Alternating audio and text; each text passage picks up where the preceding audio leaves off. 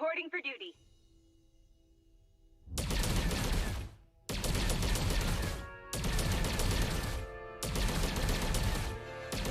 Orders received.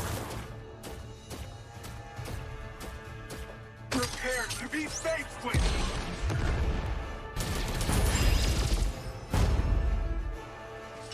Orders received. Time for a high-caliber shot! I've spotted the fugitive. Time for a high-caliber shot!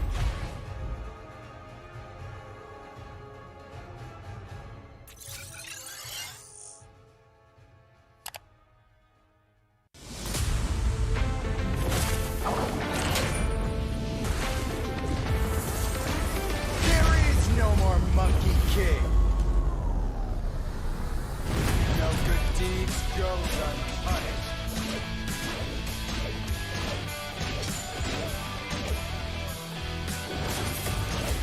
Yeah. Yeah. Cool.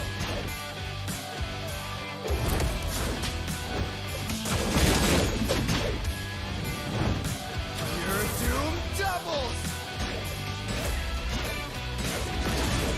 Cool.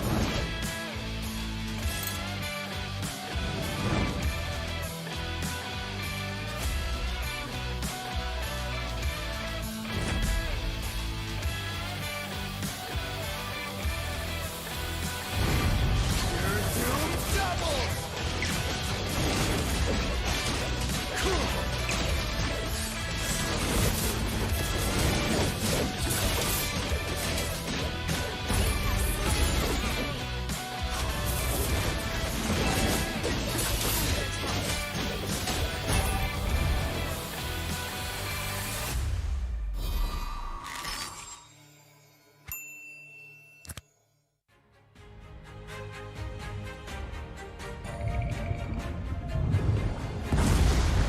They call me a hero because I saved my nation from falling apart.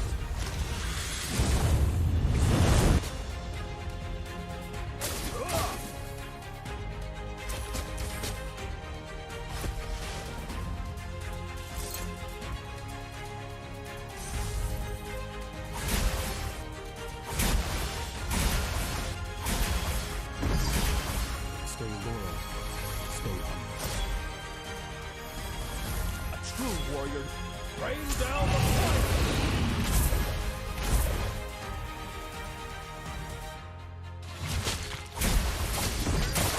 Rain down the fire!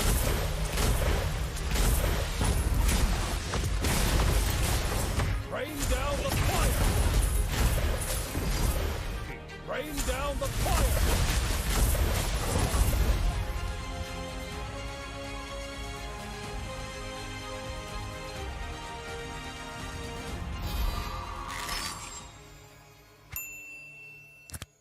Hyperblend? What on earth is Hyperblend? Thrilling as Brawl. Strategic as Magic Chess. Unbridled like Overdrive. And versatile like Creation Camp. Hyperblend, another great game mode from MLBB. 50% skill, 50% luck, 100% fun. Skills and equipment, unlimited strategies. Heroes, skills, combinations are up to you to decide.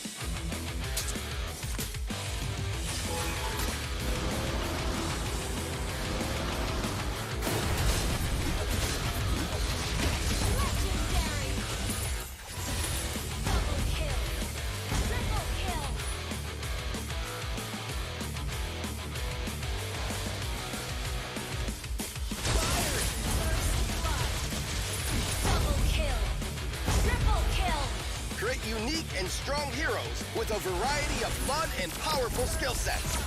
Awesome is the new mode, Hyper Blend.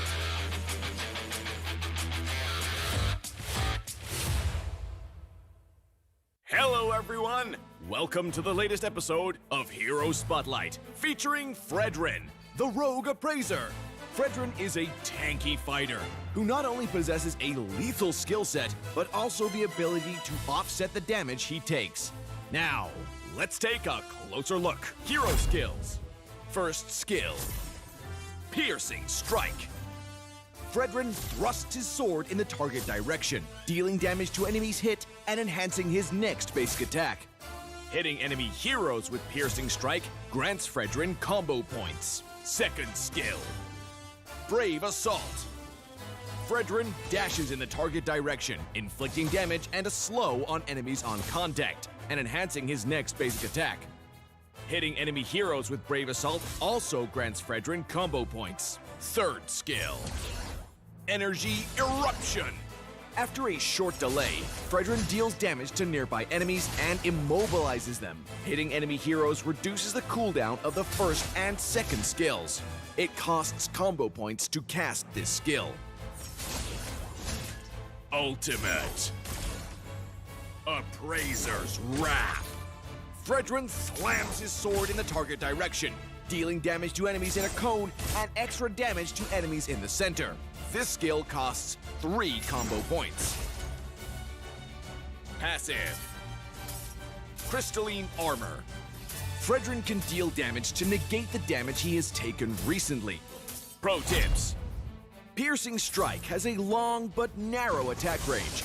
Carefully position yourself to damage enemy heroes while clearing minion waves so that you can get combo points. Remember not to waste the enhanced basic attack. Brave Assault has a short cooldown. After approaching the enemy, follow up with the enhanced basic attack to immobilize them. Note that the whole combo grants you combo points. Energy Eruption offers great crowd control while posing a threat to enemies in a large area. Not to mention, it only costs 1 combo point. Make sure you hit enemy heroes to reduce the cooldown of Fredrin's other skills. Though Appraiser's Wrath has a long cast animation, it comes with outstanding damage and attack range. Couple it with Energy Eruption or Flicker to ensure hit. The more HP stored in Fredrin's crystalline armor, the more durable he becomes. Combo tips. In the laning phase, approach the enemy with Brave Assault. Follow up with the enhanced basic attack to inflict control, then cast Piercing Strike for damage. Lastly, use Energy Eruption to reduce skill cooldowns. In teamfights, cut into the fray using Brave Assault. Then cast Piercing Strike for the enhanced basic attack and the combo points. Follow up with Energy Eruption for both damage and cooldown reduction. Lastly, finish off enemies with Appraiser's Wrath. Tactics. Fredrin excels at face-offs. In the early to mid-game, try approaching enemies and land as many skills as possible on them for combo points. Enemy has been slain. In the late game, given Fredrin's passive, he can shield his teammates from damage. By combining skills and enhanced basic attacks to accumulate combo points, Fredrin can easily finish off enemies with his ultimate and survive unscathed. Triple kill has been destroyed. Since both the tank and the fighter roles suit Fredrin well, we recommend this build when he takes the tank role to further boost Fredrin's tankiness and recovery. Tank Emblem enhances Fredrin's durability, as well as his cooldown reduction, while Brave Smite grants him good sustainability. As for the fighter role, we recommend this build to improve his survivability and cooldown reduction. The fighter emblem boosts Fredrin's attack and HP, while Unbending Will grants him superb damage output when he's in bad shape. In terms of battle spell, we recommend Vengeance to max out Fredrin's durability. Our new hero, Fredrin, will join us in battle on August 12th. Don't miss out on a 30% discount in the first week of his arrival.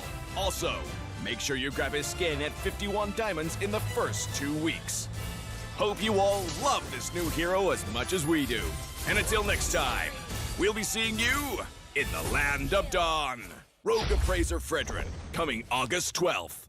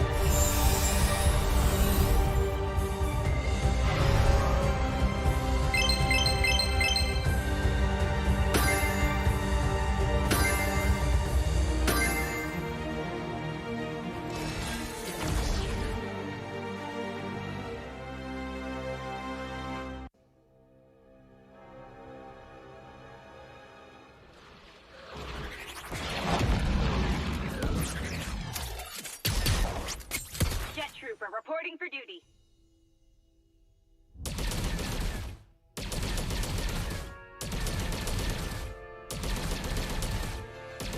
Orders received. Prepare to be space switched.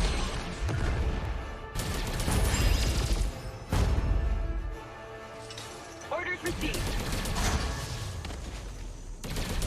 Time for a high-caliber shot! I've spotted the fugitive. Time for a high-caliber shot!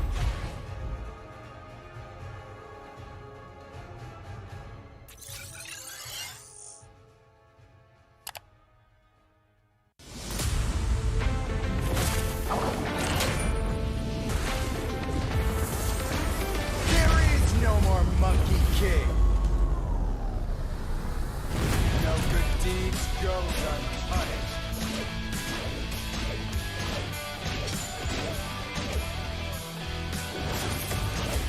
Yeah. Yeah. Cool.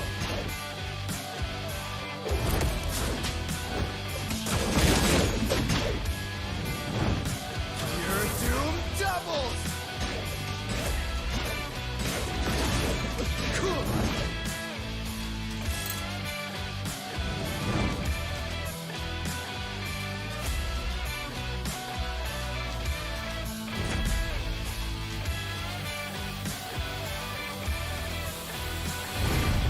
Your doom doubles.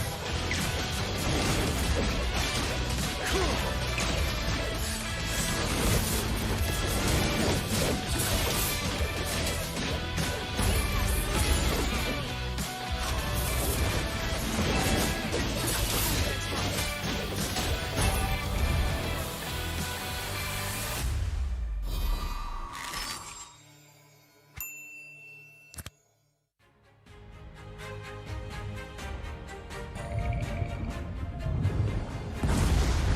They call me a hero because I saved my nation from falling apart.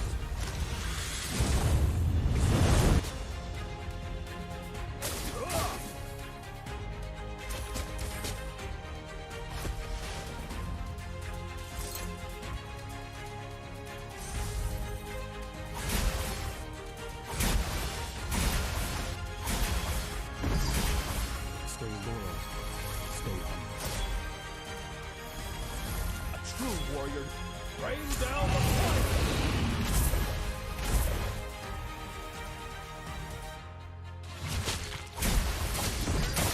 Rain down the fire!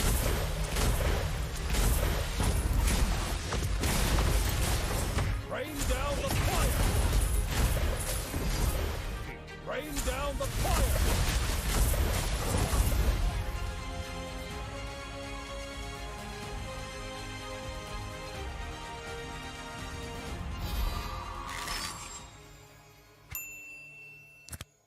Hyperblend?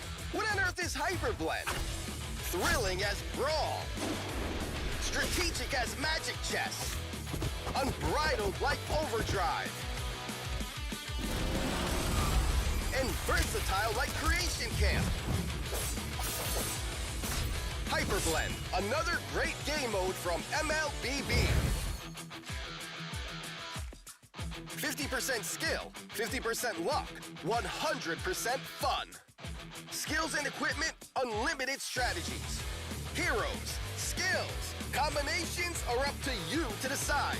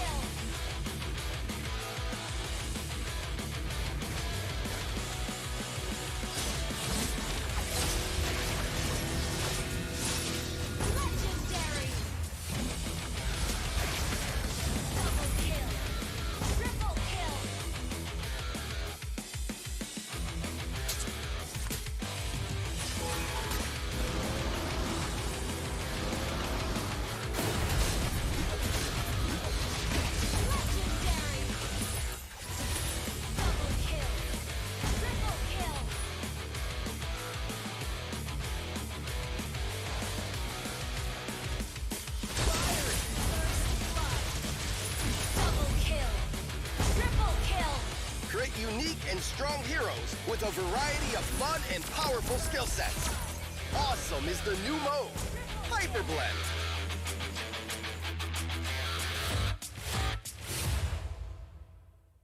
Hello, everyone! Welcome to the latest episode of Hero Spotlight, featuring Fredrin, the Rogue Appraiser. Fredrin is a tanky fighter who not only possesses a lethal skill set, but also the ability to offset the damage he takes. Now, let's take a closer look. Hero skills. First skill, Piercing Strike. Fredrin thrusts his sword in the target direction, dealing damage to enemies hit and enhancing his next basic attack. Hitting enemy heroes with Piercing Strike grants Fredrin combo points. Second skill, Brave Assault. Fredrin dashes in the target direction, inflicting damage and a slow on enemies on contact, and enhancing his next basic attack. Hitting enemy heroes with Brave Assault also grants Fredrin combo points. Third skill, Energy Eruption. After a short delay, Fredrin deals damage to nearby enemies and immobilizes them. Hitting enemy heroes reduces the cooldown of the first and second skills. It costs combo points to cast this skill. Ultimate Appraiser's Wrath. Fredrin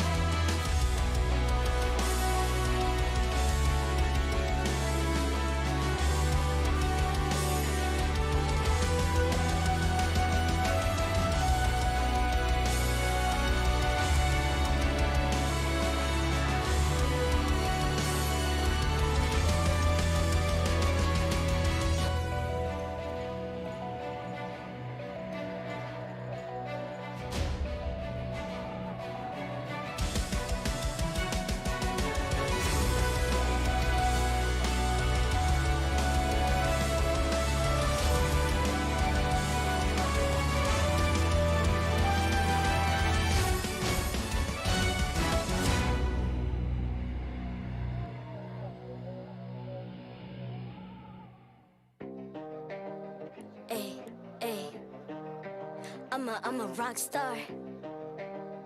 Yeah, rock star. Ay, ay, ay. I'm a rock star, baby. I'm a rock star.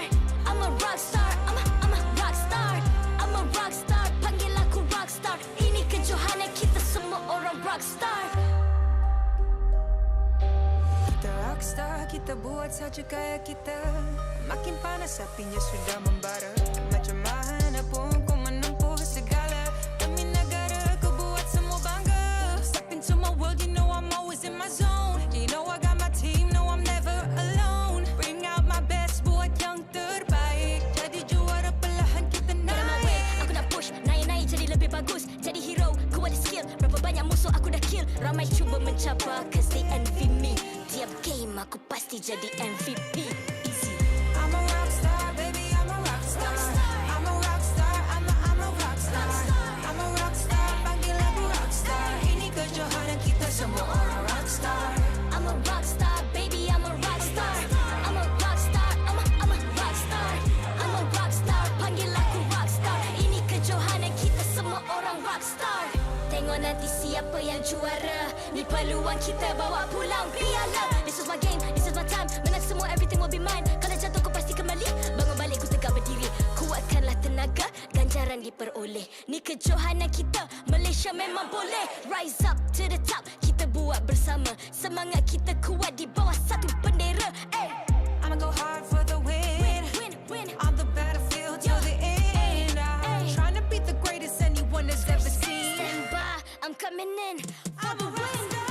I'm a rock star, baby, I'm a rock star. I'm a rock star.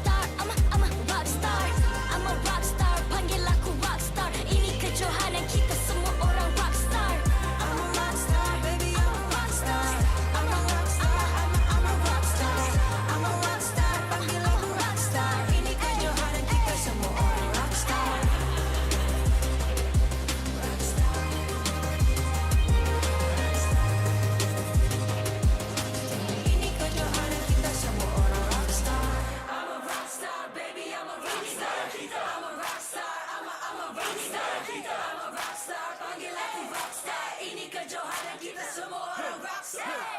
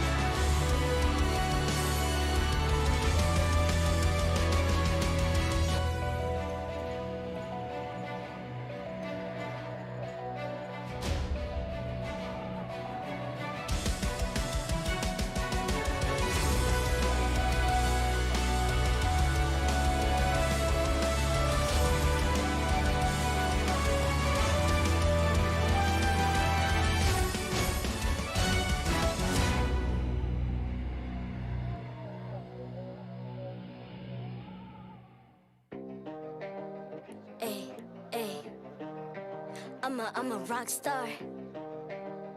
Yeah, Rockstar? Ay, ay, ay. I'm a rock star, baby. I'm a rock star. I'm a rock star. I'm a rock star. I'm a rock star. Panggil aku rock star. Ini kejohanan kita semua orang rock star. Kita rockstar, kita buat saja gaya kita. Makin panas apinya sudah membara. Macam mana pun kau menempuh segala. Demi negara kau buat semua bangga. Step into my world, you know I'm always in my zone. You know I got my team, no I'm never alone. Bring out my best, buat yang terbaik. Jadi juara perlahan kita Get on my way, naik. aku nak push. Naik-naik jadi lebih bagus. Jadi hero, ku ada skill. Berapa banyak musuh aku dah kill. Ramai cuba mencabar, cause they envy me. Tiap game aku pasti jadi MVP. Easy. I'm a rockstar, baby, I'm a rockstar. I'm a rockstar, I'm a rockstar. I'm a rockstar, panggil aku rockstar. Ini kejohanan kita semua orang rockstar. I'm a rockstar, baby, I'm a rockstar. I'm a rockstar, I'm a rockstar. I'm a rockstar, panggil aku rockstar. Ini kejohanan kita semua orang rockstar. Tengok nanti siapa yang juara. Ni peluang kita bawa pulang piala. This is my game, this is my time. Menang semua, everything will be mine. Kalau jatuh kau pasti kembali. Bangun balik ku tegak berdiri.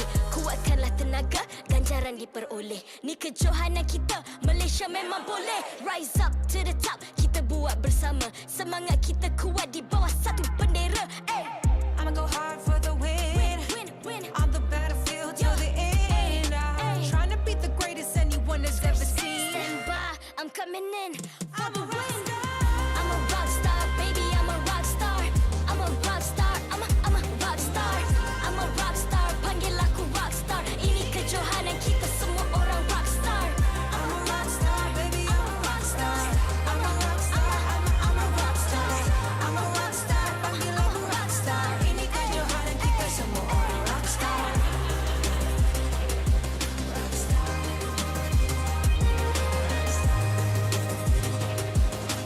Ini kejohanan kita semua orang rockstar. I'm a rockstar, baby, I'm a rockstar. I'm a rockstar, I'm a rockstar. I'm a rockstar, panggil aku rockstar. Ini kejohanan kita semua orang rockstar.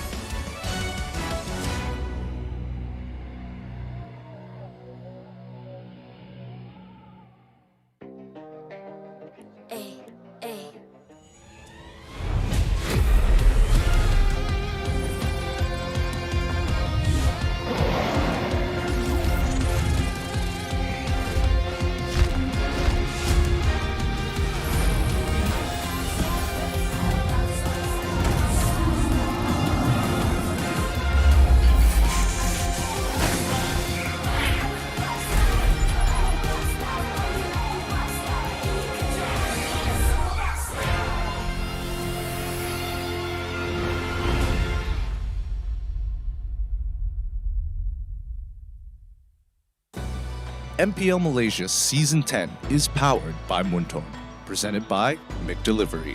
It's the perfect time to catch all the action with McDelivery. Free 6 pieces of Chicken McNuggets for you, and all you gotta do is purchase through the McD's app and enter the promo code MPL10 during checkout. Official smartphone, Samsung Galaxy A series. Immerse yourself into the world of Mobile Legends with the official smartphone of MPL Malaysia Season 10. You'll be sure to experience an epic gaming performance on the Galaxy A53 5G. Official gaming chair, Secret Lab. Partners in esports, Joe's Barber, EGG Network, TikTok Live, Esports Charts, and ESI. Hari baru, musim baru. Selamat datang ke MPL Malaysia musim yang ke-10.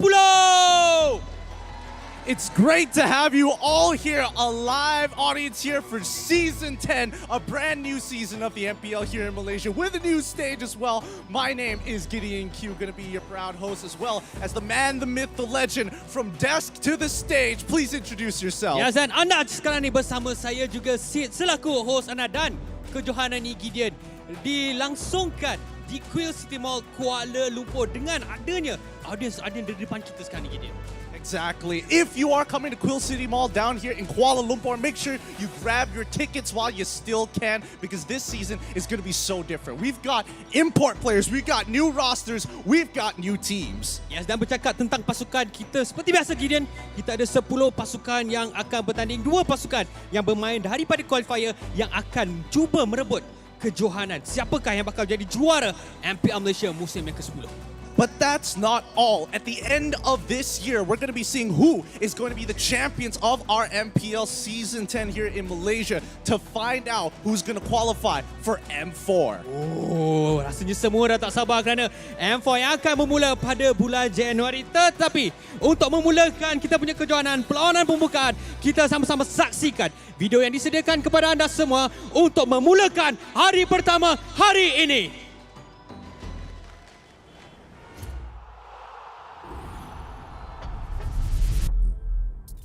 10 adalah satu angka yang istimewa. Ia sentiasa dianggap sebagai representasi kesempurnaan. Ya, MPL Malaysia sudah sampai musim ke-10. Sama seperti bilangan jari kita. MPL Malaysia atau MPL MYSG ketika itu bermula 5 tahun lalu. Pada Januari 2018, ia adalah kejohanan utama MLBB rasmi pertama yang dianjurkan oleh Munton untuk Malaysia dan Singapura. Dengan kejayaan musim pertama, MPL MYSG berkembang seterus-terusnya, di mana kami menyaksikan kebangkitan ramai superstars dan legenda. Mulai 18 Mac 2020, tetapi pelaksanaan MPL bukan tanpa sebarang halangan. Kejohanan MPL terpaksa diteruskan secara online. Dan dengan penubuhan, pasti ada perubahan. Musim ke-7 adalah musim pertama MPL MY berpisah dari Singapura. Lebih ramai bakat tempatan dapat menyinar di pentas kompetitif MLBB yang terutama di Malaysia. Sejak permulaan MPL MY, terdapat 9 piala kejohanan yang dimenangi oleh 8 pasukan. Lebih 200 pemain telah melangkah ke pentas MPL MY. Dengan musim yang akan datang ini, terdapat banyak kisah yang menanti untuk ditulis dalam sejarah MPL MY. Mampukah TODAK mempertahankan takhta mereka dan menjadi juara MPL MY untuk kali ketiga? Sementara mampukah RSG MY dan tim SMG meningkatkan jumlah piala MPL MY mereka kepada 2? Atau adakah akan ada juara baru untuk musim 10? Dan 2 pasukan manakah yang akan mewakili Malaysia di M4? Inilah musim baru kita, musim ke-10. Ini gaya kita.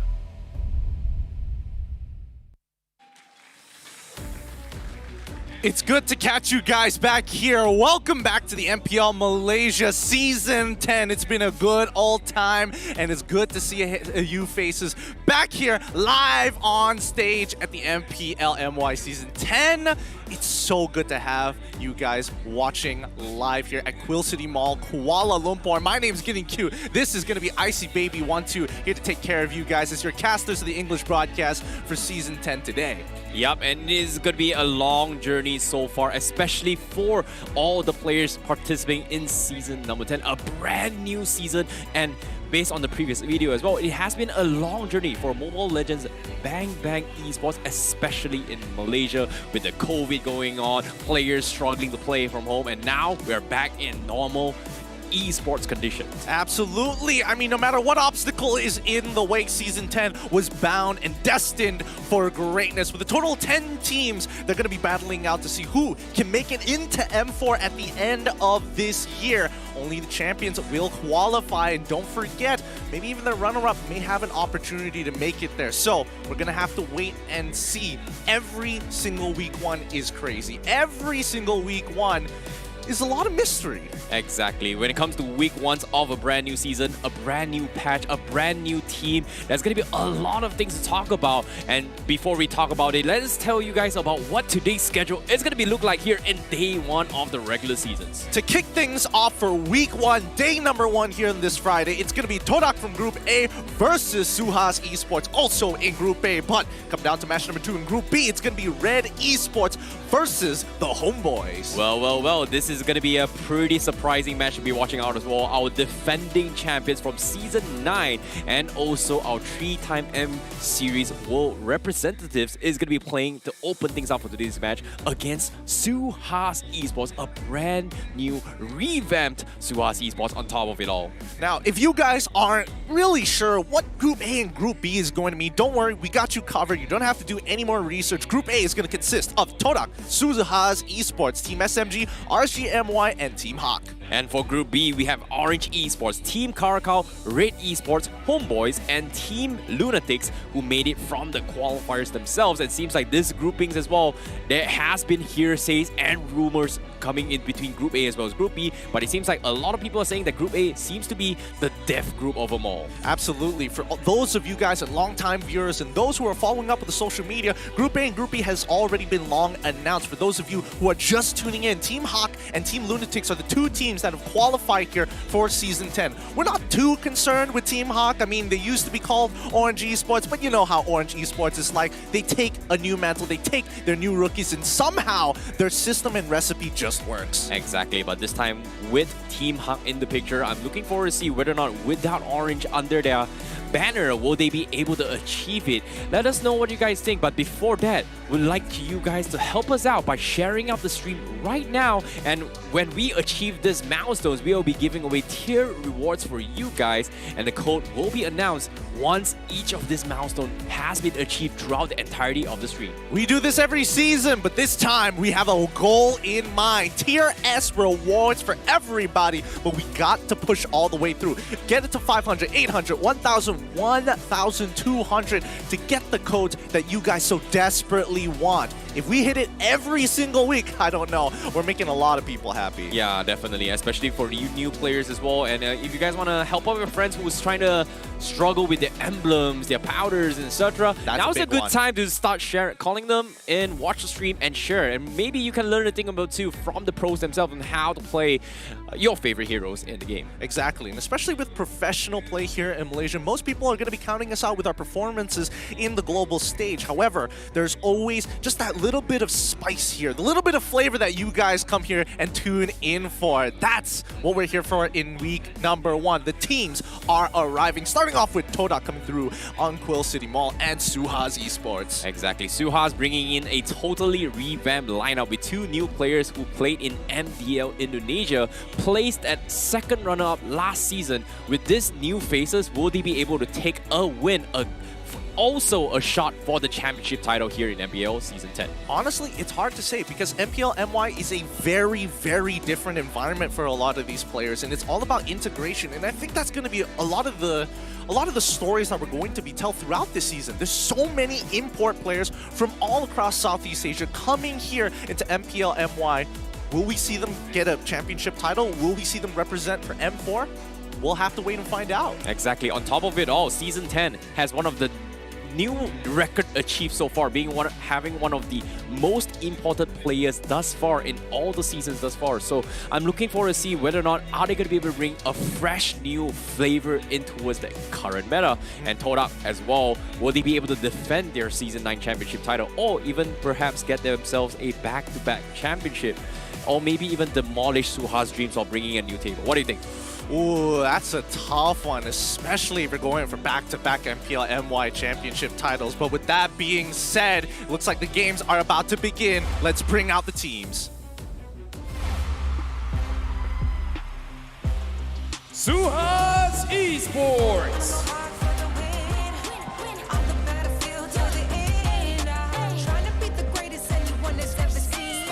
This is the new lineup coming in from SUHAZ Esports, bringing in 2 new players from the MDL Indonesia, their second place runner-ups, to boost up this team, bringing them to the next level. Yep, bringing fresh new flavors and metas as well as playstyles. Arguably one of the mechanically gifted coming in from the Indonesia region. Are they going to be able to perform against TODAK in this level and this opening match against them? And this is going to be a very, very difficult task for them to overachieve right now.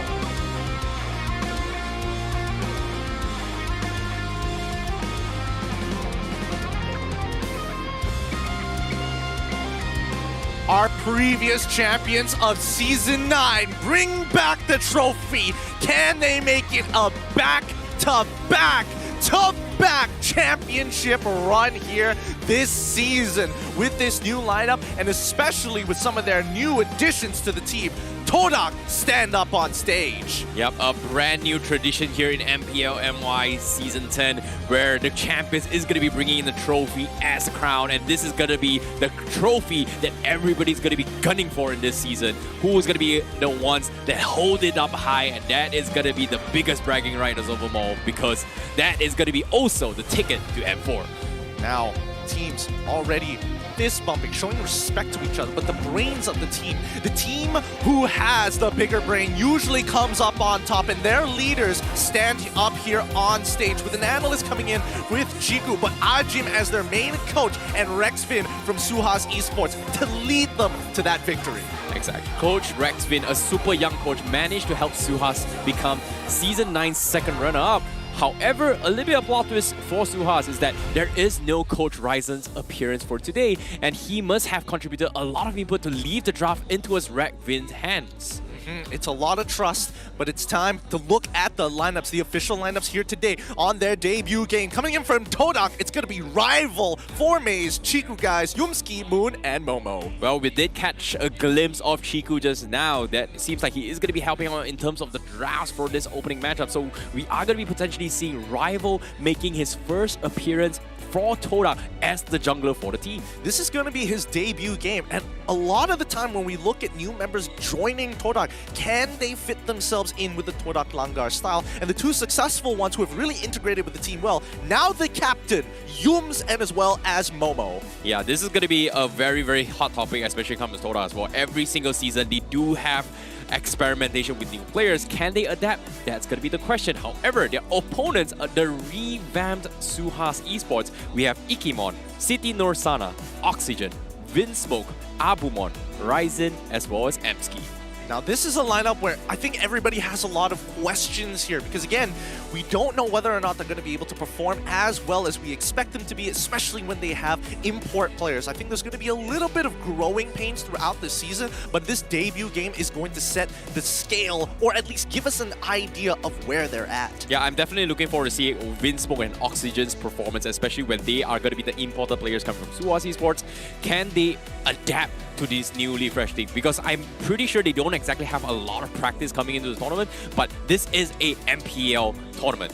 You have to be prepared, like it or not. And their biggest obstacles right now is going to be the defending champions. And if they can get a win in this series, this is going to be a big statement for every other teams out there. But before that, let's take a look at what all the talents here think about this prediction matchup. All right, it looks like everybody else is going to be leaning towards TODAK's side, with Adin being the only one voting for SUHAZ Esports this time in his predictions. And we know how Adin likes to play. There's a big reason why he likes to be a little counterintuitive in the predictions. wins. Yeah, I see where this is going. This is the trend. Is it going to be the same trend here for Season 10? That's going to be my question, because Adin, whenever he votes against all of us, he tends to kind of win.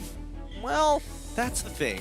We don't know whether old curses from Season 9 is going to come in this new age of Season 10. It's been a long time coming, and hopefully we've broken these curses by now. Yeah, hopefully we will make a new trend. But let's take a look at what you guys at home, as well as the audience here on site, think about this matchup. It seems like, whoa. Percentages of Whoa! Everybody thinks that TODAK is going to be taking this W against SUHAZ Esports. Absolutely, with only 4%, even 7% coming in from YouTube and Facebook. This is going to be a rough start, but SUHAZ fans are still lingering around. For those of you who are watching it live and scanned the QR code at the beginning of the show, 100% of you are believing that TODAK is going to win. I think this is definitely understandable, right? We're coming in with a team with a lot of legacy, with world-class players who have represented Malaysia before, compared to a completely brand new, fresh team. Yep, and on top of it all, that's going to be a good sign for all those who predicted for TODAK this matchup. And of course, for these guys watching at home, if you want to show your support to your favorite teams together, be sure to hashtag 10 Bersama and attach your game ID and server ID, and you might win yourself a mystery gift. Look, it's your time. We are inviting you, the audience, to comment and give supporting words to your favorite teams, and we want to reward you for that, okay? So, later on into the show, if you see these awesome comments that are supporting your favorite teams show up on the screen, you know that they have earned rewards, and they mean it down from the bottom of their hearts that they want their team to win. So, give us your best comments, and don't forget your game and server ID. Yep, that's going to be a little bit of tip for you guys, though. This is not going to be picked at random, by the way. So put in some effort, give us your best comments, and it will be featured in live stream. And a little bit hint from past seasons, puns tend to, you know, give a little bit of a edge boost for you Don't guys. give handouts, okay? No handouts. It's a tip. It's not a handout. I think it's a bit of a handout. I want to see something a little bit more creative. I'm not looking for those long paragraphs. I've experienced those. They're not too fun. Something short, something sweet, something that hits home. Like what? One-liners? If it's a sick one-liner, I'll take it. What's a good sick one-liner right now? I'll let you know later on in the show. I'll build up a couple, and when the time is right, I will unleash them to the populace. Yep. But with 20 seconds on the clock here, right? A lot of concerns coming up from both of these teams. Let us quickly give you guys a little bit of context here. This is week number 1. This is where things are going to be very experimental, and a lot of the time, with a new meta, a new patch, it usually gets very aggressive. Yep, I'm looking forward to see how things go in first game, because this is going to be the first game ever in Season 10's drafts, and it is going to be SUHAZ Esports on the blue side and TODAK on the red side. First two bans, seeing it is going to be the Faramis as well as the Valentina. Interesting. Okay, Faramis, definitely one of those heroes where it's like, is the power level good enough to be able to completely break the game? Similar to Vexana coming in from TODAK, which I think is very reasonable. TODAK, once again, we've seen this pattern before. They like being on red side. We've seen it throughout Season 9. They're like, I just want red side, win, lose, I don't care. As long as we're on this side of the map, we'll be totally fine. SUHAZ now have to respond. And speaking of this new patch, right, how much is it going to really change these bans? Because we're still seeing these Mashas being banned out. It wouldn't be too surprising. Well, I don't know. I don't know about Julian, TODAK. Xavier, you know what I'm talking about? I think Xavier and Julian kind of fits in the picture, but Julian has been nerfed a little bit in the prior meta, so I don't think it's going to be a-okay. Xavier as well with the recent hotfix, but I have to give a little bit more rebound on towards TODAK side as well. They do like to lean on towards red side just because of how they want to keep it up on edge to be able to respond to any team out there rather than just being dependent on that first pick phase, grabbing out important heroes and comfort heroes. But however, talking about this, if we compare this patch to the previous patch, there are still the potential tank junglers in the back to the meta. The Franco is still a viable option. It may be something that they may consider, and on top of it all, Fanny is still pretty good as well. Absolutely, absolutely, and especially since that they've kind of reverted the jungle meta, the tank jungle meta into something a little bit more flexible. Yeah. Assassins and marksmen are coming back in. Once again, it's a fresh new start, and I'm very happy for anybody who's just been sick of the tank meta. I personally have been sick of it, but hey, you know, considering that Franco is still viable, maybe it hasn't ended completely. Well, I'm not sick of the tank meta. I'm a tank player. I'm happy playing a tank jungler. You know, sometimes if there's 2 tanks in the team, yeah, okay, I'll go to jungle, no problem. But at the same time, let's talk about the bans right now. Fanny being banned off SUHAZ Esports, they do respect that Yumski does play a potential tank Fanny before, and they made up to bring it up as well, and maybe a little bit of an indicator that Rival is a pretty good Fanny player himself. Well, let's not forget that Yums also is capable of playing Fanny, as we mentioned before, many times during Season 9, and sometimes we get to see it once in a while, get a little bit of a taste. But now TODAK, with the final ban in this very first phase, we can see their screens on stage. Let's see what they're leaning more towards. So far, I mean, they've gotten rid of a guaranteed get rid of 1-1. There we go. A must-pick, must-ban situation. Yeah, it's just too hard to deal with as well, and there are just not a lot of heroes that can actually mess up with 1-1. Forcing a Kufra, forcing Phoveus to actually deal with it is not exactly a viable solution as well. Even then, Phoveus was completely ignored and constantly tried by the previous SUHAZ Esports roster, so it didn't exactly do too well for them. So in this case, not taking a risk is going to be the safe play, but what is going to be the first pick priority for SUHAZ Esports? Do they take the Franco? Nope. Looks like they are going to be sticking on towards the Julian instead. But the question remains, is this an XP Julian or a jungle Julian? I think it's all about the flexibility, right? When you're on blue side, you need to be flexible. You got to make sure, because at the end of the day, you're going to get some really good power picks. And if you don't show too much with your first pick, TODAK, again, they're looking for as strong as a two-pair combo as you can get, right? Or if they're looking to spread their wings wide to cover as much ground as possible to wrap around the SUHAZ Esports draft, they can opt to go with that opening as well. Agreed, but TODAK, what are they going to be prioritizing? Are they going to first pick the Xavier, or are they going to be prioritizing the Franco? These are two very, very strong contenders. Or are they going to go with the Archive pickup? It seems like this time, in terms of the drafts, it is going to be Chiku that is going to be leading the drafts with TODAK instead. Hey man, I mean, the analyst is a really important role. Okay, actually both of them got the headset, my bad. It's just momentary, lost in the moment. But yes, TODAK, they're going to go with something a little bit wider. This isn't the strongest two-pair combo that you can get in the game, but getting Yves and as well as Thamos, both very, very useful when it comes down to just peeling and as well as just overall team fighting. I think there's a little bit of synergy between the two, but they're obviously good in their own respective lanes. Yeah, I like how TODAK is prioritizing the Thamos now. It has been really popular in the ranked games as well, just for both the jungler role as well as the XP lane.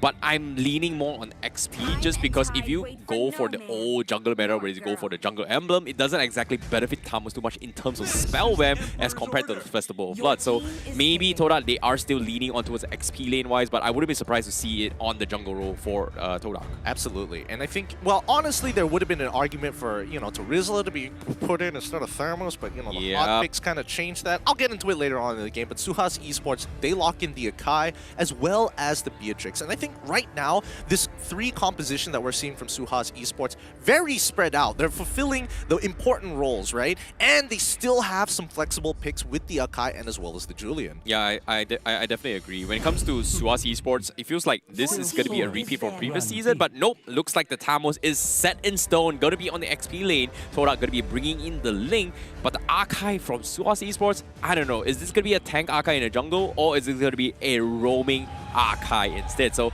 I'm looking forward to see whether or not this is going to be the case for SUHAZ Esports, but TODAK, they made it very clear this is an XP Thamos. Yeah, EXP Thamos, we have Ling in the jungle, and it's good to see, you know, these top assassin picks come back into meta a little bit more often. And I think for TODAK, it's not too bad because they are on red side, right? With these next couple of bans, they can really limit down the options and matchups that SUHAZ Esports has with their flexible picks, right? So if they go for if they want to throw Akai up in towards the EXP lane, fine, sure. Let's get rid of the Esmeralda first of all. First and foremost, get rid of the top bad matchups for Thamos specifically. This is, I was expecting them to actually shut down counters for Ling, but looks like they are going to be focusing on making sure that 4Maze wins their lane matchup against SUHAZ Esports. And currently, SUHAZ, what other XP laners are pretty good against Thamos? Because that's not really a lot. And forcing like SUHAZ Esports to play a Khalid or maybe a Ruby isn't too bad, but it's not exactly great to actually deal with a Link on top of a Thamos as well. Okay, let's think about how Thamos really works, right? I mean, in team fights, he's somewhat useful. Initially, you want him to dominate the lane, gain as much map control in the early to mid game as possible, and then use that power spike to actually turn the advantage in team fights, right? Banning out Esmeralda and Uranus would indicate that TODAK want to say, we don't want you to sandbag us, we don't want you to stall the game for as long as possible, we are looking to be aggressive, we are looking to play through mid. SUHAZ Esports, I think it's a really good idea to be banning out the Claude as well as the Franco. Make sure that Momo isn't going to feel too comfortable. I don't think it's the best way to kind of attack this particular draft, but at the end of the day, hey, Momo, he's been through worse, like a lot worse. I think the Popo and Koopa isn't too bad coming from TODAK, but instead, I was expecting maybe a Matilda coming from Yumski, but this time he's bringing in the Grok instead. I was expecting maybe something, a Cho for him, knowing he does have this aggressive nature of playmaking capabilities, but Grok isn't too bad to actually deal with the entirety of SUHAZ Esports, especially the Julian on top of it with the wall charge. Yeah, no, I think this is really respectable here. Now, it's going to be a big question mark because we've seen a lot of Grok players during Season 9 really struggle to find those like impressive wall charge, flicker wall charge combos against the wall, against the Guardian's barrier, especially against marksmen. So, I don't know, the gold laner for SUHAZ Esports has to be especially careful because it's not easy to react to it. I think the idea here is pretty much to try and stall back the follow-up, especially if the Archive jumps in with heavy, or a heavy spin. But SUHAZ Esports, they pick up the Saber on top of the Paquito. This might be a jungle Saber just to completely one-shot a Link off the map. And this is very ballsy of SUHAZ Esports, but I like it. I love the idea that's going to be coming in from this Saber pickup. This is risky, but I like it. Wait, or maybe is it going to be a jungle Paquito? Nah, I think Saber jungle, right? It's a little hard to say. I'm not 100% sure on this one myself, but it seems like SUHAZ Esports, they want to make sure they can shut down either the potential carry in the gold lane from Momo, but most importantly, take out the Ling, right? Because again, Ling is going to be looking for those big initiations with a follow-up from the rest of the TODAK members, and if they can just one-shot him before things go south for them and minimize that damage, I think SUHAZ Esports has a chance. This is what I really love about Impulse, right? They're not afraid to take risks. Bringing in a Saber as the opening match, I'm looking forward to see how well this is going to go, because if they take the W against TODAK, that proves and they are able to make a big statement in towards MPL. But as of yet, the drops has been set by both TODAK as well as SUHAZ Esports, and I'm looking forward to see how the first game of Season 10 and regular season is going to look like. Welcome everybody. This is the debut game of SUHAZ Esports, going up last season's Supreme Champions. It's going to be TODAK here in game number 1. Welcome back to the land of Dawn. Woo-wee, the crowd is going absolutely crazy as of yet. I'm not sure if you guys at home can hear it, but the energy here is surreal. TODAK on the red side, you can see Formaze thinking to go for a lane cut right from the get-go in the XP lane, but seems like he's not going to be able to do too much as of yet. Okay, so this is pretty interesting. Raisin is specifically going to be in the jungle. Vince Smoke is going to be playing the support position and try to contest Rival as much as he can, but hopefully he doesn't die and give away first blood this early. No, he doesn't. That's perfect. City and Rosana, he's going to have a hard job because this is Paquito against Amos. A single mistake from either one of these EXP laners could lead to a death. Yeah, this is kind of risky coming from SUHAZ as well, but Yumski, he got it. He stole it. Oh, what a cheeky play. He's trying to force Raisin for early retribution, but he already used it rather early, so there's nothing much he could have done. Formaze, however, gonna be in a little bit of trouble, but the question remains on SUHAZ Esports. I think they had the idea of playing the roaming assassin just because of how they're comfortable playing with a Natalia composition. So SUHAZ Esports, they're playing something that is off the usual meta, and it might actually bite them in the butt, because if you think about it, Grok can just freely invade and there's absolutely nothing this Saber can do until he hits his 4. Exactly, and I think 4 is going to be important. Oh, Oxygen no. now in some trouble. He's walking in the rift. He's forced to flicker out of there. That's going to be a big spell as the upcoming turtle fight is happening in about 19 seconds. Yep, Momo is having a pretty decent time. Winspawn is going to be backing up Abumon a little bit, but as of yet, it seems like SUHAZ, they just want to make sure that Abumon is going to be able to have a safe farm rather than getting picked off. And they're playing safe, but TODAK is just leading in terms of gold chart just because of the amount of pressure that Formaze is just doing across the map. Because right now on the bottom side, he's able to pull 2 players by himself, and this is pretty much split off SUHAZ Esports and losing out a lot of the mid control right now. Well, let's not forget that it is a pretty difficult matchup for Abumon up on the top side of the map, right? I mean, Beatrix into Popo and Koopa. Generally, it's Popo and Koopa favorite here, but let's see. Now, as Yumski is going to get under attack, how are they going to contest this Lord? I think TODAK can actually stall this for as long as possible because they are still losing gold in EXP on the top side of the map. Look, Abumon, he's not even level 4 right now. I'm really surprised by the disciplined plays coming from SUHAZ Esports. They respect the plays that TODAK is making, and they understand that right now, they're strong. They know Yumski's can't exactly do too much, and CD Sona looking for the kill, but Yumski escapes with the wall charge, but the turtle will be secure from SUHAZ, and they also take down rivals, and that's a big takedown coming from SUHAZ Esports. A really nice play coming in from SUHAZ Esports. They punish TODAK for trying to freeze them out and stall out this turtle take, but initially they were looking for opportunities to punish Yumski specifically. They got his flicker and immediately tried to go for a kill. Rival, unfortunately, taking too bold of a move since Vinsmoke hit his level 4 and gets punished for it. Well, it's the first game vibes, ladies and gentlemen, but at the same time, let's take a look at the emblems real quick from all the teams. Nothing super out of the ordinary, I guess. You know, Grog going for the pull yourself together just for a little bit more battle spells and respawn time. He's going to be dying a lot, but Yumski hasn't been dying, so he's doing a pretty good job. He's just taking precautionary measures as of yet. I mean, the same goes for Oxygen and Vinsmoke. Both of them decided to go for movement speed just so that they can rotate around the map faster, and I'm guessing that they're going in pairs because Vinsmoke probably is either going to help a lane by just either pushing out the laner or helping them push the lane with his orbiting blades. Yep, TODAK, even though they've lost one kill, they are still winning in terms of cross-map objectives. They want to make sure that Momo as well as 4Maze is pretty farmed up before the next team fight, and they expect Rival to make this kind of space. However, that's going to be a little bit difficult because SUHAZ Esports is just not giving them any kind of opportunities to make some kind of drastic plays because as of yet, Razin is going to try and make an attempt onto Momo. Yumski is there to back him up, but looks like it's just not worth it to actually contest a Popo and Kuba right now. The timing was a little awkward there because as they walked out, Abumon just stepped right into the Frost Trap. Really unfortunate because Razin actually did get the initial stun, but once the call was made, they moved off. Rival continuously getting attacked. CT Norsana now taking control over the bottom side of the EXP. In another 14 seconds, we're going to see another turtle fight, but I think 4Maze is doing a good job trying to scrape by as much EXP as possible through these side camps. Yeah, this is really smart coming from CT Norsana. He knows the corrosion side power spike on 4Maze is going to hurt him in a 1v1 lane matchup. His focus immediately shifting and just trying to distract rivals as much as he can, and it's actually working out because he's able to set up Razin properly for this second turtle, and there's nothing TODAK is going to be able to do anything about it unless they make some sort of plays. And currently, SUHAZ Esports, they regain back their economy.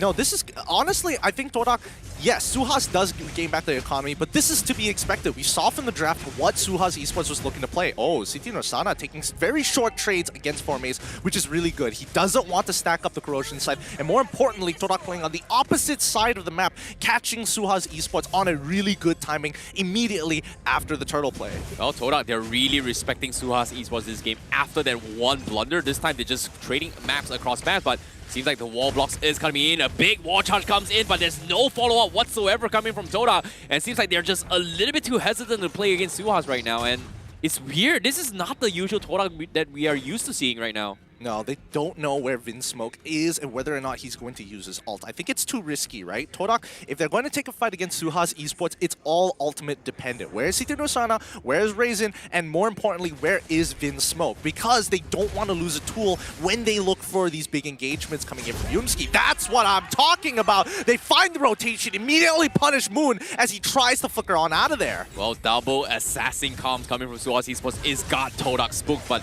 as of yet, 4Maze cross-map plays is across, and they are going to be able to take off both the tier 1s on the top and the bottom lane. So that's going to be a little bit more map control before the next turtle or maybe even the Lord Pit comes in. So that's going to be the ideology from the side TODAK. Open up the map as much as possible and then hit them when they are caught mid-rotating from the side of SUHAZ Esports. I do think it's a little greedy that Moon decided to take Flicker instead of getting Purify, because I think Purify is going to have some high value against the raw CC coming out of SUHAZ Esports. But now they're attempting to take the tier 1. Razin, he wants to guarantee this, uses the heavy blows to push them away as they rotate off of this tier 1. Yumski, can he go for a potential catch here as 4Maze looking for the interception? He finds Ryzen so far, but Abumon gets on top of Moon, puts him to 1 HP. It's not enough as Oxygen is on the chase. Moon drops drops down his ult as well, but Forme's finding one into Raisin, looking for a second as Oxygen finds his own. Moon finally falls, and Yumski, he can't afford to die, but Abumon says, no, give it over. Oxygen goes for a second on the opposite side of the map. Rival looking to pick up as much as he can. It's a 1-for-3 trade in favor of SUHAZ Esports. What am I watching? SUHAZ Esports just completely dissected TODAK in game number 1. Who would have thought this is happening? Abumon, the playmaker for that particular fight. This time he's going to be in a little bit of trouble. Formaze doesn't want to get him off the hook, but the rest of SUHAZ Esports is here to back him up. Yep, they're going to be pushing away. I think TODAK at this point of time, Moon is getting heavily punished. He cannot afford to look and face check, essentially, or even check brushes in general, because that's what Vinsmoke provides to the table. Oh, you want to check a brush? You can try, but I will ult you and bring my teammate. You will not have enough time to react to this. Yeah, this is going to be a difficult one, especially with this Julian on Oxygen. He's been very, very patient in his pickoffs, and so far, 5 kills in the bag of SUHAZ Esports has been very, very beneficial for them. But economy-wise, TODAK, they're still keeping up despite losing out members, and this is something that TODAK is just so good at when it comes to trading objectives. All right, let's not forget that TODAK has the more mobile draft here. Raisin, he looked like he was about to get caught, but quickly uses his ult to try and push out of the situation. They force out a lot of ults, and I think this is an over-investment from TODAK's side. This could be a potential punish coming in from SUHAZ Esports in the next 20 seconds or so. Yo, Formaze getting greedy with this plays as well. TODAK, they know they messed up with their skills. They need to trade a little bit of objectives in case SUHAZ decides to threaten for the Lord. But it seems like you said as well, the cross-map plays and the lanes being controlled from the side of TODAK is just making SUHAZ Esports clump up in a situation where they can't exactly push out too aggressively. Exactly. TODAK is playing a strong 4-1. Formaze, he's not going to be able to do too much in these team fights, so he's going to pull pressure, but they find a kill onto Vinsmoke. Momo manages to pull it off somehow, and now Siti Norsana on the run.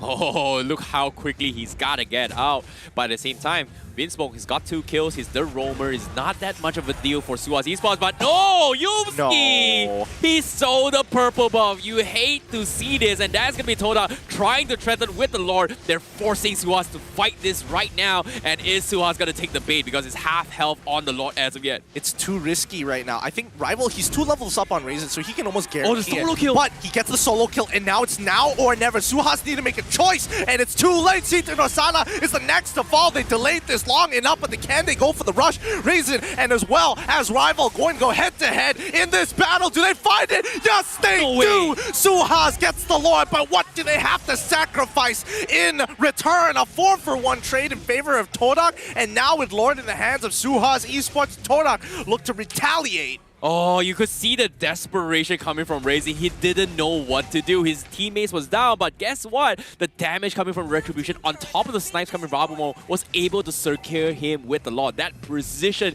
is what saved them that fight. But at the same time, TODAK, they still have the economy lead, and TODAK, they still want to go for the cross-map plays. But before that, let's take a look at the items real quick. Yeah, looking at the items so far, it looks like a traditional build coming in from Saber. Nothing too out of the ordinary, just raw damage all the way through it, and is most cost-efficient as possible. Like Malefic Roar obviously could be changed out for Blade BOD, Blade of Despair, but you're a support, you don't exactly have the biggest income in the world. However, when we look over at Rival, he is already 3 items up. He can basically win any 1v1.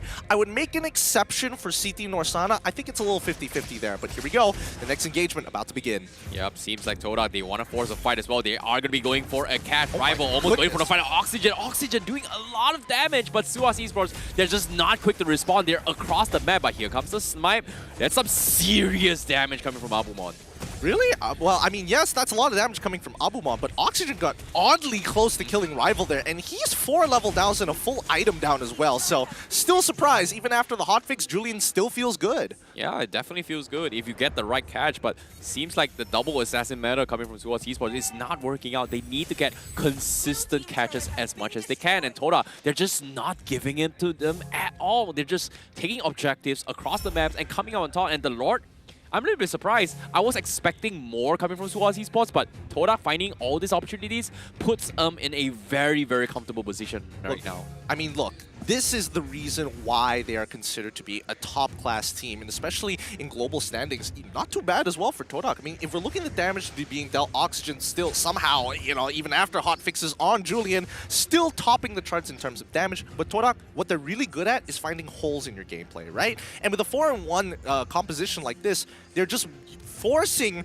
Formays to be checking brushes, clearing out one side of the map, taking control of it, and using the mobility from Rival to capitalize on these situations. Yeah, with TODAK having 3.4k a lead and Moon now having the Genius Wand, he's going to do some serious damage as compared to Oxygen right now. But let's take a look at the actual stats coming in from SUHAZ Esports Lord push early on. It seems like they have lost 1.2k gold against TODAK, but XP-wise, they've done pretty good. But the catch coming from SUHAZ Esports completely shutting down Formays. Wait, they're looking for the trade here. CT Rosana manages to get out. Raisin, he should be totally fine here. He's tanky enough. He's already lost his 1,000-pounder, and he's trying to get on out. The body slam was more than, it should have been more than enough to get him out of that situation. But hey, you know, TODAK, they cannot deal with such a thick jungler like Akai.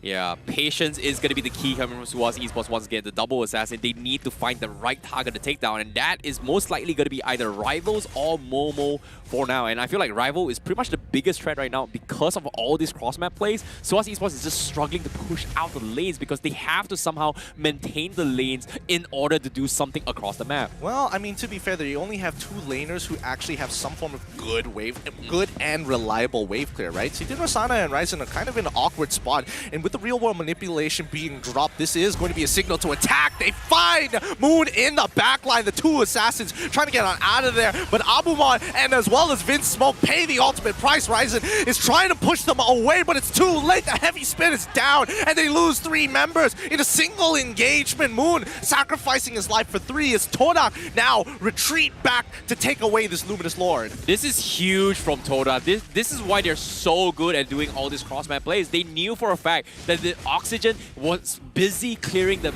waves down bottom, and for him to rotate up top was pretty much nearly impossible, and they were able to take that fight 5v4 hands down. And SUHAZ Esports, they just can't do anything about this situation unless they figure out how to stop this momentum. And the assassin play, I'm not gonna lie, great catch coming from Moon, but escape-wise, not exactly too good for them. Yeah, I mean, when they're trying to disengage, it's really, really difficult to actually get out of these situations, right? Especially with the CC from TODAK. But the winning predictions here, all calculated by an artificial intelligence. They haven't explained to us how exactly it calculates it, but it gets pretty accurate here with a 42% chance over compared to 58. So, some not too bad odds. Yep, now with the Lord pushing in TODAK, they are going to be looking to make some sort of plays. They do have the damage coming from SUHAZ Esports, so they are going to be able to defend against this very easily. But based on the wave-wise, TODAK, they're looking to get 1 inhibitor somewhere across the map. It seems like it is going to be a top lane for Momo. Based on their sieging potential, they just have so much tower damage capabilities coming from TODAK, and SUHAZ, they need to figure a way to stall right now, and if they find the right target, they're going to be able to make a comeback. Yep, this is looking very clean coming in from TODAK. I mean, they understood what SUHAZ Esports was trying to do. SUHAZ Esports was trying to win based off of their power spike at level 4 and try to create as big of a lead as possible. And since they have kind of gotten past the mid-game, right, TODAK, they scale significantly better compared to SUHAZ at this stage of the game. So now it's up to SUHAZ Esports to take out key members with their assassins. How they're going to set it up, or how even to get on those right targets is a completely separate story. Yeah, the biggest threat right now from SUHAZ Esports is got to be dealing with Rivals. Like, they need to take this link out of the equation so that they can have some sort of control of their lanes. But while they're doing that, when they saw their lanes, I feel like the biggest threat is like the moment Rival dies, by the time they sort out the lanes, Rival's going to be back on action for the next fight, and that's going to be the rinse repeat coming from TODAK until SUHAZ Esports keeps making this mistake. So it's going to be very difficult, but if they find an opportunity like this, they are going to be able to make a comeback. But like I said, it's going to be a tough one, especially of how nimble Rival is. Well, I wouldn't even say Rival's the big issue. I would say that SUHAZ Esports, their biggest issue is just compositional limitations, right? How many resources must you blow to take out Rival, right? It's just getting Oxygen, getting Vinsmoke on one target, and guaranteeing a death. Now, let's have a look at the Lord push advantage so far. For TODAK, they were able to get 3.3k worth of gold, and it's reflected here by the 50k compared to the 43k gold advantage that TODAK has so far. Yeah, that's a huge lead coming from TODAK. They have made their comeback despite the early game's blunder, and that's the thing about assassin compositions, right? You need to snowball as hard as you can, but if you can't, TODAK, they are going to be skating a little bit better into later stage game, because as of yet, they don't really have a good solution on how to take down 4 Mays as well as Yumskis together, because Beatrix is not enough, and based on the compositions, they have the burst, but they just don't have the DPS. And look at this, Yumski, he survives, and immediately the trade comes in. Rivals, he actually get picked off. Oh, almost taking out Momo here. Real world manipulation disengages the team as 4 Mays caught in the middle of it all. He can tank the damage, but the backup decides to bail him out. Most important abilities have been blown from SUHAZ Esports. This gives an opportunity for TODAK to try clear up the lanes and more importantly start this Luminous Lord. 17 minutes, CT Norsana trying to stop the recalls. He can't afford to let them heal back up to full. He's got the immortality, and now SUHAZ is going to press their agenda by starting this Lord. 4 Mays looping around, sees Abumon, presses his vengeance and almost taking him out. He finds it, gets one. Abumon makes it out of there, killing Rival in the process. 4 Mays comes back to life thanks to his immortality. They're going to be looking for CT Norsana, break his immortality as Moon trapped all by himself, dropping a real war manipulation to buy a little bit more time, but it looks like it's going to be a 2-for-3 trade. Yo, that was a big clutch coming from Ryzen, and that blunder, his heavy speed completely saves Abumon's life to prolong it a little bit more to actually buy some more damage for the team. But meanwhile that's happening, TODAK, they still want the fight. However, they've lost a huge amount of gold swing just because of the comeback mechanics. So SUHAZ Esports, they're in prime position contested once again, but at the same time, look at the top lane. The lanes are pushing into a SUHAZ Esports, and this is what we're talking about, lane management, and TODAK is just taking an inch by inch by inch, and they're just getting objectives across the map. I mean, TODAK is an extremely dynamic team. They see these holes, they find these red threads that connect it all together, and they use these small leads that stack up, and you just, honestly, it feels like you're slow bleeding. That was a Demon Slayer reference, weren't you? Huh? Shred, you know, looking for the kill mark, following the line. I'm sorry, do I look like a weeb to you? You are.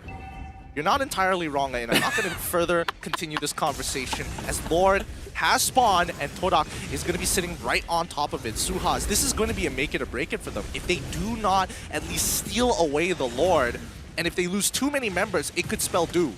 Well, seems like this is going to be the calm before the storm, but you can see the desperation coming from SUHAZ Esports. TODAK has got everything in control, but Real Manipulation has been expanded, but look at the sides. Oxygen going for the catch, but a free heavy spin, no follow-up. They instantly turn the tides, but on the sides as well, you can see Ryzen will be taken off. Winspoke completely booted out for 4 Mays. Abumon left alone to fend for himself, and that's going to be a triple kill for TODAK. What a play coming out from Rival, baiting Oxygen to go for that last hit, dodges out of the way with the Divine Blades. TODAK now with a man advantage, 5 still alive and 3 dead from SUHAZ. They are looking to end this, no Lord required. Oh my goodness, this is going to be a difficult one as well. The Real Manipulation will be enough, and TODAK will come in clean. Winspoke tries his best for his last hurrah, but it's not going to do too much, and that is going to be the Crystal taken out, and that will be TODAK taking game 1 in the first game of regular season. A clean, clinical execution coming out for their debut game here in Season 10. Looks like there's a lot of work to be done with SUHAZ Esports. GG, well played. Well, the jitters got to them in the early stage, but with calm and precision and decision-making, TODAK was able to make the comeback against SUHAZ Esports. A surprising game 1 here in regular season, especially coming from SUHAZ Esports. But TODAK, they weren't expecting this. They adapted, they respected, and they came back on top. Yep, despite how rough of a game Moon was having it. I mean, for any sort of player in that position getting attacked by 2 assassins, not the most fun, but at the very least, he's got the backup to make sure that it will be worth it. Yo, this is something special, Gideon. This is Season 10. We promised big. We promised something new. And guess what? I've never seen TODAK this pressured in MPL MY for a very, very long time. It felt a little bit rough in the first game, but it seems like SUHAZ Esports is a very, very strong team that you got to be watching out for. Well, I think there are a little bit of, kinks that need to be sort of figured out. I think number one, when you're looking at a draft like this, yes, there are some very clear plans, and I think TODAK were able to identify that extremely quickly to look for these holes. In terms of execution, you can see the mechanics coming out of SUHAZ, which I am still very happy about. They don't seem to make too many mechanical errors. I think there was one, which we'll probably see in the highlights, but let's have a look at the item build real quick. Maybe we can get some more insight from it. Yep. Based on the itemizations of that game, that's well, I'm really surprised by how SUHAZ Esports was playing that, right? Akai kind of slows down his momentum when it comes to the later stage of the game, when it comes to tankiness. City Norasana went for the tanky build as well, but going for the Saber rather early game, I feel like this was very risky just because of how they needed to keep snowballing and getting pickoffs after pickoffs, but they just couldn't find those kind of opportunities just because of how Rival was able to play this cross-map plays very, very efficiently. Well, I mean, we got to talk about how TODAK kind of itemized against it, right? Because Moon, if he really wanted to go for like a greedy build, he could have opted to not essentially go for things like, the Brute Force Breastplate, for example, which he had to get extremely early into the game because he was dealing with 2 assassins. It was important that he maintained his stacks whenever he was looking for these engagements. Did it buy him a little bit of time? Yes. Did it eventually mean he will die? Absolutely. But it does give the rest of the members of TODAK an opportunity, especially Rival here, which I have to say seems to be integrating pretty well with the team. Yeah, what was very surprising about Rival was that he is not afraid to get an early immortality just to use himself as a bait to set up, and he actually sold it off later on, and that's the reason why he was able to survive the initial burst one-shot coming from Windsmoke in one of these fights. But at the same time, the MVP for that game is going to be none other than Momo on his Popo and Koopa. As consistent as ever,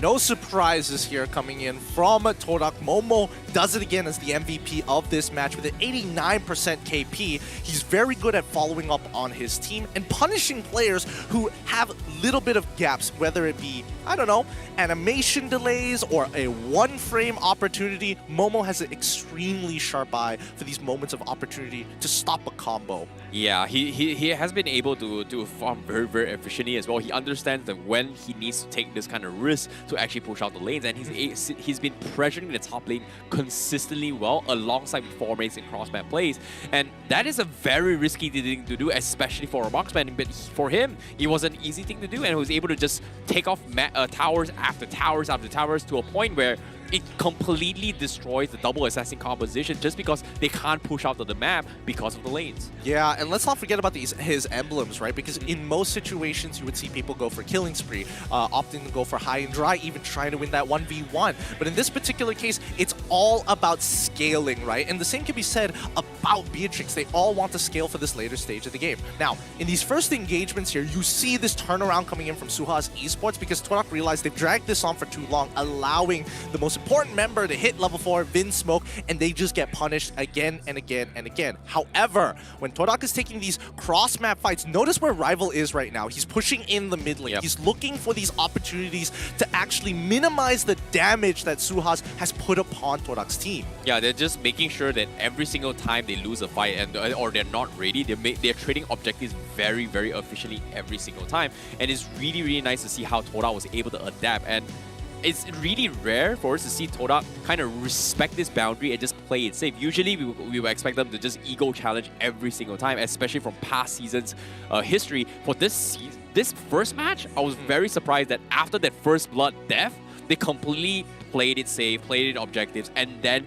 played it to perfection, I would say. Yeah, I think personally, SUHAZ Esports, their laning phase was especially strong, right? I do think it's because of their compositional limitations that you can't really protect your jungler as rivals slowly got further and further ahead. However, TODAK, on the other hand, again, it's just chipping away at this gold. And once they've come to this point, 18 minutes into the game, TODAK has completely outscaled SUHAZ, and SUHAZ has to wait on very niche conditions if they want to win bigger team fights. Yeah, that's the thing about a burst composition versus DPS comp, right? Like TODAK, they have a very, very strong DPS composition. They've got Thamus, they've got Eve, they've got Popo and Koopa. But for DPS coming from SUHAZ Esports, it's pretty much only Abumon. The rest is all just pure one-shot burst potentials. And if you could not one-shot one guy, the fight is pretty much over. And in this case, they were trying to get one-shots against Yums multiple times. They got a one-shot onto his rivals, but because of the immortality, it kind of messed up their momentum as well, because he was able to sell the immortality and then swap the anti-Kiros later on. So there was I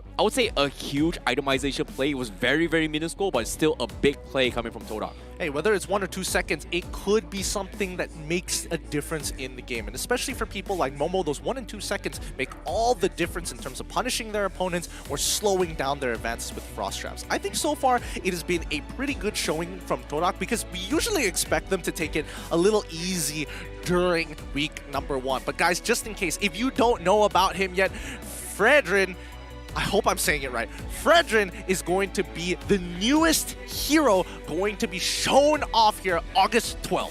Yep, as a tanky fighter, Fredrin can restore HP by his damage dealt, and his new skin only costs 51 diamond for the first 2 weeks, and all you gotta do is just log in the game and grab the hero right now. Sorry, maybe not now, on the 12th of August, alright?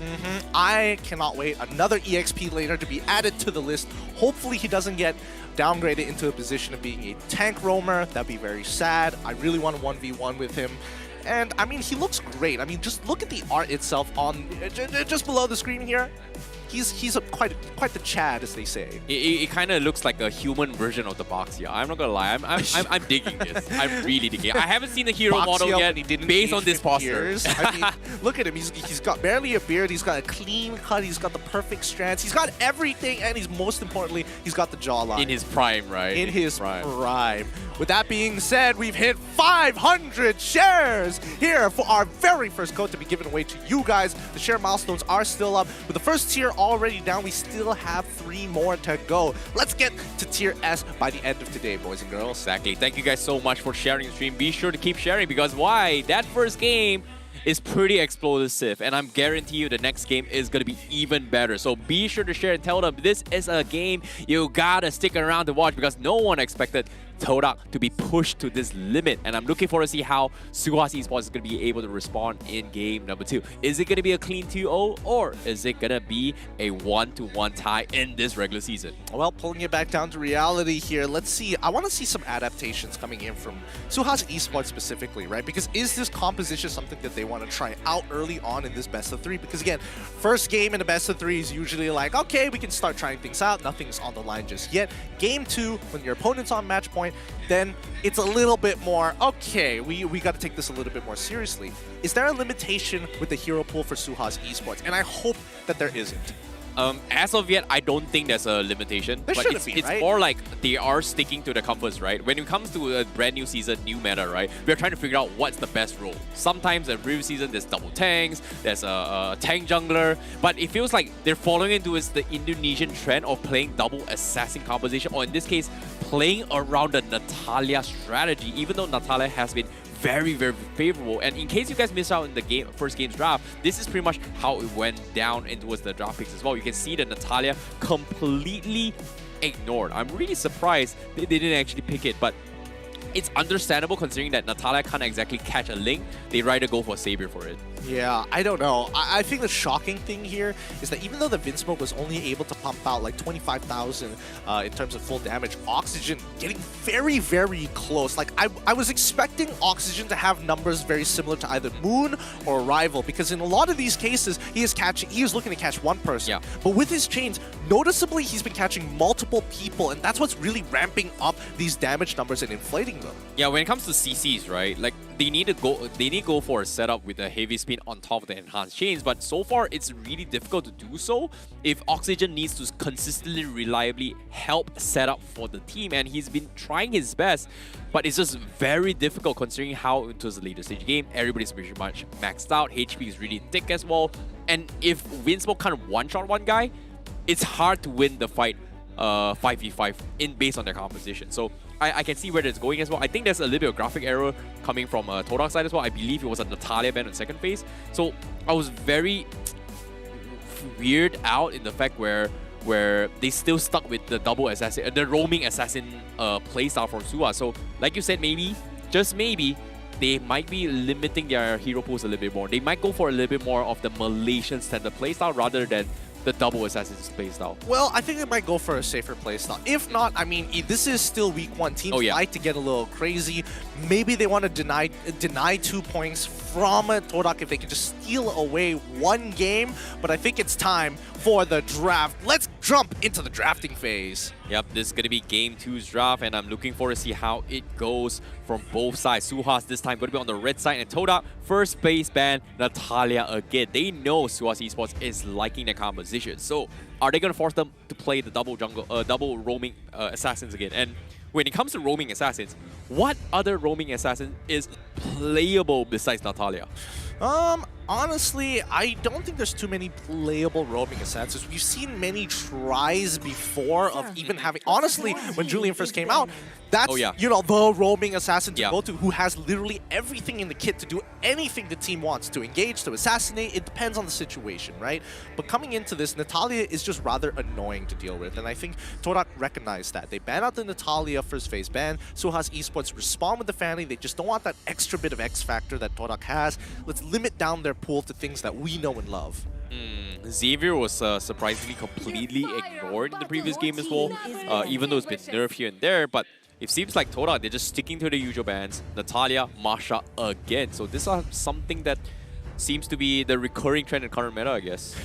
You know, aggressive supports. That's what I'm seeing here so far. And also limiting what City Norsana could potentially do, getting rid of a potential flex pick. I can respect it. Honestly, I think it's totally fine. And especially for people like Rival, he doesn't want to have to deal with a Masha running in his jungle or later into the game looking to almost get one shot by this clapping bear lady coming out of like some side angle view, and you can't stop it. Makes a lot of sense. But at the same time, props to Rivals, because his debut match was a little bit sloppy in an early game, but he redeemed himself throughout the entirety of TODAK's game. And this is a big W coming in from TODAK, because finally they've won games without Chiku, if that makes sense. Well, sure. I mean, they've won games without Chiku before. It's no surprise to me. I personally think that Rival, what really set him apart was the fact that he was really responsive to how quick TODAK were making decisions. Because there are moments where you have to make a split decision as a jungler. Do I join the team in the fight, or do I look to gain gold elsewhere? And I think TODAK collectively, the hive mind, I don't know how they're connected to each other by the Kala or something, they figured it out, right? They were able to communicate to Rival, hey, we need you to get a gold lead somewhere else across the map, and even he understood that is the most important thing. Yep, TODAK now, they've got to make a decision. Do they ban the 1-1 or do they ban the Julian? But seems like TODAK, they are going to respect the Arkai. This is something that I think TODAK used to play a lot during SEA games as well, when they were prioritizing on the Arkai jungle, which was meta in the previous patch. So it's something that they don't exactly want to deal with it. There's not really a lot of ways to actually counter the heavy spin anymore. Last time, knockback kind of does it, counters it, but this time, nope. It's pretty much everything from Hurricane Dance to Heavy Spin, things got a little bit different in terms of the mechanics. So, TODAK, first pick, 1-1 is going to be not available, unfortunately. But do they want to get their Xavier, or maybe even a Julian, denying it away from SUHAZ Esports? I mean, honestly, it didn't really matter whether the sides changed or not, because again, the bans are generally about the same here. So TODAK, with their first pick, I'm curious to see what they want to do on blue side, right? What do they prioritize beyond anything else? It could be... Thomas is a good start. Grok is also a really good start too. So I'm guessing one of the two, or if not... Oh, okay. Valentina. Yeah, completely forgot that Valentina was banned in previous games. So this time, prioritizing Valentina for Moon. That's going to give them a little bit more option. But SUHAZ Esports, do they want to deny pick away? Yes, they will. They will take the Tamus from SUHAZ Esports. And the question remains, is this going to be a jungle Tamus, or is it going to be an XP? Julian also going to be picked up from SUHAZ Esports. I mean, Oxygen played a really strong game and was very close to getting the top damage dealer for SUHAZ in game number 1. Game number 2, I expect nothing less. I don't think they are going to run the double assassin comp this time. But at the same time, considering based on the flexibility, SUHAZ Esports can still opt to have this Julian play a roaming, right? We've seen jungle, we've seen XP. Just now, we saw a mid-mage Julian coming in from SUHAZ Esports. So, I don't know. Maybe that's going to be the situation from SUHAZ Esports. Keep it as flexible as possible based on their decision-making. I mean, they're just getting two strong laners right now, and I can't blame them for that. It's just good. There's no way around it. TODAK, on the other hand, they're going to be locking in the Ling for Rival once again, but this time taking Beatrix instead of aggressively going for something crazy. I'm guessing that TODAK is going to be prioritizing the gold lane bans, and for Mace, he's just going to have to sit this one out. He's probably going to play Uranus or Esmeralda. Worst comes to worst, maybe get a Paquito, Yuzong. We've seen him play Yuzong into Thamus before many times. Now, SUHAZ, on the other hand, let's see what they're going to get for their last pick in the first phase. Do they want to just straight up pick them Popo and Kubao right now against the Beatrix? That's something that they may consider, but at the same time, they need to figure a way to deal with this Link because they had no really good solution in the previous game. But okay, Esmeralda pickup coming from SUHAZ Esports. So this is a jungle Thamus coming from SUHAZ Esports. Alright, I'm not expecting this, but denying away strong XP laners from TODAK. That's going to be the strategy from SUHAZ Esports. Very interesting. Okay, all right, fair enough. SUHAZ Esports, they're going to be banning out the Yve as well. They've already gotten rid of the farmers earlier on, so nothing to worry about there. Claude, going to be the follow-up ban coming in from TODAK. I think TODAK have just done some really good homework here, making sure that they can limit down on the gold lane pool. SUHAZ Esports respond this time with two mages. I'm a little bit surprised. Isn't this like a mid-mage Valentina, or does SUHAZ Esports think that this Valentina is going to be played on the XP lane? I don't think I've seen 4 mages play Valentina. Okay, so the fact that they've banned out Sicilian as well as Yve, I'm guessing that SUHAZ Esports wants to force Valentina into the mid lane, right? Yeah. Because in the EXP lane, if you are going to be playing, Esmeralda, you're basically going to get free farmed the entire game, right? It's free EXP, and there's nothing much you can really do about it. So let's limit down on the mid lane pool. Let's get that Valentina down into the mid lane and go for about a 50-50 matchup up in the EXP. But that's my question. Have I ever seen 4 mains play a Valentina XP lane? The better question is that why wouldn't he? True. It's a new season, it's a new patch. Everybody's got to adapt, especially if you want to go towards M4. So I wouldn't be surprised, but the idea coming from SUHAZ Esports is very, I would say, big brain, but at the same time, maybe unnecessary. But they just don't want to take that unnecessary risk, I guess. But the question remains for the side of TODAK. What is Yumski going to be playing? Because as of yet, his Grok has been respected. He can opt to go for maybe his usual Matilda, etc. But he needs a strong frontliner to actually stonewall and block SUHAZ Esports' path. Because think about it, Esmeralda Thamus, very tanky. Wow. But SUHAZ Esports, they're doubling down on the Saber again. This is going to be a roaming Saber once again. Yeah, they want to guarantee a counter pick on the very least. At the very least, against on a Ling, right? Yeah. Okay, that's fair enough. I think that's totally fine here in this particular situation.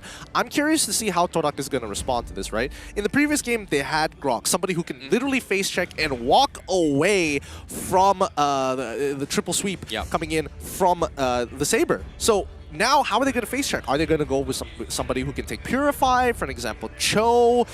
Do they want to opt to go for a Franco maybe? Or do they just want to go for a pure tank that's just going to, oh, if I walk in here and there's 4 people, I guess that's the situation. I think Franco isn't too bad, and they are going to force another tanky XP laner for 4 mains, maybe a Paquito. But okay, Lolita will be picked up for himself, but Yu Zhong will be picked up for 4 mains. And yeah, I'm not gonna lie, I kinda... Wait a minute. Because Yuzong is almost going to guarantee that TODAK is gonna have an advantage in these team fights. Because right now, SUHAZ, when you're looking at a lineup like this, their team fights aren't exactly extremely synergistic, right? You've got 2, like honestly, 3 strong assassins, most likely gonna take out 1 member for the side of TODAK, and then after that, you're banking that maybe, just maybe, that in the gold lane as well as the EXP lane of Thamus and as well as Esmeralda will be able to carry the later stages. It's tough. I think they just have to play the map here for SUHAZ. I get the Yu Zhong pickup, but I'm a little bit surprised from the Lolita pickup. It feels like TODAK, they're trying to adapt to the Lolita composition where Blacklist kind of loves bringing in the Lolita and still makes it work. So maybe this is going to be the experimental phase from TODAK, and I'm looking forward to see how this is going to fare well against the triple assassin composition coming in from the side of SUHAZ Esports. Something new, something fresh for Season 10, and I'm looking forward to see how they're gonna pull this off. Ladies and gentlemen, we are heading in towards the land of dawn. This is gonna be game number 2. Will SUHAZ redeem themselves, or will TODAK prevail as being one of the best teams here in MPL MY? Ladies and gentlemen, this is game number 2. All right, let's break this down one more time. The Big Daddy comp coming out of SUHAZ Esports, very reminiscent to the old days. Get a bunch of assassins, slap together a couple of fighters, and run your opponents down. Is this going to be enough? And especially when it comes down to the gold lane, we're looking at Abumon playing on Esmeralda up against Momo as Beatrix. It's very oppressive if you take a bad trade at level 1. This is, yeah, I definitely agree when it comes to trading off. But Formaze. Oh no! He did. No way. Oh, no way. A blunder. A blunder so early on into the game. This is great for SUHAZ. They might be able to get one back for the side of TODAK, but Oxygen makes it out. Vinsmoke and Oxygen very good at working together at clearing these lanes. They're going to lose a little bit of EXP. It's not going to be the worst in the world, but Raisin, he's already ahead and manages to take away a camp rival unable to go for the steal. Yeah, when it comes to jungling as well, I like how they went super flexible with the composition, and this is, I was expecting maybe a jungle Thamos, but nope, it is going to be the Hayabusa jungle, so no marksman. Once again, SUHAZ Esports looking to finish off the fights as quickly as they can. Looks like early aggression is going to be the way to go. Emblems are pretty much up right now on screen for you guys to mimic in the near future. Huh, I'm surprised. Abumon didn't decide to go for movement speed. Instead, he doubled down on getting some health and making sure that his regeneration is going to be very clear cut. On the other hand here, when we're looking at Formaze, unfortunately for him, he himself is just opting for just raw damage. And the same goes for Thamos. They're looking to duke it out, but after that first blood, I think CT Rosana basically has full control over the lane unless TODAK tries to intervene. Huh. That's an interesting thing that Yumski is doing. He's just blocking the minions' turret just to have a little bit of lane control. Look at that. CT Rosana already pushing out Rival from the jungle. This is going to be a free turtle take here. There's nothing that they can really do to guarantee. Maybe they might be getting a kill onto Yumski so far, but no, they aren't able to follow up on this. Moon is level 4. I don't know what ult he's stolen just yet, but SUHAZ Esports, they're going for the safe play. They're not going to try and press their advantage. They're just looking to take objectives, move back, and continue the bleeding.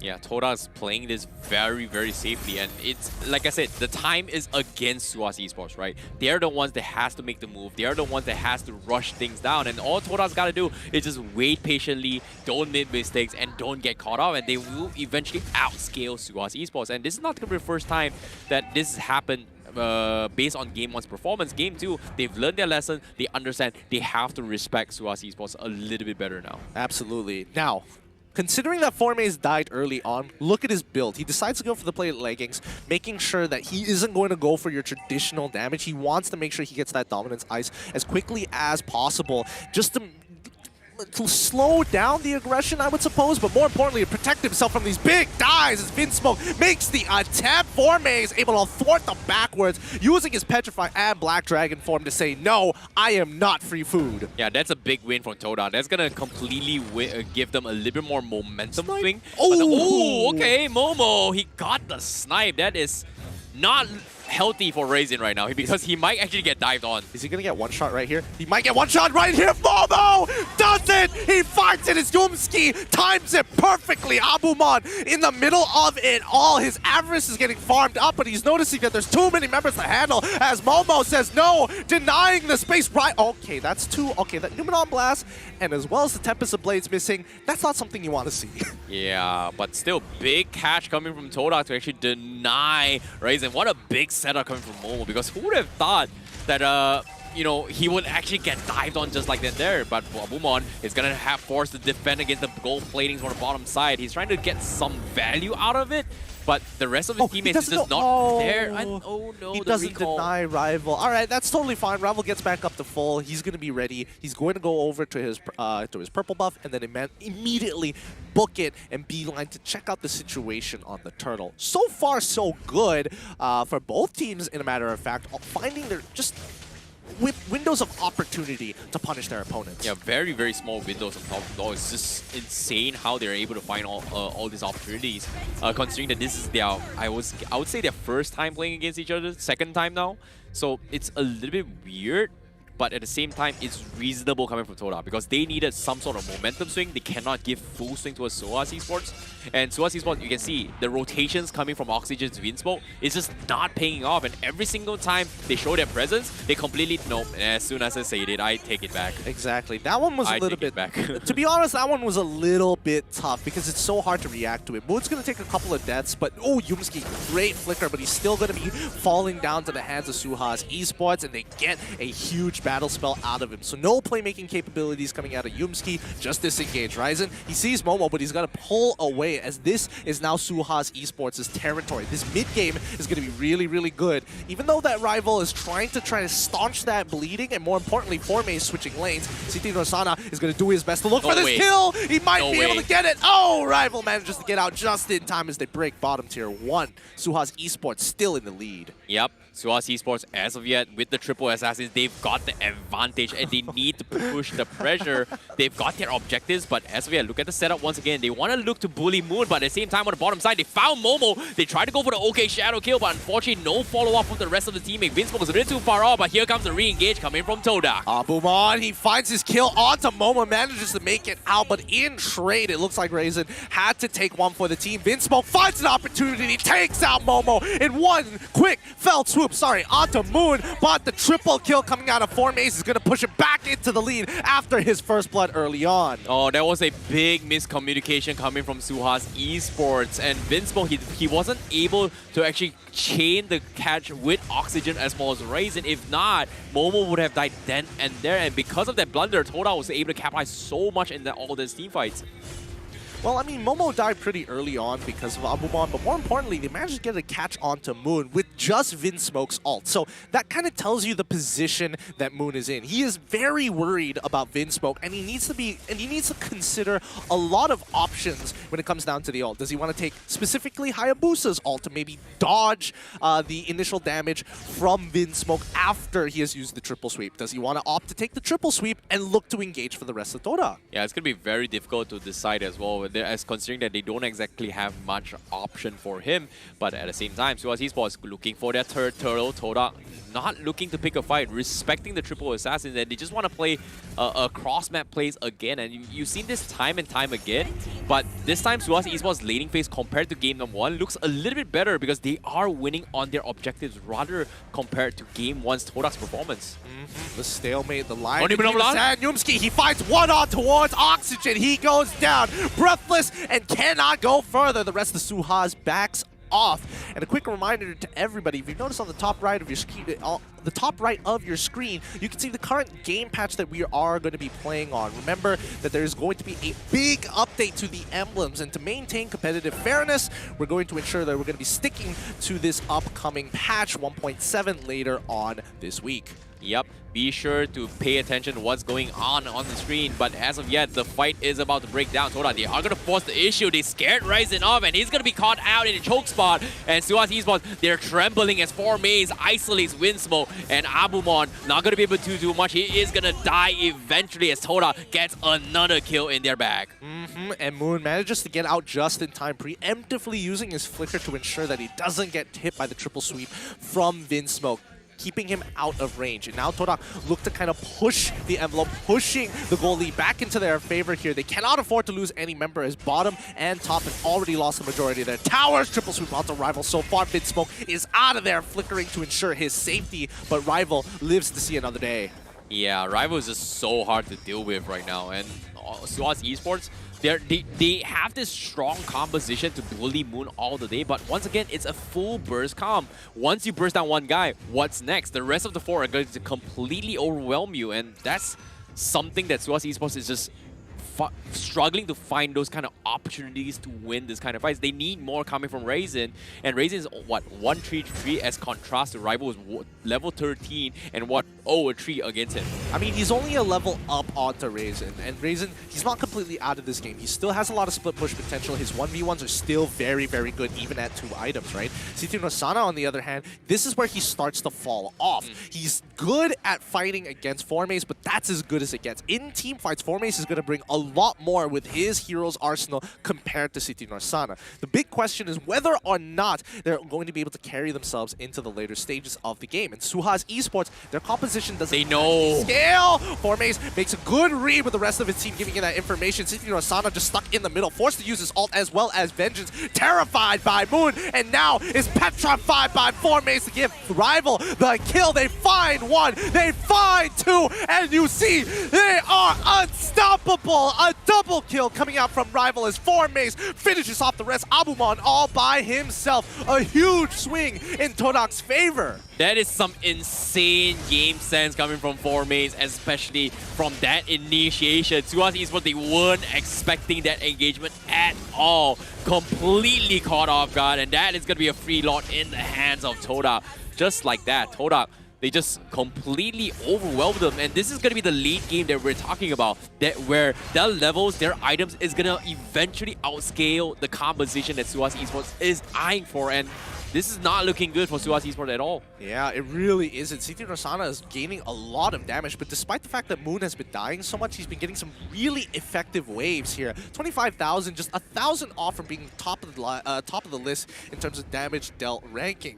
I'm curious to see later on what the items are for Momo in particular. I did see him purchase a recent item, but I don't know if he opted to go for Winsome Nature early on, and that's why he turned that fight around or was so brave to kind of walk into the fire. Yeah, I think he needs this HOMEBOIS claw. Just because C3 Nosana has got the blade armor, he might have a little bit of trouble in terms of damage output, but fortunately for him, he still has Rival, he still has Moon, he still has Formace to chip him away, so that's going to be a little bit of a plus point. Ice Queen 1 purchase coming from Moon means there is going to be a little bit more utility in favor of TODAK, but here comes the catch. SUHAZ Esports, they're playing defensively, but TODAK has to play it safe for now.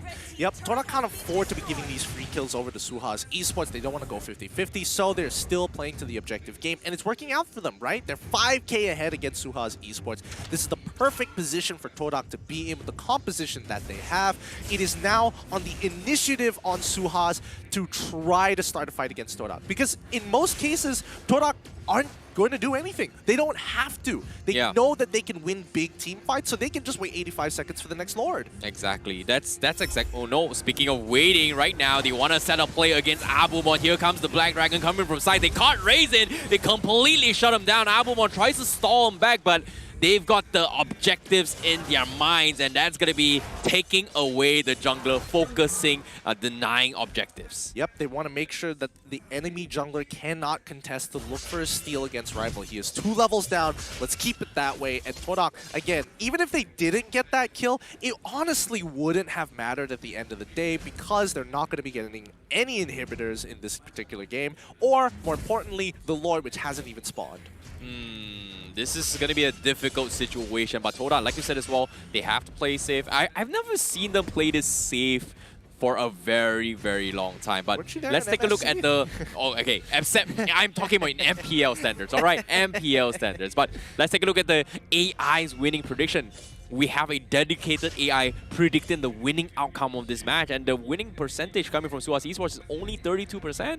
I mean, it's not looking good here, and I'm not gonna lie, it's understandable to see so, because SUHAZ Esports just does not scale into the later stages. C3 Nosana tries to push out that wave, and now is going to get completely punished here. Rival here looking to get a free kill, and yes, he finds it. Mega kill achieved, but with 1 falls, the rest of the SUHAZ Esports members look to take full control over the Lord. They know they can't take it just yet, but they need to control the space, and they're setting up potential flanks as they spread out towards the bottom side of the map. Now, Raisin, he could show himself and then look to get out. Oxygen, he needs to move away because you can see that TODAK are getting a bit of a read here. They're looking to collapse on towards Oxygen. Side splits off. They find Raisin, who has forced to use the Oki shadow kill and still goes down unstoppable as TODAK now guarantee a way to take the Lord. Nice timing coming from Formace to catch him off animation from the OK Shadow Kill, immediately taking him out. So that was huge coming from him. Meanwhile, here comes the setup on the sides as well. TODAK, they're getting split off. City Rosana just manning up against 4 mains. He doesn't have the Black Dragon, and Moon will be the sacrificial lamb, but Abumon scaring off the backlines of TODAK will re-engage and take 2-for-1 trade-off. And this is going to open up the map a little bit for SUHAZ Esports. And this is what they needed, especially for SUHAZ Esports. And that's the classic TODAK. That's what we were expecting. The aggressive play, unnecessary overextensions, the disrespect, and SUHAZ now take this opening to punish them. Momo unfortunately doesn't clear that wave as Yumski is trying his best to hold on, but that's going to be a mid-tier 1 falling into the hands of SUHAZ Esports. Lord may be on TODAK's side, but at the end of the day, if SUHAZ Esports is able to win the next upcoming team fight, they might be able to turn things around. Yep, Oxygen now with the Divine Glaive. That is going to be some serious damage on the Julian itself. But let's take a look at the items real quick from both sides. Nothing super out of the ordinary. Only 1 immortality of Yumski.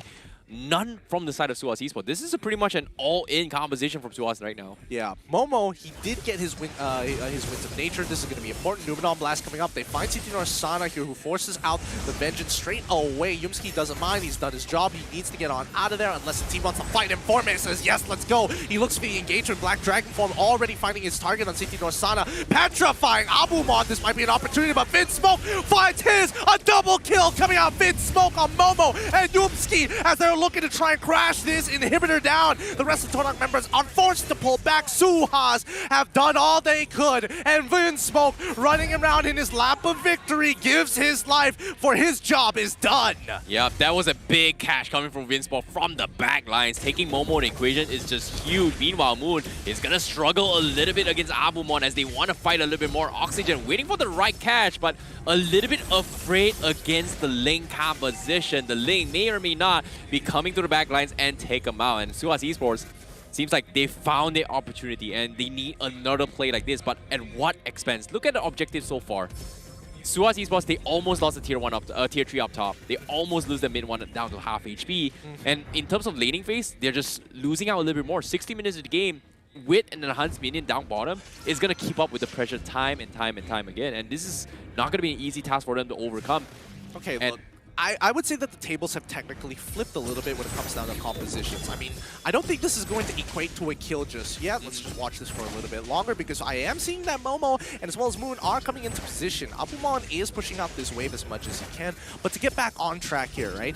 SUHAZ, game number 1, they didn't have a lot of map control. Now the table is flipped. SUHAZ now has a composition that can easily rotate across the map, and maybe they can sacrifice a player to gain full control over the opposite side. TODAK, they want to stick together. They cannot afford to go by themselves isolated like right now, forcing Momo to use his flicker. Abumon tries to jump on in. He gets punished by the Numenon Blast as well as the charge. He goes down, and now TODAK war smell the blood. They're looking for more. Citinor Sana is on the run. No way, no way. Momo no way. is the next to fall. Rival looking to take his revenge, finds one as the rest of SUHAZ's members are on the run.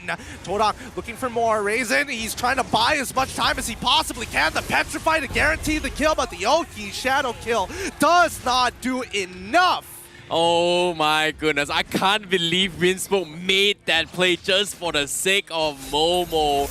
But to top it all, they've got to do all they can. It's up to Oxygen. Citinor Sana, the Vengeance comes in. He's tanking as much as he can, but eventually he's just buying time for the inevitable, because TODAK, they're knocking into his door. They want to take the clean 2-0, but Abumon is back in action. It seems like TODAK, they are going to respect this and back off. It's just not enough time to take the crystal without Momo in the picture. And more importantly, without the minions. They need those minions to push all the way to the end. Now, here's the scary part here. Can they get the steal from SUHAZ Esports? Oxygen is looking for a potential flank, but Moon decides, no, I am willing to sacrifice everything for this Lord. He tries to get on out of there. Numenon Blast, they find no two way. with the truncheon pop by Oxygen. Now he's got no more mechanics to get out of there. He goes down as Abumon slows. The front line didn't make it in time, Raisin. He's trying to protect the inhibitor. inhibitors as much as they can, and SUHAZ buys as much as they can. To Formace makes it out. Ryzen comes in to clean it all up. Rival is too low. Immortality is popped. Abumon as well as Cinti Norsana get the job done. Yo, that is huge. The sustains coming in from both of this Esmeralda and Thamos is just phenomenal. They make sure Moon goes down, but at the same time, now with the Lord knocking in, Moon, can he do some serious damage to the Crystal? I highly doubt so, and that's going to be an easy defense coming from SUHAZ Esports. However, look at this. Looks like Moon, he's really going for Raisin, and he almost got the pop-off with the OK Shadow kill. He will pay with his life. However, TODAK, they're throwing bodies after bodies, and they almost lost Rival trying to take the inhibitor up top. So a beautiful defense coming from SUHAZ Esports. The desperation coming out of TODAK. They wanted to end that game there and then. They were sick and tired that Momo has to pay the price every single engagement. Even when he wants to get back to base safely, SUHAZ just added more salt to the wound.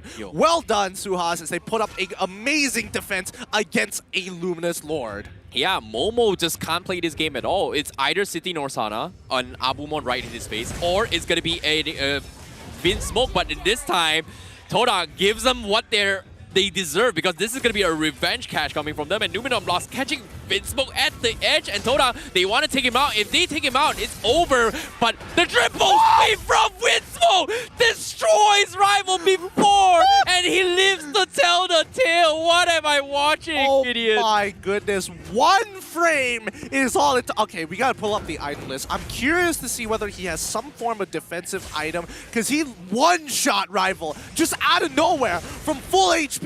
Instantly killed him without a chance to survive here. And even Momo finding a kill onto Oxygen as a bottom engagement goes south for SUHAZ Esports. God, that's so brutal. Ryzen is also found, instantly popped up. TODAK, they've thrown strats out of the window. It's about ego. It's about pride. You don't take out Momo without getting some kind of vengeance. Yep, 4v3 now. Black Dragon trying to go in for isolation, but behind Vinsmo, he tries to go to one shot, but Moon survives and he pays the price, and now it's up to the XP laners. Abumon left, and it's gonna be 4v1. Abumon clearing the minions, but he's down to the last health, but the Terrify is gonna be enough to take him out. That's gonna be TODAK taking the clean 2-0 against SUHAZ Esports. Momo, once again, when you think he's down and out for the count, he's back, and even Rival joining in the honorary way of joining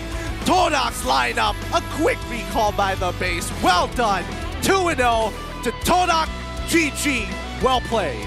TODAK just completely outplayed them at the finals. What a dominating performance, but still valiant attempt from SUHAZ, especially here in day one of the regular seasons. Absolutely. I think the lineup that they pulled off here today is going to be, well, I would like to see more of it. This Saber pick is really piquing my interest, considering how little it fell off towards the later stages and how effective it still was at level 4. But TODAK, at the end of the day, better execution, the cleaner team in this bout. Yeah, that's going to be a lot of desperation, but I'm looking forward to see what the whole Sif has to say when they are going to be jumping into interview with TODAK right now. Seperti yang diramalkan, pasukan TODAK berjaya untuk menewaskan pasukan SUHAZ dengan kemenangan 2-0. Sekarang anda bersama saya Sid selaku host anda untuk menemu ramah salah seorang pemain daripada pasukan TODAK yang baru saja berjaya menewaskan pasukan SUHAZ sebentar tadi. Dan bersama-sama dengan saya, guys, siapa je boleh? Momo, mana?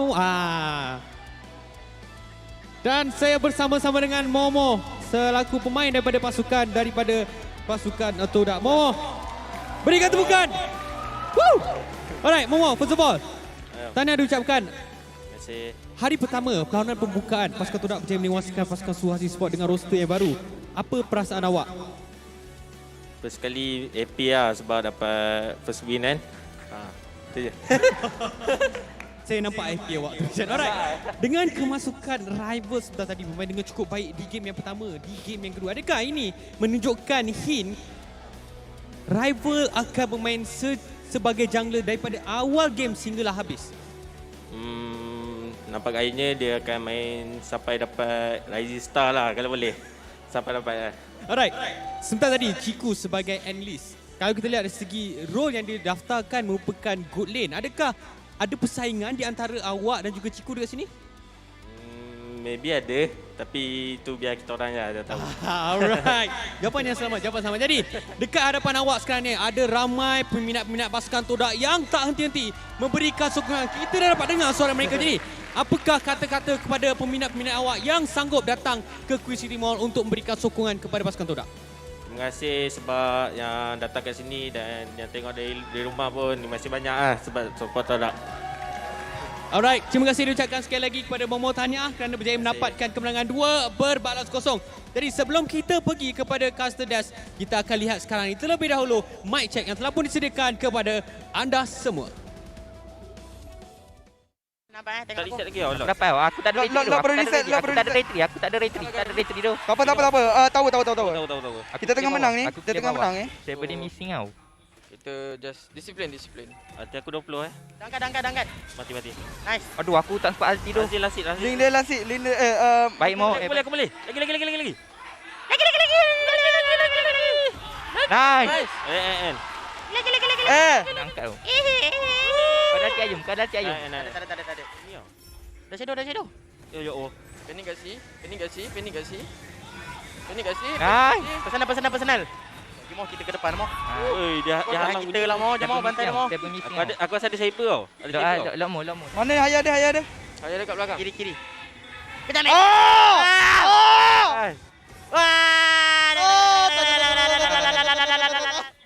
Apa? Gila. Apa tu? Mau. Dekat. Well, that's pretty much a very interesting mic check as well as interview session with Toda. It seems like they're having so much fun in both Game 1 as well as Game 2, despite how intense it was between both SUHAZ Esports as well as TODAK. Absolutely. I mean, it was a great debut game for both of these teams. TODAK still looking like they honestly are still on top of their form here, and with the addition of Rival, it seems to be becoming a smoother transition that we would have liked. SUHAZ, however, came up with a really interesting draft, and I personally think that, you know what, I'm waiting to see more of this. How far can they really push this agenda? I feel like that's going to be the question in all the teams' minds as well, especially coming up against SUHAZ Esports, right? They run this double assassin composition. Natalia has been banned twice from the side of TODAK. I'm looking forward to see if they are given the chance to pick the Natalia for SUHAZ Esports. I think it's extremely relevant here, but let's have a look at the item build so far to see what they have used to optimize their bouts. Vinsmoke in particular going for a very traditional 4 damage item build to look for those big one-shots. I'm surprised, you know, he decided to go for the high and dry, yet still found the right opportunities to just one-shot Rival. Yeah, that's a lot of damage we're talking about, right? Like, look at the glass cannon coming from Rival. He didn't actually go for defensive item as compared to game number 1. Game 1, he had 1 immortality, and then he swapped out immortality for a anti-Cuirass. But this time, he doesn't really care, and I'm a little bit surprised by this greediness play, but at the same time, it still worked out because he only died once, which is that 1 pixel catch coming from Winsmoke. Aside from that, he's just having a phenomenal game across the map coming from TODAK. Yeah, and I think, you know, SUHAZ Esports really had a good idea of how to try and punish TODAK from many different angles, right? Just slow using their ultimate, slow stacking it overall. But in terms of item build so far, I think nothing is too out of the ordinary, and even Moonhim decided, yo, I need an anti-Cuirass.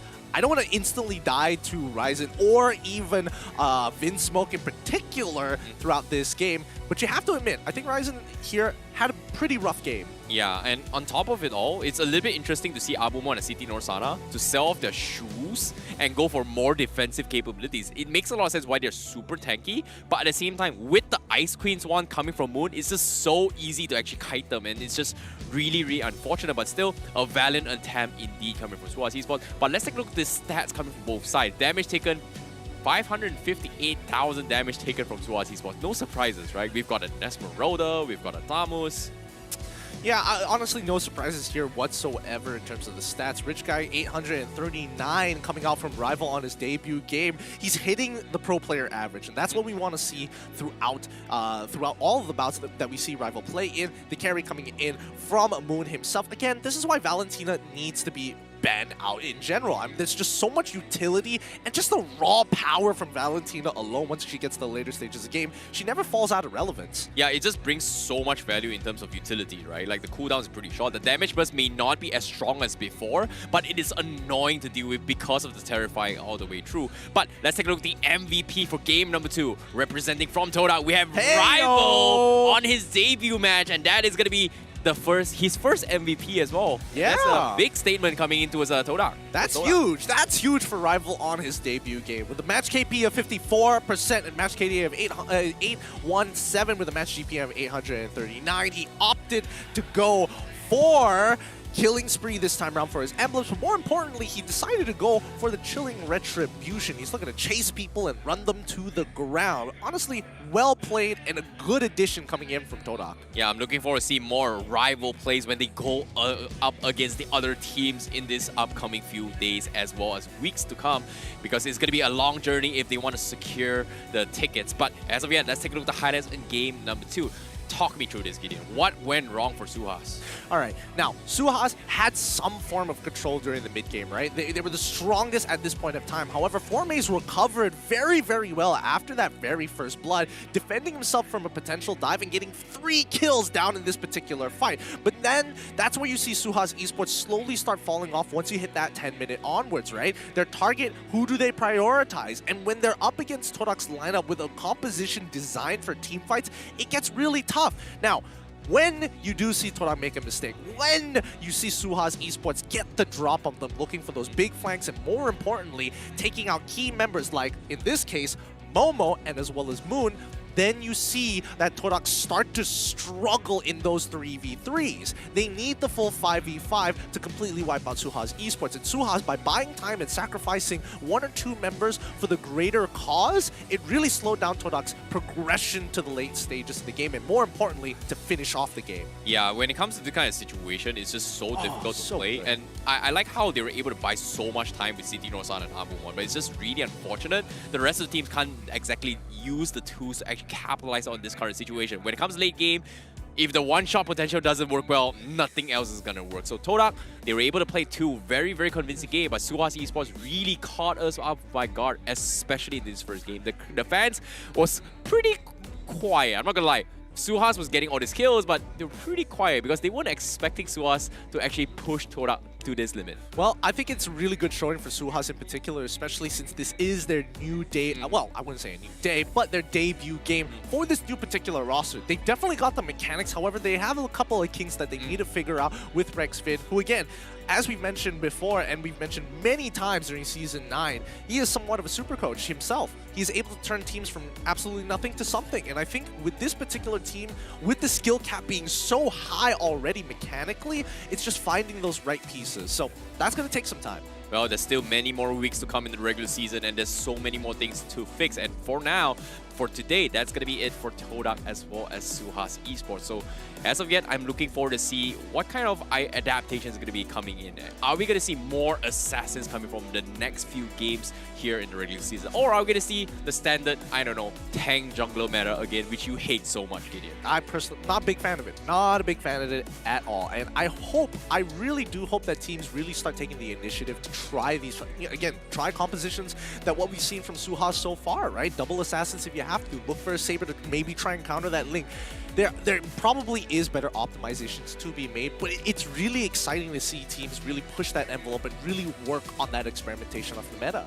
Yeah, I'm really looking forward to see how as well. But when it comes to marksman, it seems like not having marksman is something that SUHAZ is really known for, especially from Season 9 as well. They've had fighter silence all the way through. This time, they're bringing something new to the table, and I'm looking forward to see how it goes. But at the same time, I want to talk about, you know, if you're given a chance to pick any team, any player to form your own team, picking off the MPL players, who would you pick?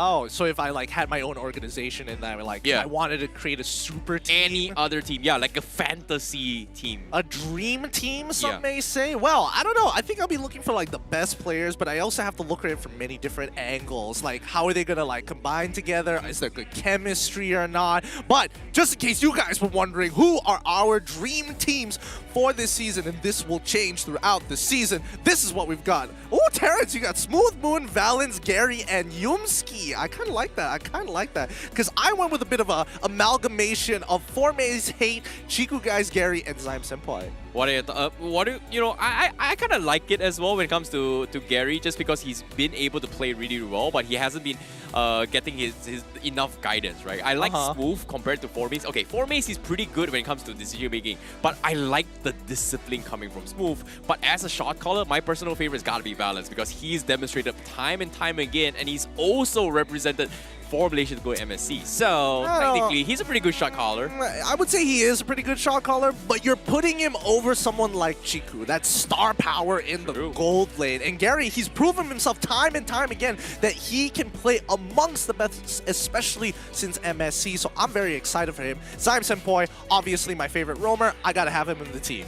What about Hate? Why do you think about Hate? I think the reasons are very straightforward. Hey, you know, Philippine wins MSC, they win M3. Whoa. Come on, you gotta have that spice in there. You know, you gotta have a bit of that secret ingredient to get those wins. The Philippine region in sauce, isn't it? Yeah, I'm telling you, the Philippines, they've got something in them that apparently other regions are trying to either replicate or do better than, and they're winning big titles. So they've got something going on for them, and hopefully it maybe rubs off on us. Okay. Hopefully it's gonna be something new to the table. But what I do know is that based on that match just now, I feel like Season 10 has got to be one of the roughest season out of every single season so far in MPL. So many imports, so many talented stars, so many fresh new faces, especially with a particular team, well, getting booted out after so many seasons. Not going to say which team. I'm just saying that every season, and it's consistent amongst team managers and everybody else, every organization can agree that every season only gets harder. But with that being said, and the wrap-up of our very first BO3 of today, let's have a look at the standings to see what it looks like so far. A new graphic. Look at that beautiful stuff. Group A, TODAK sitting right on top here with their wins, taking down SUHAZ Esports. They're going to be getting an aggregate points of 3. Remember, a clean 2-0 equals 3 points. If it is a 2-1, they only achieve 2 points. So the extra 1 point really makes a difference here. Isn't it 1 point each? If I'm not mistaken. Bro, I don't want to even get into it, my guy. By the way, mathematics, 2-1. 2-1, not a 1-1. All right. Fair enough. But at the same time, I'm looking forward to see the upcoming matches be coming later on. But SUHAZ Esports, they have to crawl for the bottom, but it's only the first day of the entire regular season. So it's something that I think it's not that much of the issue, because their upcoming matches are going to be Team Hawk, RGMY, as well as SMG. Do you think they do have a good chance against them? Because like I said as well, Group A is the group of death for every single team out there. Absolutely. I mean, let's talk about history here. RSG has won a title. Team SMG has won a title as well. TODAK has won 2 titles, which is one of the first teams to do so. There's so much. I mean, it's the group of death for a reason. I think that should say enough to everybody out there. But I don't know. I feel like this season in particular, as much as I would like to agree that Group A is the group of death, Group B might have more surprises than what people would think. Okay. Later on, we're going to be catching up Group B very shortly. But at the same time, we have a very interesting segment coming up very shortly. And that's going to be guessing the Guess Who segment. And I'm a bit curious, how good is your guessing game? How good is my guessing game? Yeah. Never missed. Never ever missed. Just like I'm guessing that we've just hit the new title. Yes, we have! The next milestone has been achieved. See, 100%. 800 of you have shared already, and you will be rewarded accordingly. Help us hit tier 3. We're so close. Get us to 1,000. We're already halfway through, so we can get tier S, and you guys will all get rewarded accordingly. Yep, be sure to share, tell your friends, and you can learn a thing or two from the pros themselves, because that was a pretty crazy game earlier today. And we're going to be having one more series later on. That's going to be something you got to be watching out for as well. And you can also show your support with the teams by hashtagging 10bersama, and let us know who do you think is going to be the ones that's going to be coming from the top, and also guess a couple of rewards later on. But of course, now, this upcoming one, this is going to be a very good segment. You are able to guess heroes. You are able to guess predictions. What do you think this picture that's going to be coming out very shortly is? Who do you think this person is on the screen? It's got the Japanese Mosaic special. the what? Say that one more time. One more time. I just leave it there. I'm just gonna leave it there. You mean Mosaic. And Mosaic, this yeah. is the Guess Who segment. Now, we'd like to invite viewers to make a guess on who is this hero/player. His hobbies is that he's watching horror shows while eating waffle. Eating one waffle specifically, not waffles, just one waffle. Featured heroes Selena, Fanny, and Cho, and his role is a roamer/captain. Which of these three do you guys think? Now, to be familiar with the MLBB heroes as well as the players, this is what we're doing, and the winners will redeem a code. A redeem code will shortly be given, and the reward for those who get this correct is to appreciate you guys as the audience who liven up MPL MY Season 10. For those of you who did come to the stage, and for those of you watching at home, thank you so much for watching, but please tell me, who is this player? I already know. I've got a very good idea. I'm gonna take a guess, all right? What was the giveaway? What was the giveaway for your guess, first of all? Is it because of the roamer captain? Is that the trigger point? No, it's the jersey, man. Like Zyme Senpoi's from SMP, it's orange. Haru They is could have from changed red. the It could be colors. red, and then this is purple. We just saw TODAK, so technically, I think it's Yumski. It's just me. Let's reveal it! Here we have it. It is going to be Yumski. Once again, the redeem codes, you know where to go to the website m.mobilelegends.com, en/exchange. You know what to do. Here's the code. Take it away. And thank you once again to everybody participating in our little bit of segments, our little bit of bigs, and the few English viewers that we do have, or thousands of you. I'm not entirely sure how many people are watching, but thank you so much for making it worthwhile to be here up on stage. And if you decide to buy some tickets, you can literally watch it live. Yeah, exactly. And unfortunately for today, it was pretty much sold out. But there are still going to be more tickets tomorrow and the day after, or maybe the weeks to come. So be sure to get your tickets as early as possible, because there is going to be potential meet and greet sessions with the team. I'm not going to lie, there is a segment. This is a little bit more juicy tips for you guys. I mean, if you want to meet the players live and in person, you have an opportunity to do so. So book your tickets now while you still can. It's at Quill City Mall. If you're planning on coming by Quill City Mall without a ticket and you happen to see the teams walk by in the mall, I'm just saying, there's a lot of potential there to take a photo, maybe an autograph. Or you can even take a picture with Gideon. He's pretty popular as well.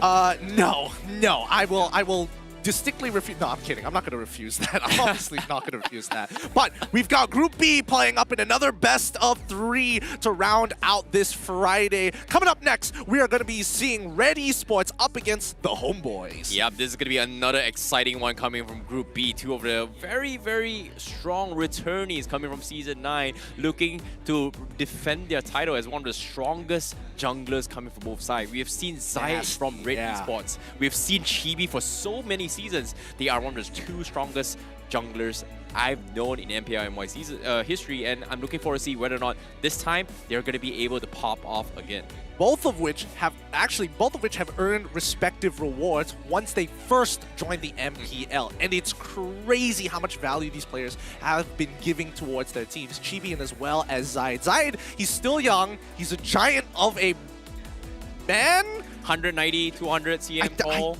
He's dude, taller than you, man. He's way taller than me. I literally have to look up to him. He's a colossus of a man, but an even dangerous assassin player in the game. With this best of 3 coming up shortly, I don't know, what's the predictions for you guys at home? Quickly, and go scan that QR code, or maybe go on to the official pages on each of the social medias and get your predictions down. Yep, be sure to come back very, very soon, because we are going to be taking a very, very short break. But be sure to tell your friends and support and share the stream, because we have a milestone to achieve. But as of yet, this is pretty much MPL MY Season 10.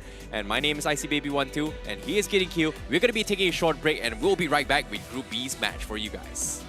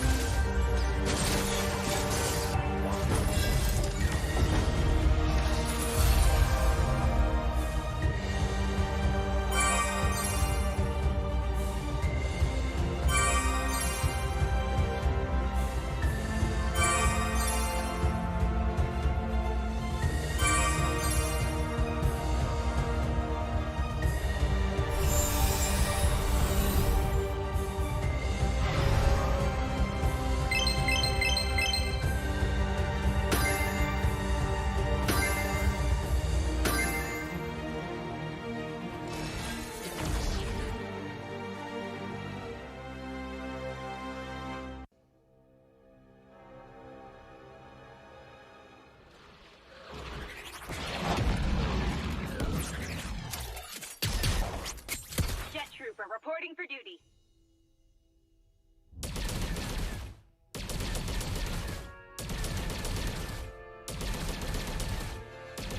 Orders received. Prepare to be safe switched.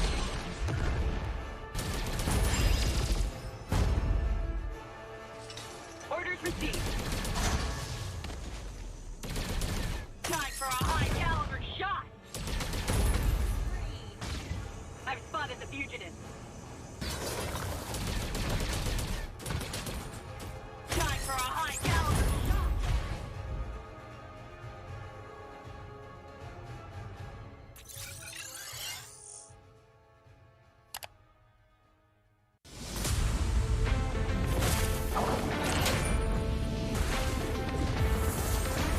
There is no more Monkey King. No good deeds goes unpunished.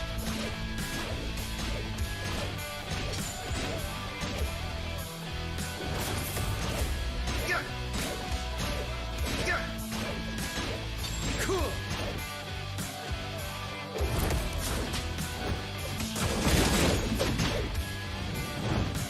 Your doom doubles. Cool.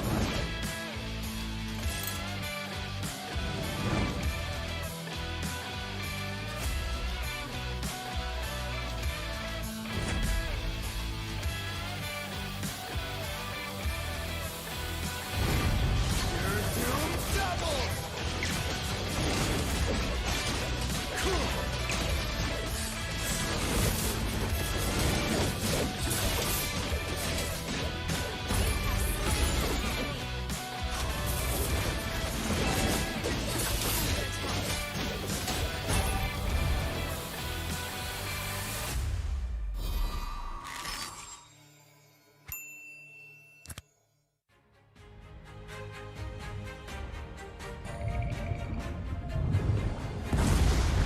They call me a hero because I saved my nation from falling apart.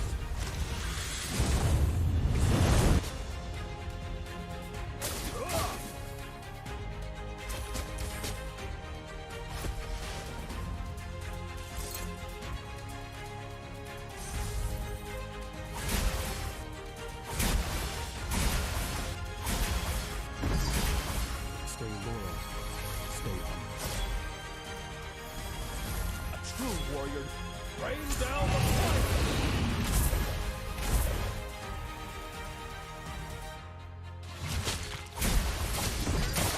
Rain down the fire!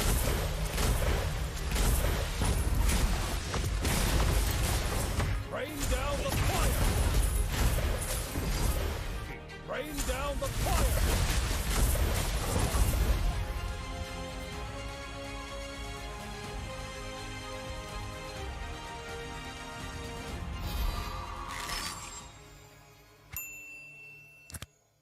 Hyperblend? What on earth is Hyperblend? Thrilling as Brawl. Strategic as Magic Chess. Unbridled like Overdrive. And versatile like Creation Camp. Hyperblend, another great game mode from MLBB. 50% skill, 50% luck, 100% fun. Skills and equipment, unlimited strategies. Heroes, skills, combinations are up to you to decide.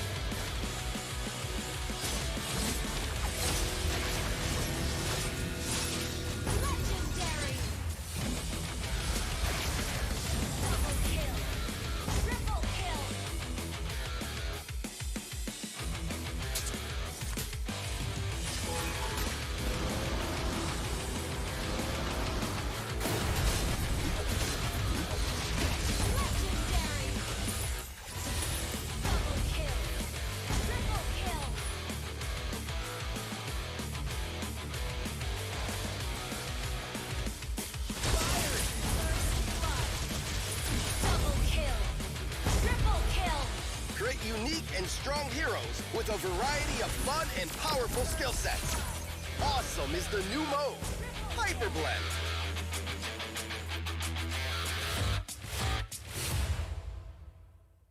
Hello, everyone!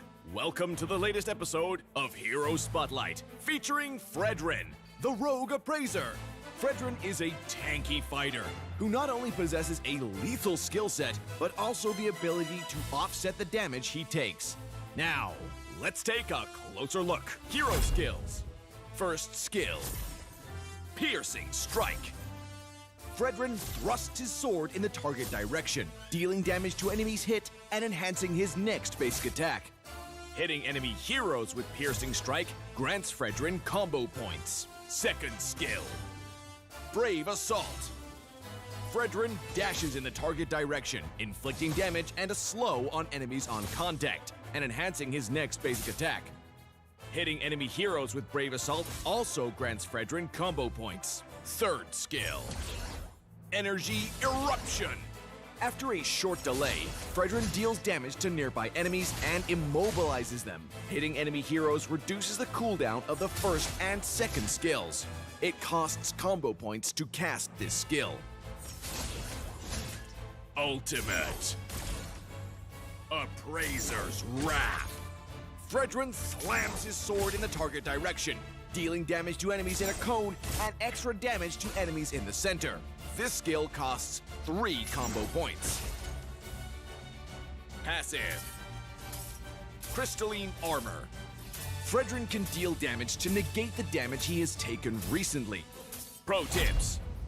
Piercing Strike has a long but narrow attack range. Carefully position yourself to damage enemy heroes while clearing minion waves so that you can get combo points. Remember not to waste the enhanced basic attack.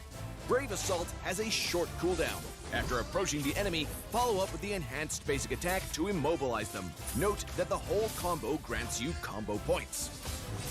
Energy Eruption offers great crowd control while posing a threat to enemies in a large area. Not to mention, it only costs 1 combo point. Make sure you hit enemy heroes to reduce the cooldown of Fredrin's other skills. Though Appraiser's Wrath has a long cast animation, it comes with outstanding damage and attack range. Couple it with Energy Eruption or Flicker to ensure hit. The more HP stored in Fredrin's crystalline armor, the more durable he becomes. Combo tips. In the laning phase, approach the enemy with Brave Assault. Follow up with the enhanced basic attack to inflict control, then cast Piercing Strike for damage. Lastly, use Energy Eruption to reduce skill cooldowns. In teamfights, cut into the fray using Brave Assault. Then cast Piercing Strike for the enhanced basic attack and the combo points. Follow up with Energy Eruption for both damage and cooldown reduction. Lastly, finish off enemies with Appraiser's Wrath. Tactics.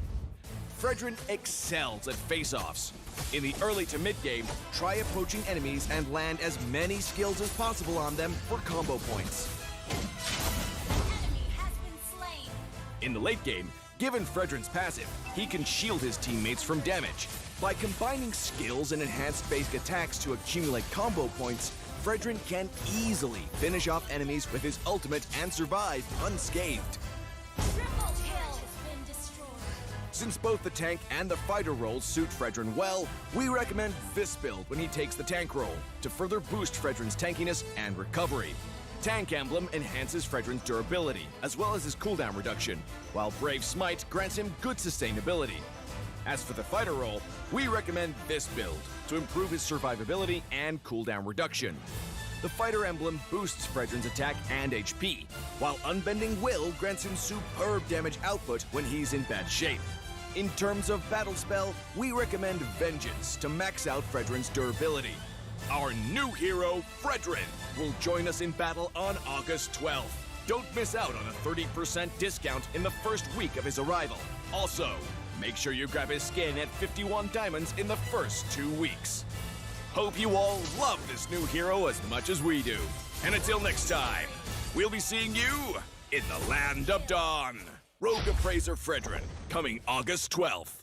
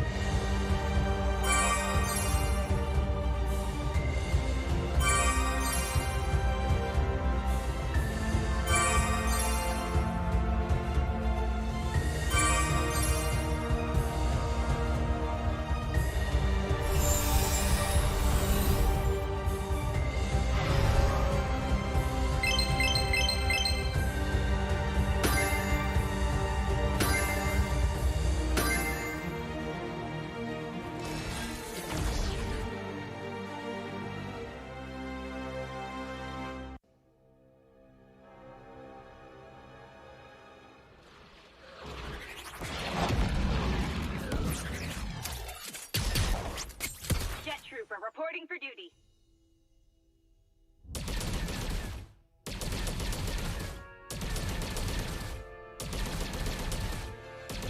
Orders received.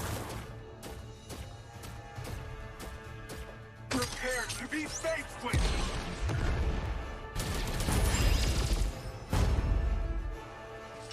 Orders received. Time for a high-caliber shot. I've spotted the fugitive. Time for a high-caliber shot.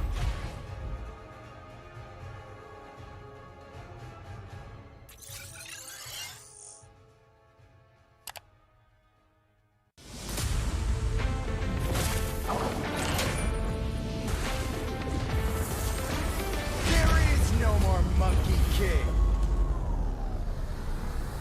No good deeds goes unpunished.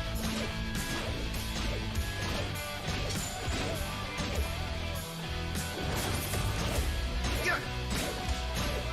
Yeah. Cool.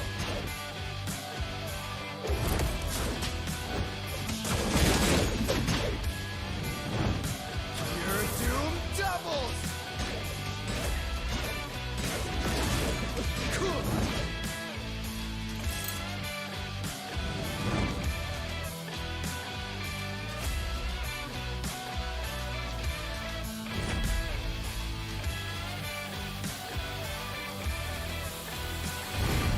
Your doom doubles. Cool.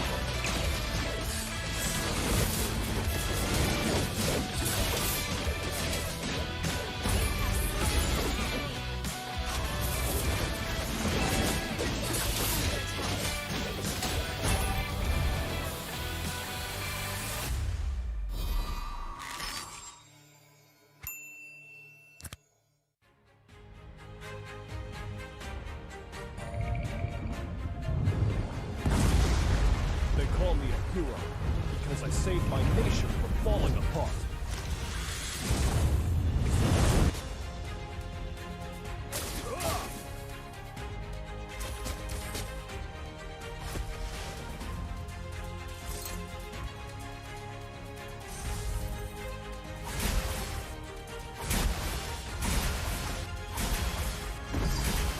Stay loyal.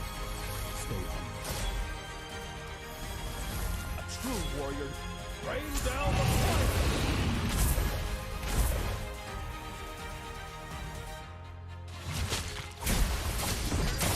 Rain down the fire!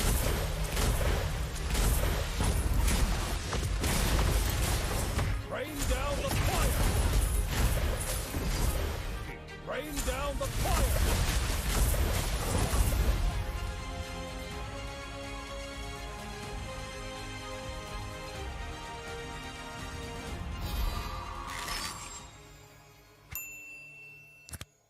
Hyperblend? What on earth is Hyperblend? Thrilling as Brawl. Strategic as Magic Chess. Unbridled like Overdrive.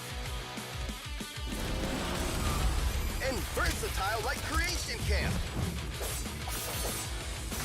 Hyperblend, another great game mode from MLBB. 50% skill, 50% luck, 100% fun. Skills and equipment, unlimited strategies. Heroes, skills, combinations are up to you to decide.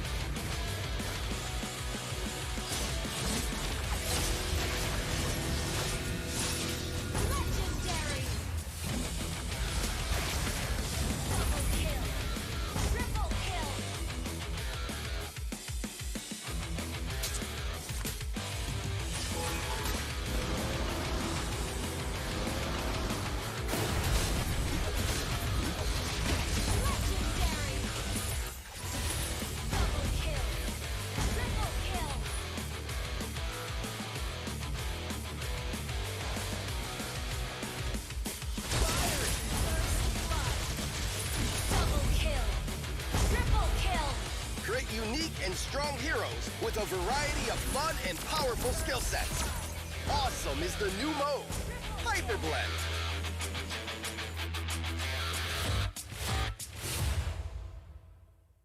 Hello, everyone!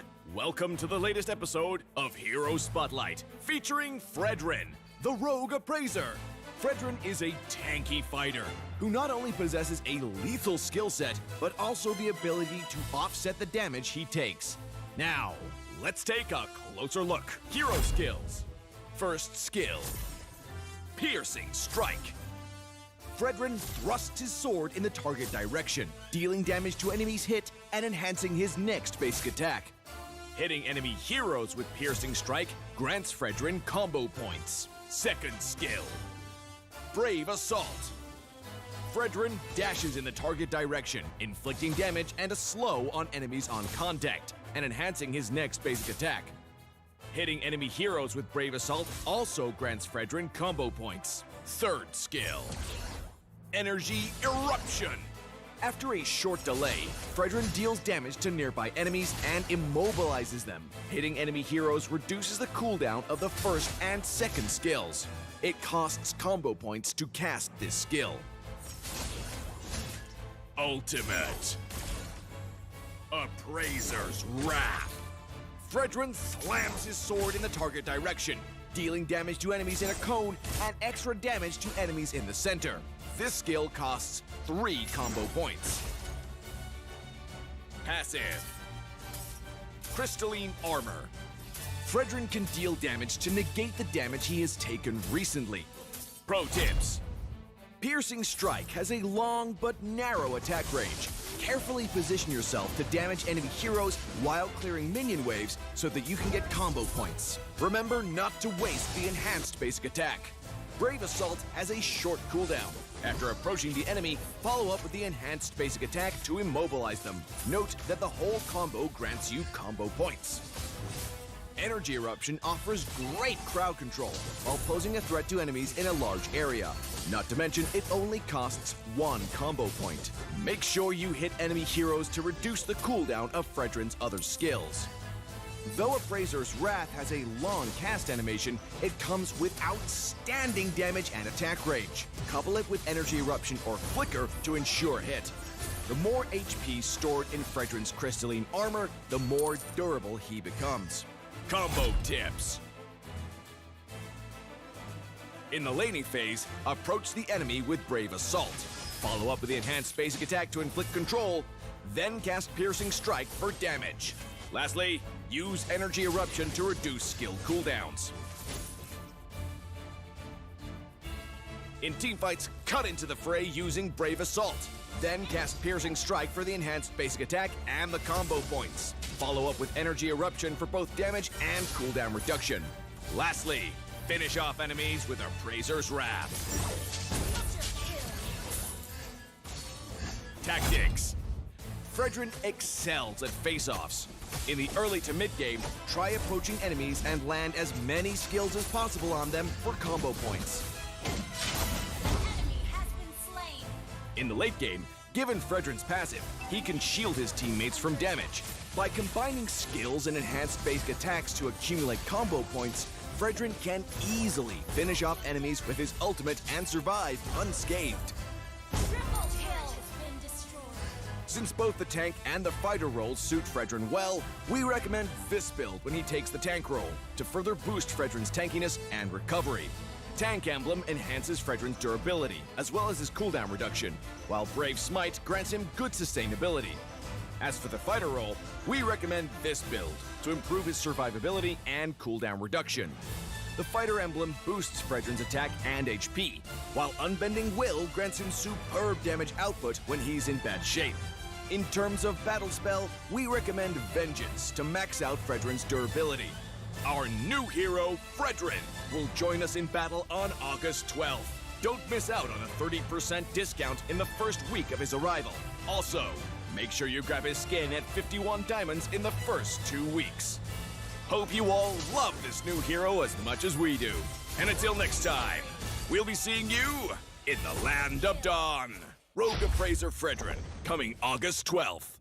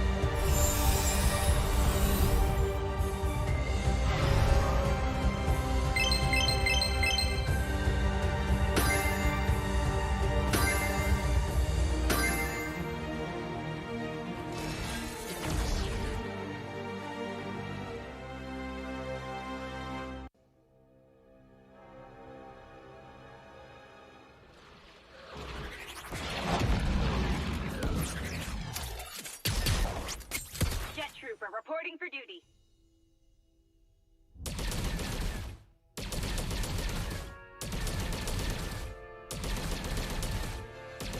Orders received. Prepare to be faced with.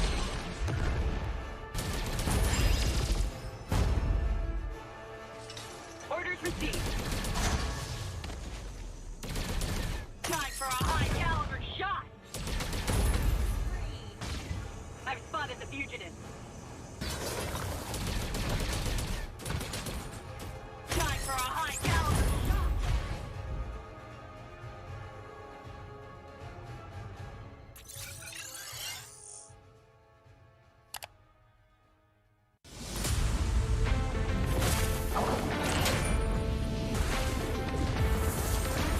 There is no more Monkey King. No good deeds goes unpunished.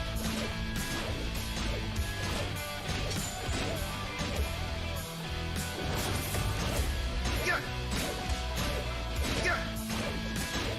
Cool.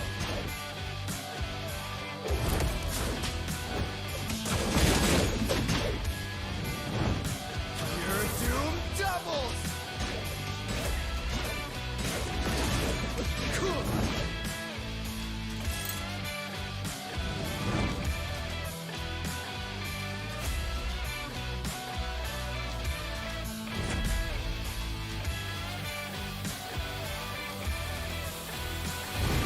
Your doom doubles. Cool.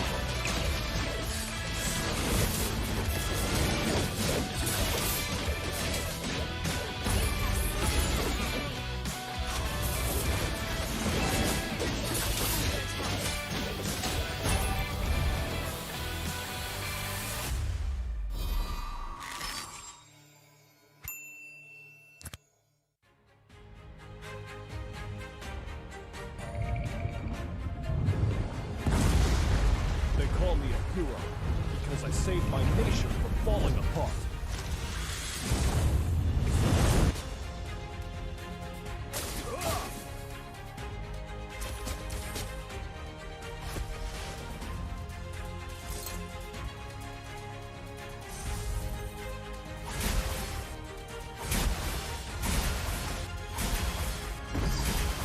Stay loyal.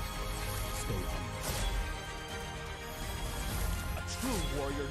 Rain down the fire.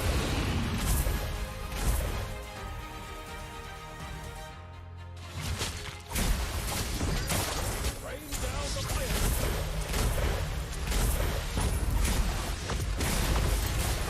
Rain down the fire. Rain down the fire.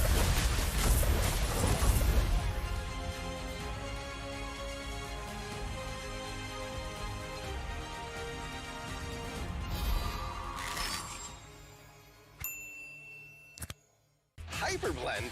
What on earth is Hyperblend? Thrilling as Brawl. Strategic as Magic Chess. Unbridled like Overdrive. And versatile like Creation Camp. Hyperblend, another great game mode from MLBB. 50% skill, 50% luck, 100% fun. Skills and equipment, unlimited strategies. Heroes, skills, combinations are up to you to decide.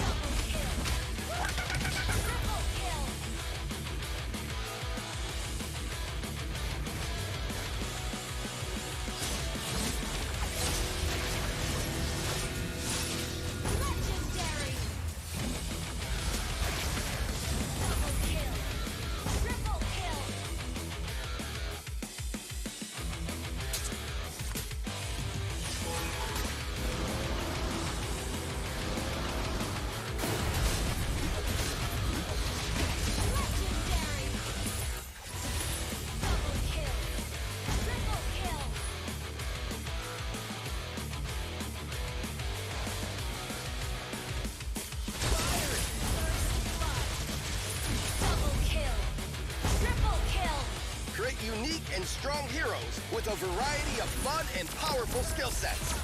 Awesome is the new mode, Hyper Blend.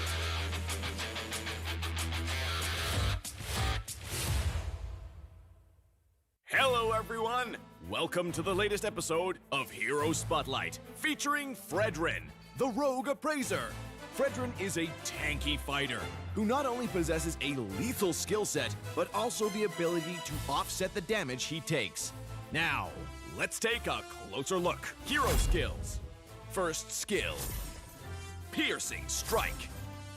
Fredrin thrusts his sword in the target direction, dealing damage to enemies hit and enhancing his next basic attack. Hitting enemy heroes with Piercing Strike grants Fredrin combo points. Second skill, Brave Assault. Fredrin dashes in the target direction, inflicting damage and a slow on enemies on contact, and enhancing his next basic attack.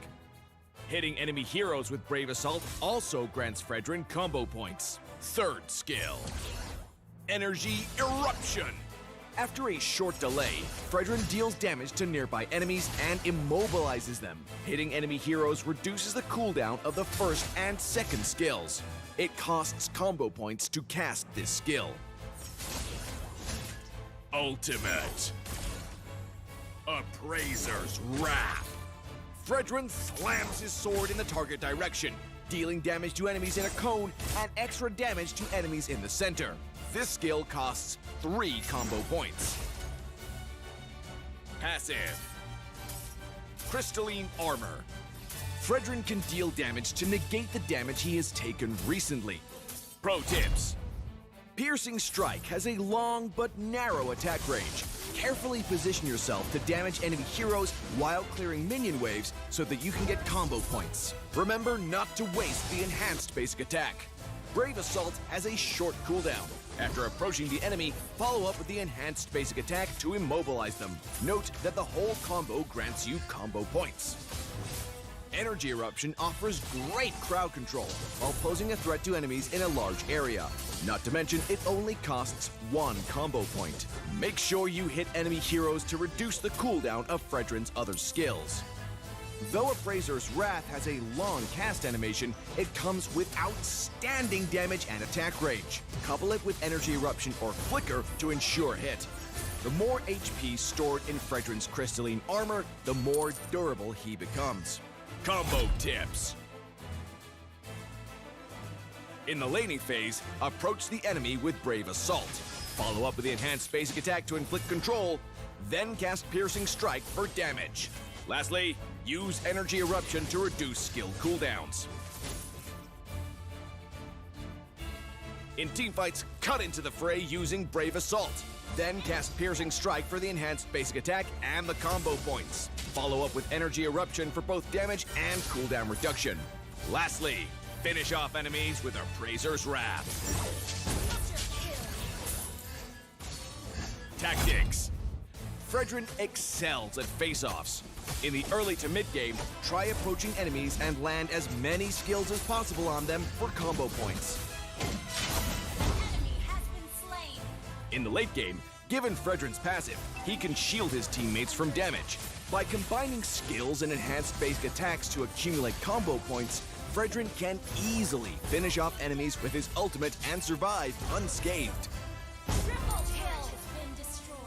Since both the tank and the fighter roles suit Fredrin well, we recommend this build when he takes the tank role to further boost Fredrin's tankiness and recovery. Tank Emblem enhances Fredrin's durability, as well as his cooldown reduction, while Brave Smite grants him good sustainability. As for the fighter role, we recommend this build to improve his survivability and cooldown reduction. The fighter emblem boosts Fredrin's attack and HP, while Unbending Will grants him superb damage output when he's in bad shape. In terms of battle spell, we recommend Vengeance to max out Fredrin's durability. Our new hero, Fredrin, will join us in battle on August 12th. Don't miss out on a 30% discount in the first week of his arrival. Also, make sure you grab his skin at 51 diamonds in the first 2 weeks. Hope you all love this new hero as much as we do. And until next time, we'll be seeing you in the Land of Dawn. Rogue Appraiser Fredrin, coming August 12th.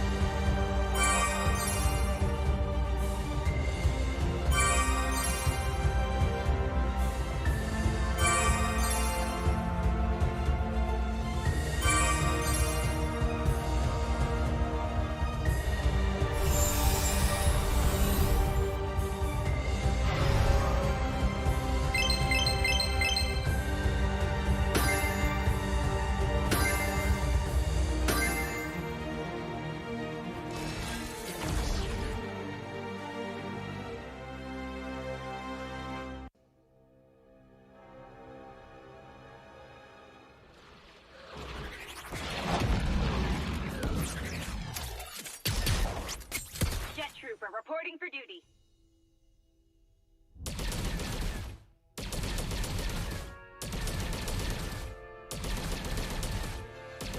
Orders received. Prepare to be safe switched.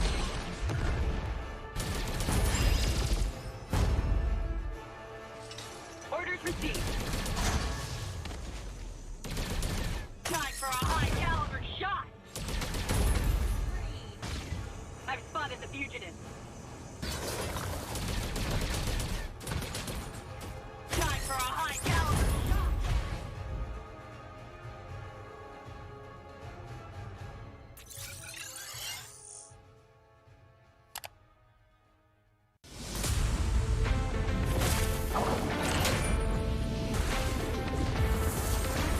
There is no more Monkey King. No good deeds goes unpunished.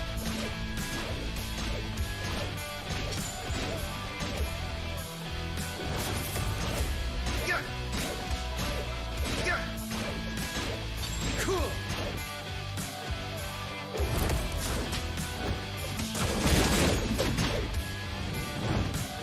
Your doom doubles. Cool.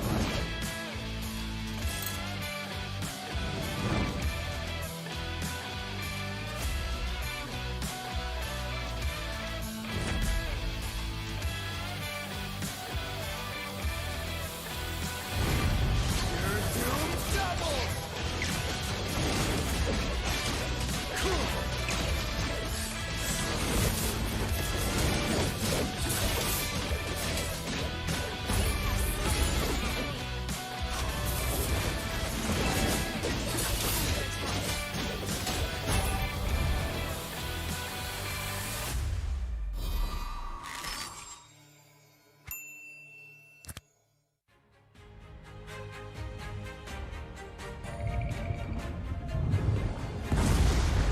They call me a hero because I saved my nation from falling apart.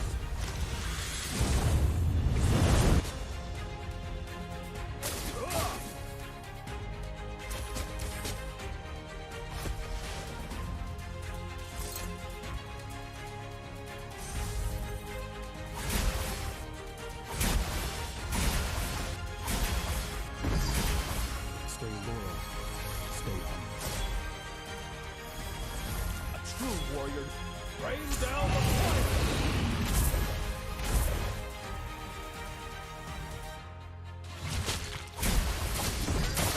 Rain down the fire!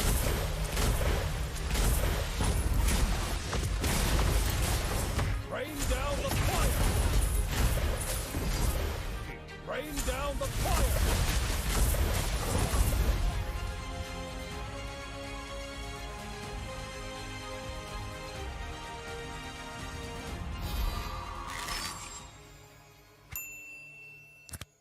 Hyperblend? What on earth is Hyperblend?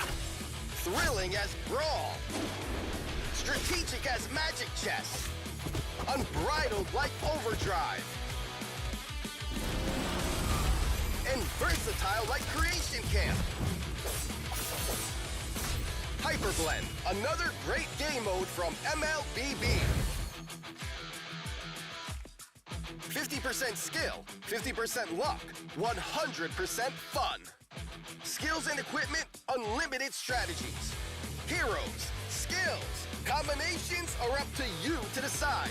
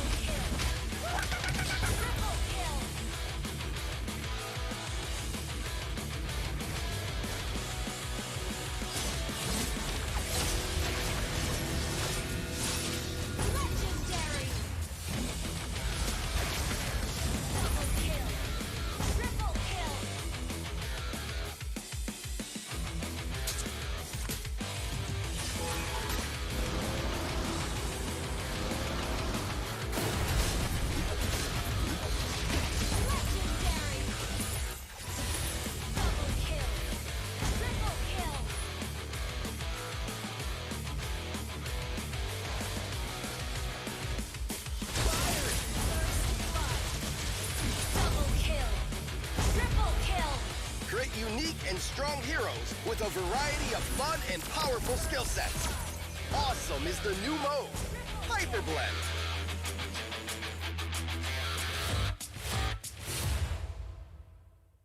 Hello, everyone!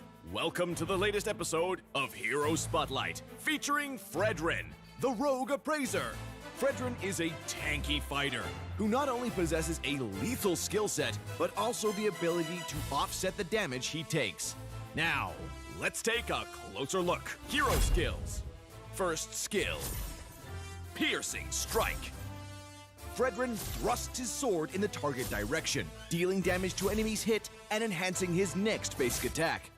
Hitting enemy heroes with Piercing Strike grants Fredrin combo points. Second skill, Brave Assault. Fredrin dashes in the target direction, inflicting damage and a slow on enemies on contact, and enhancing his next basic attack.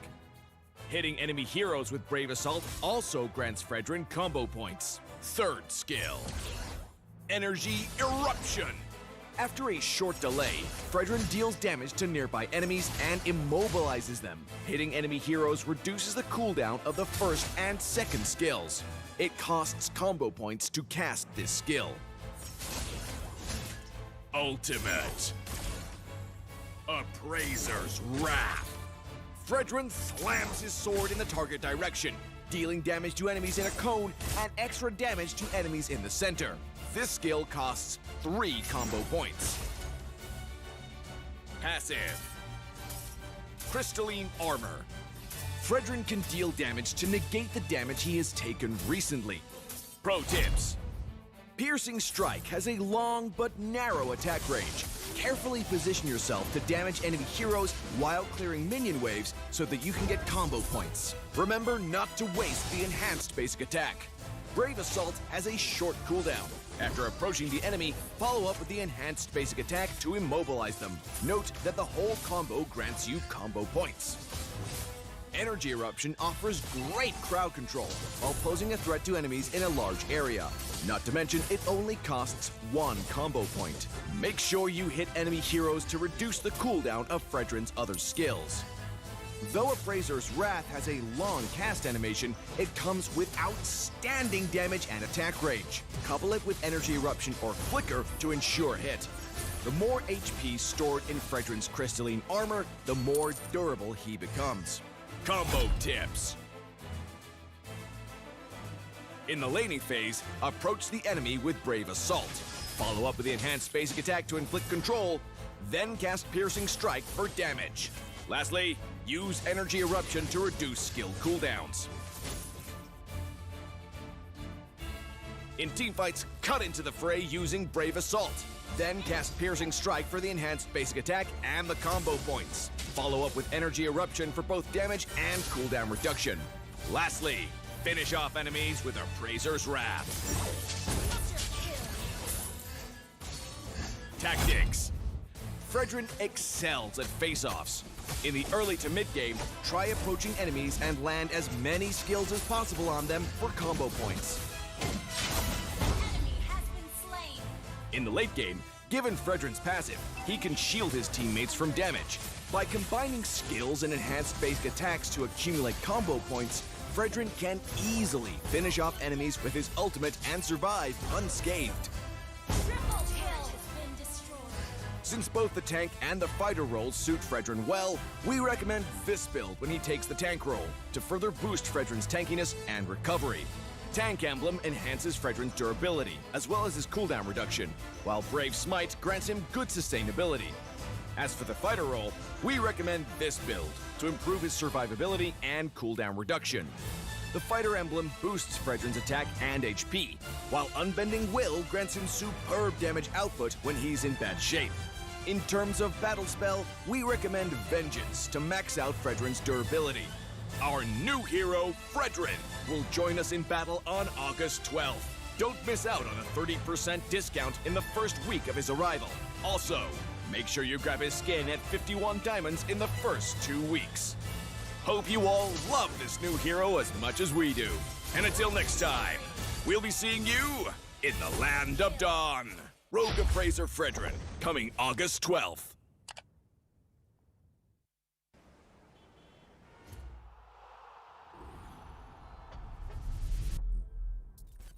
10 adalah satu angka yang istimewa. Ia sentiasa dianggap sebagai representasi kesempurnaan. Ya, MPL Malaysia sudah sampai musim ke-10. Sama seperti bilangan jari kita. MPL Malaysia atau MPL MYSG ketika itu bermula 5 tahun lalu. Pada Januari 2018, ia adalah kejohanan utama MLBB rasmi pertama yang dianjurkan oleh Munton untuk Malaysia dan Singapura. Dengan kejayaan musim pertama, MPL MYSG berkembang seterus-terusnya, di mana kami menyaksikan kebangkitan ramai superstars dan legenda. Mulai 18 Mac 2020, Tetapi pelaksanaan MPL bukan tanpa sebarang halangan. ditutup. Kejohanan MPL terpaksa diteruskan secara online. Dan dengan penubuhan, pasti ada perubahan. Musim ke-7 adalah musim pertama MPL MY berpisah dari Singapura. Lebih ramai bakat tempatan dapat menyinar di pentas kompetitif MLBB yang terutama di Malaysia. Sejak permulaan MPL MY, terdapat 9 piala kejohanan yang dimenangi oleh 8 pasukan. Lebih 200 pemain telah melangkah ke pentas MPL MY. Dengan musim yang akan datang ini, terdapat banyak kisah yang menanti untuk ditulis dalam sejarah MPL MY. Mampukah TODAK mempertahankan takhta mereka dan menjadi juara MPL MY untuk kali ketiga? Sementara mampukah RSG MY dan tim SMG meningkatkan jumlah piala MPL MY mereka kepada 2? Atau adakah akan ada juara baru untuk musim 10? Dan 2 pasukan manakah yang akan mewakili Malaysia di M4? Inilah musim baru kita, musim ke-10. Ini gaya kita.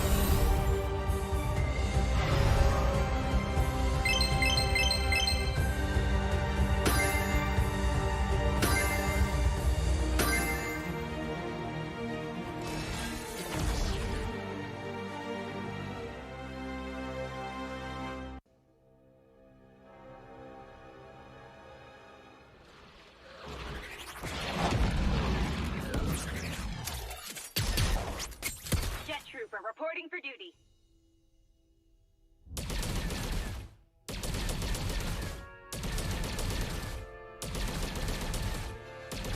Orders received. Prepare to be faithless.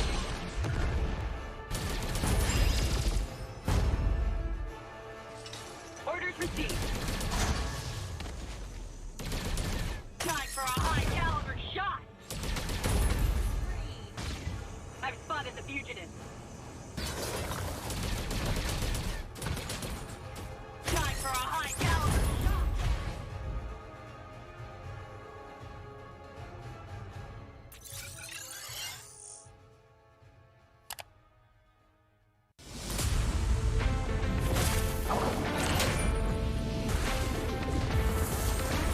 There is no more Monkey King. No good deeds goes unpunished.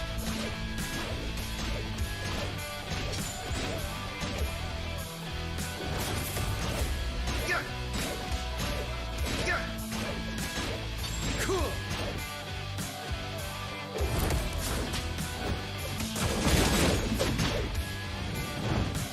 Your doom doubles. Cool.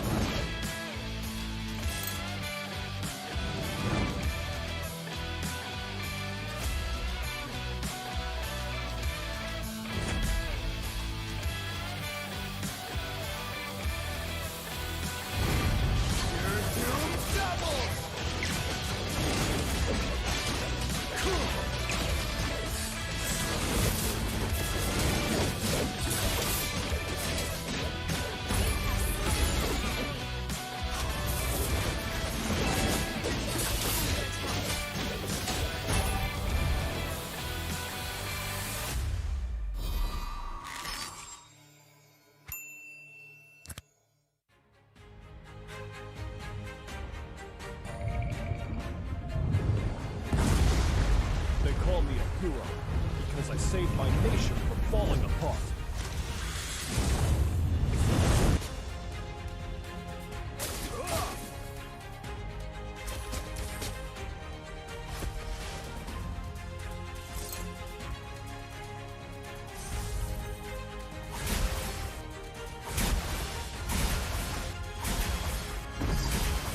Stay loyal. Stay humble. A true warrior. Rain down the fire!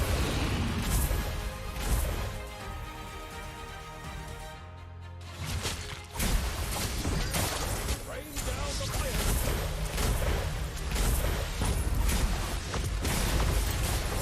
Rain down the fire! Rain down the fire!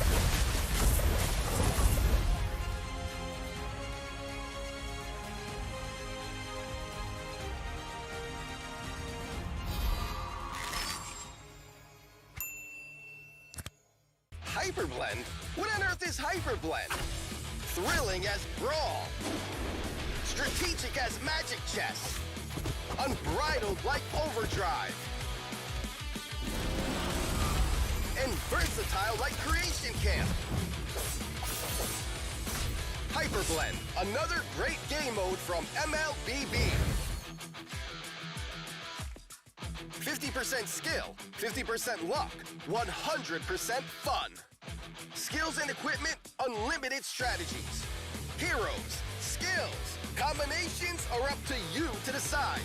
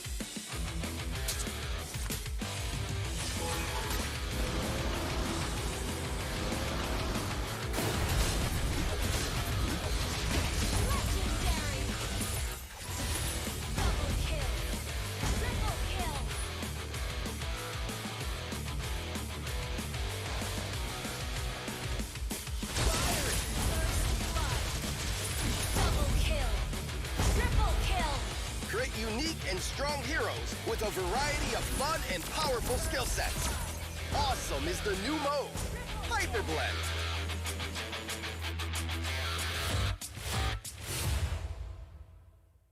Hello, everyone! Welcome to the latest episode of Hero Spotlight, featuring Fredrin, the Rogue Appraiser. Fredrin is a tanky fighter who not only possesses a lethal skill set, but also the ability to offset the damage he takes. Now, let's take a closer look. Hero skills. First skill, Piercing Strike. Fredrin thrusts his sword in the target direction, dealing damage to enemies hit and enhancing his next basic attack. Hitting enemy heroes with Piercing Strike grants Fredrin combo points. Second skill, Brave Assault. Fredrin dashes in the target direction, inflicting damage and a slow on enemies on contact, and enhancing his next basic attack. Hitting enemy heroes with Brave Assault also grants Fredrin combo points. Third skill, Energy Eruption. After a short delay, Fredrin deals damage to nearby enemies and immobilizes them. Hitting enemy heroes reduces the cooldown of the first and second skills. It costs combo points to cast this skill. Ultimate Appraiser's Wrath. Fredrin slams his sword in the target direction, dealing damage to enemies in a cone and extra damage to enemies in the center. This skill costs 3 combo points. Passive Crystalline Armor. Fredrin can deal damage to negate the damage he has taken recently. Pro tips. Piercing Strike has a long but narrow attack range, carefully position yourself to damage enemy heroes while clearing minion waves so that you can get combo points. Remember not to waste the enhanced basic attack. Brave Assault has a short cooldown. After approaching the enemy, follow up with the enhanced basic attack to immobilize them. Note that the whole combo grants you combo points. Energy Eruption offers great crowd control while posing a threat to enemies in a large area. Not to mention, it only costs 1 combo point. Make sure you hit enemy heroes to reduce the cooldown of Fredrin's other skills. Though Appraiser's Wrath has a long cast animation, it comes with outstanding damage and attack range. Couple it with Energy Eruption or Flicker to ensure hit. The more HP stored in Fredrin's crystalline armor, the more durable he becomes. Combo tips.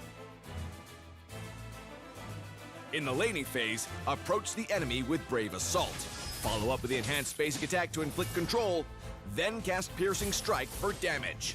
Lastly, use Energy Eruption to reduce skill cooldowns.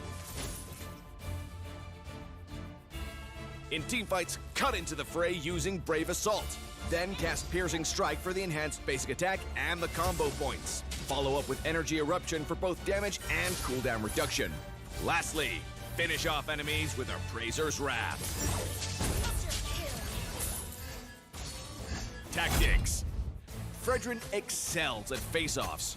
In the early to mid-game, try approaching enemies and land as many skills as possible on them for combo points. In the late game, given Fredrin's passive, he can shield his teammates from damage. By combining skills and enhanced basic attacks to accumulate combo points, Fredrin can easily finish off enemies with his ultimate and survive unscathed. Since both the tank and the fighter roles suit Fredrin well, we recommend this build when he takes the tank role to further boost Fredrin's tankiness and recovery. Tank Emblem enhances Fredrin's durability, as well as his cooldown reduction, while Brave Smite grants him good sustainability. As for the fighter role, we recommend this build to improve his survivability and cooldown reduction.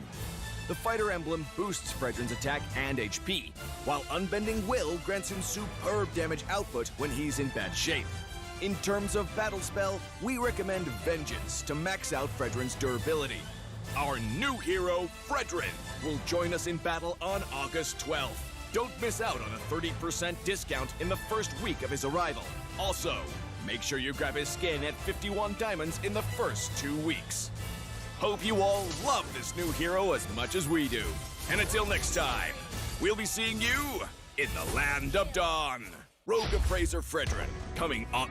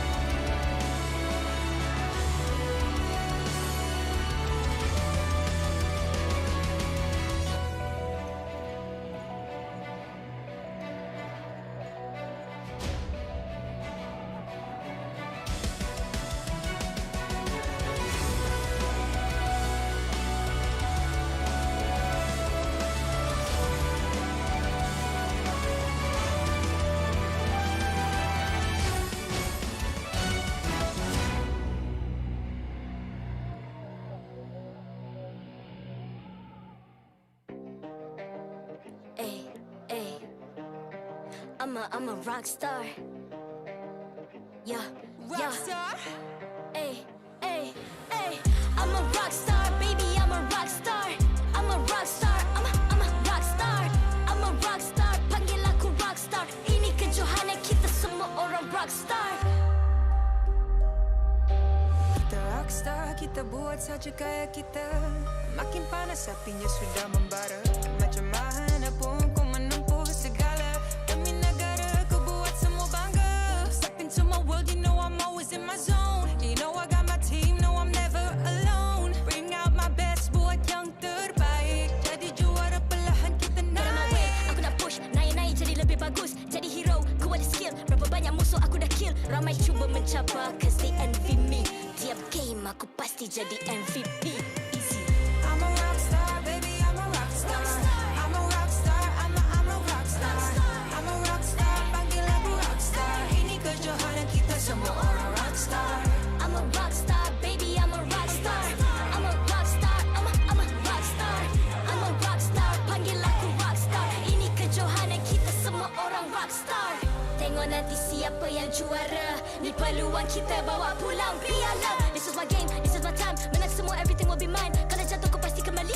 Bangun balik ku tegak berdiri. Kuatkanlah tenaga, ganjaran diperoleh. Ni kejohanan kita, Malaysia memang boleh. Rise up to the top, kita buat bersama. Semangat kita kuat di bawah satu bendera. Hey. I'ma go hard for the win. Win. On the battlefield till the end. I'm trying to beat the greatest anyone has ever seen. Stand by, I'm coming in for the win. I'm a rockstar, baby, I'm a rockstar. I'm a rockstar, I'm a rockstar. I'm a rockstar, panggil aku rockstar. Ini kejohanan kita semua orang rockstar. I'm a rockstar, baby, I'm a rockstar. I'm a rockstar, I'm a rockstar. I'm a rockstar, panggil aku rockstar. Ini kejohanan kita semua orang rockstar.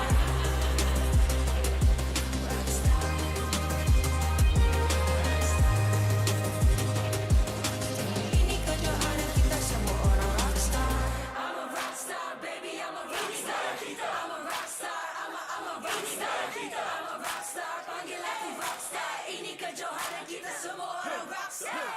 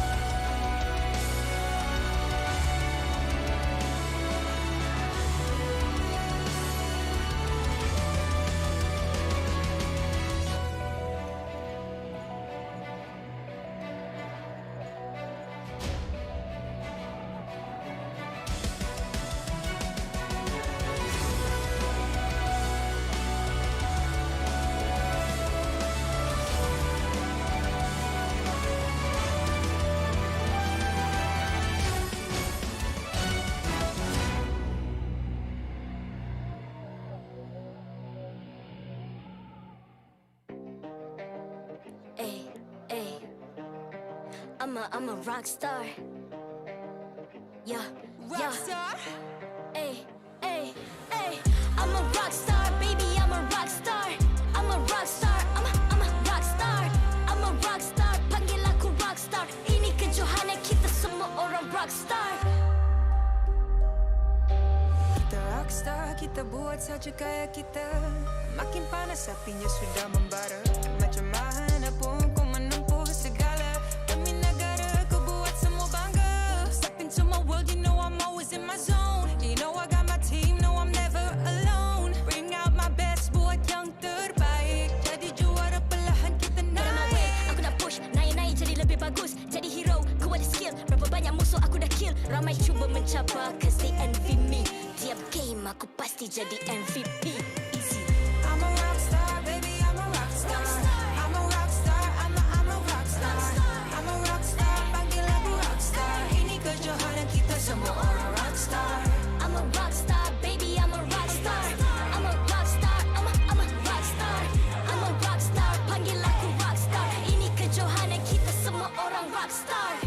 semua nanti siapa yang juara. Ni peluang kita bawa pulang piala. This is my game, this is my time. Menang semua, everything will be mine. Kalau jatuh kau pasti kembali. Bangun balik ku tegak berdiri. Kuatkanlah tenaga, ganjaran diperoleh. Ni kejohanan kita, Malaysia memang boleh. Rise up to the top, kita buat bersama. Semangat kita kuat di bawah satu bendera. I'ma go hard for the win. On the battlefield till the end. I'm trying to beat the greatest anyone has ever seen. Stand by, I'm coming in for the win. I'm a rock star, baby, I'm a rock star. I'm a rock star, I'm a rock star. I'm a rock star, panggil aku rock star. Ini kejohanan kita semua orang rock star. I'm a rock star, baby, I'm a rock star. I'm a rock star, I'm a rock star. I'm a rock star, panggil aku rock star. Ini kejohanan kita semua orang rock star.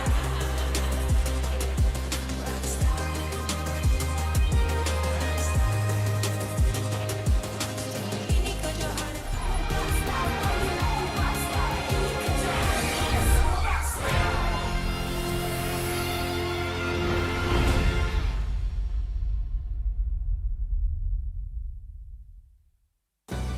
MPL Malaysia Season 10 is powered by Munton, presented by McDelivery.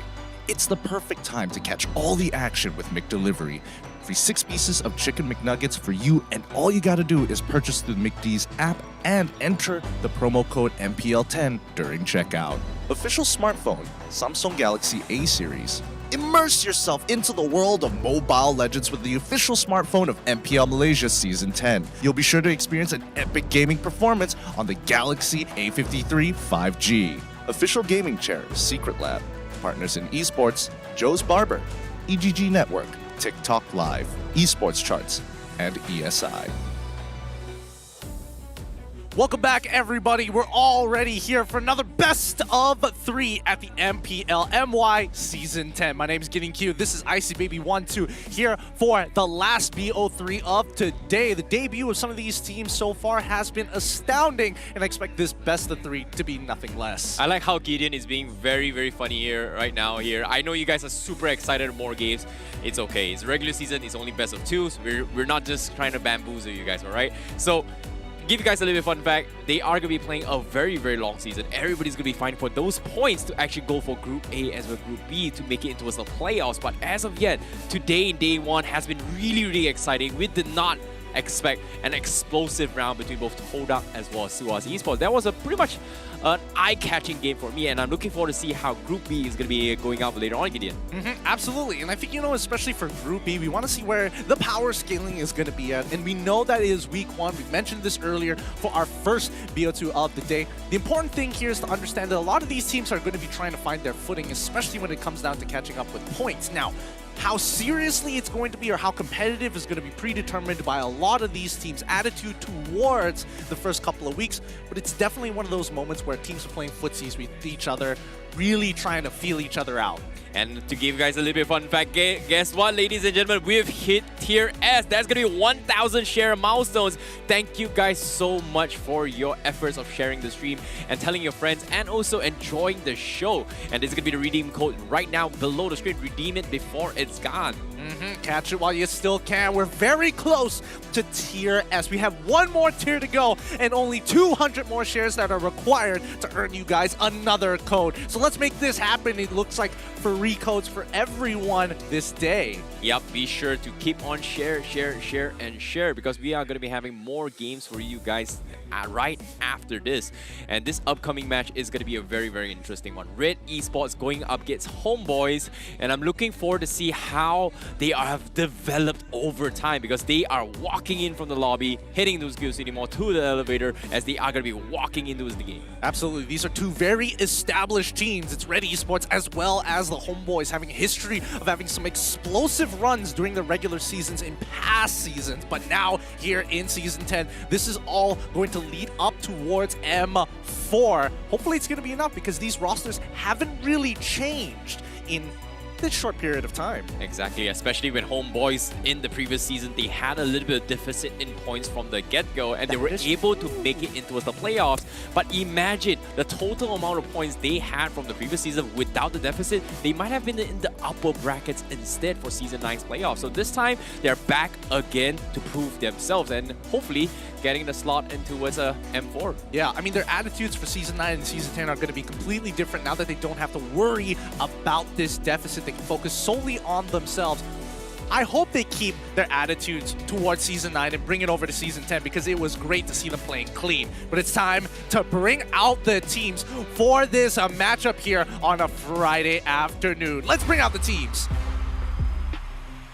Homeboys.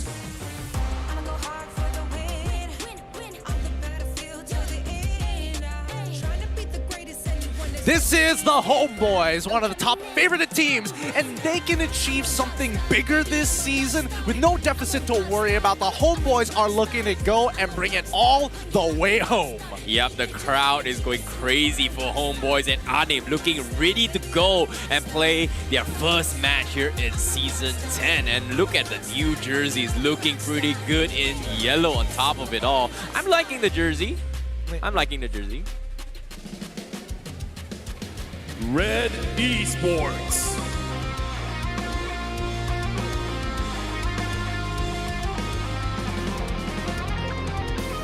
Red Esports, with their excellent performance during Season 9's regular season, will they continue to evolve this season and maybe score to get a championship under their organizational belt?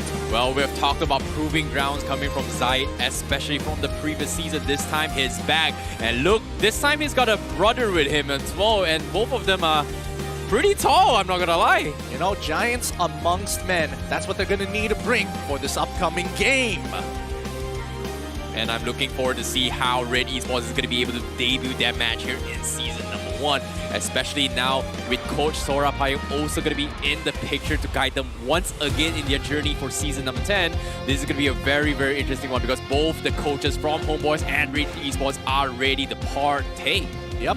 With the brawn already settled, the brains come over to ensure the best possibilities for each one of these teams. Sora Payung coming in from Red Esports and Saiful coming in from the Homeboys, each with their respective analysts, Dragon and as well as Bang, to ensure that both teams will have their best chance at a 3-point finish. Yeah, I'm looking forward to see what both coaches has installed for both of these teams, especially in their debut here in the playoffs.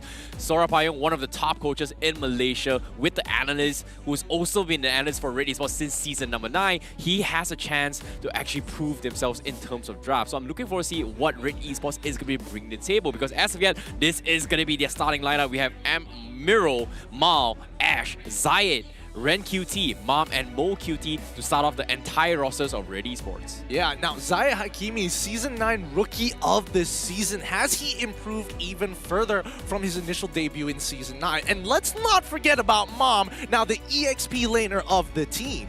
Yeah, I'm a little bit curious who is going to be the role move for the team, but based on what we saw just now, I think it was Miro as well as Zayed up on stage. It might be Miro going to be playing the tank role and contrast to Mom going to be playing on the XP. So with a little bit of guidance from Mom, can Miro be able to adapt to the new Red Esports playstyle that is going to be developing here in the first debut for them? Look, it's a new season, a new meta, and new faces coming to join the leagues of some of the greats here at MPL MY. But we cannot forget about the Homeboys. Let's have a look at their lineup with the strong lineup of Migdi, Vince, GB, Sapat, Bang, Anip, Expedia, all and O. Yeah, that's going to be a very, very interesting one, especially for Mark D. I've seen him play on the Influencer match for 5-on-5 as well. He has demonstrated he does have the capabilities to play as an XP laner. So I'm looking forward whether or not are they going to be starting the roster. Just now, we did see Sapat, we did see Anip, and I'm a little bit curious. Is it going to be a little bit of a same roster to play it safe, or is this going to be the Homeboys where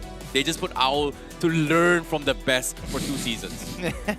I don't know whether it's going to end up to be an all situation all over again, but you know these faces and you know what they are capable of. I mean, looking at the fact that they're adding Expedia previously from Team SMG and now kind of taking over in the roam position here. Let's have a look at the talent predictions on both the BM and English side with a split in the middle. It looks like, oh, Icy Baby 1-2 with Homeboys and Sith with the Homeboys, the rest leaning towards Red Esports. You got some explaining to do. Hey, I'm not gonna lie, this is a difficult one to actually predict, alright? Like, I like both teams, but for me, track record-wise from Homeboys, they looked unstoppable in the previous season's regular season. The only reason why they got eliminated is pretty much they needed the second life. Based on their total points, even though with a deficit, they technically should have made it to upper brackets for season number 9. So I'm putting my money on that, and that's why I'm going for Homeboys. Okay, that's a fair argument here, but I do think that the Homeboys have a little bit more of an edge here, especially with an experienced player like Expedia. Let's see what the audience believes in, and I think they're pretty split here all across the board. Yeah, look at this. We have on-site as well. We've got 68% going for Red Esports and the rest going for Homeboy. So it's pretty 50-50. So it's a little bit undecided who's going to be playing this match. And what a way for day number 1 to have all the teams to be very, very uncertain. But at the same time, for these guys at home, if you want to show your support to your favorite teams together, you can hashtag with 10 Bersama and attach your game ID and server ID, and you'll also be able to walk away with a mystery guy. And here's the tip. Best comments will be featured on the live stream as well. So be creative with your comments by supporting your team, and remember to hashtag 10 Bersama. Remember, these teams, they need you, the audience, to give them that motivation, that extra bit of oomph in their gameplay to make it to the end here. I'm curious to see whether or not people are going to come up with some creative stuff or whether it's just going to be some short, sweet one-liners. Well, we did have a little bit of a peek into the MLBB community groups, and there are a lot of interesting memes. So I'm looking forward to see some creative one-liners. But as of yet, now the game continues. This is going to be the Group B's first match of the entire season itself, and it's going to be Homeboys going up against Red Esports with Homeboys on the blue side. It's the drafting phase. Homeboys going to kick things off, banning out the Fanny. Very understandable here. Zayat has shown some very strong capabilities, and those who have made the mistake of leaving it open in Season 9 have definitely paid the price. Red Esports, on the other hand, respond with Valentina, must bans coming all the way through, followed up by Homeboys with the Akai. Yeah, I'm looking forward to see what Homeboys is going to be playing in terms of playstyles, right? We had an argument in the previous season where Anip has a little bit of a limited hero pool when it comes to his hero choice. But hopefully Expedia is going to be able to set up the tempo to buy time for him, knowing that he did play for SMG. He did have successful results during his run in the MPL region. And I'm looking forward whether or not can he do the same for Homeboys. Well, here's the thing. Homeboys play around their two main playmakers, Chibi and as well as Subot. Whether Expedia can actually enable them or actually give the call for the rest of the team to do so, people like Vince and Anip who are solid in lane and solid in these team fights, it really comes down to who is going to be the weak link. And we don't know. Season 10, a lot of things have changed, and this team has been together for more than over a year. Yeah, they do. They have shown a lot of growth over the seasons as well, and it's just a little bit unfortunate in the previous season, but this time, clean slate, tickets on the line. I think it's about time to go all out. However, talking about drafts here, a little bit different compared to previous games. Natalia completely ignored as of yet. 1-1 still in the picture. Xavier not even touched at all thus far. Let's not forget that Julian has been the follow-up ban coming in from Red Esports, and to finish things off here in the first phase of the bans, Homeboys decide to ban out Ling. I think Ling is a good reference point just because of how things went down during MSC when it actually happened in Malaysia.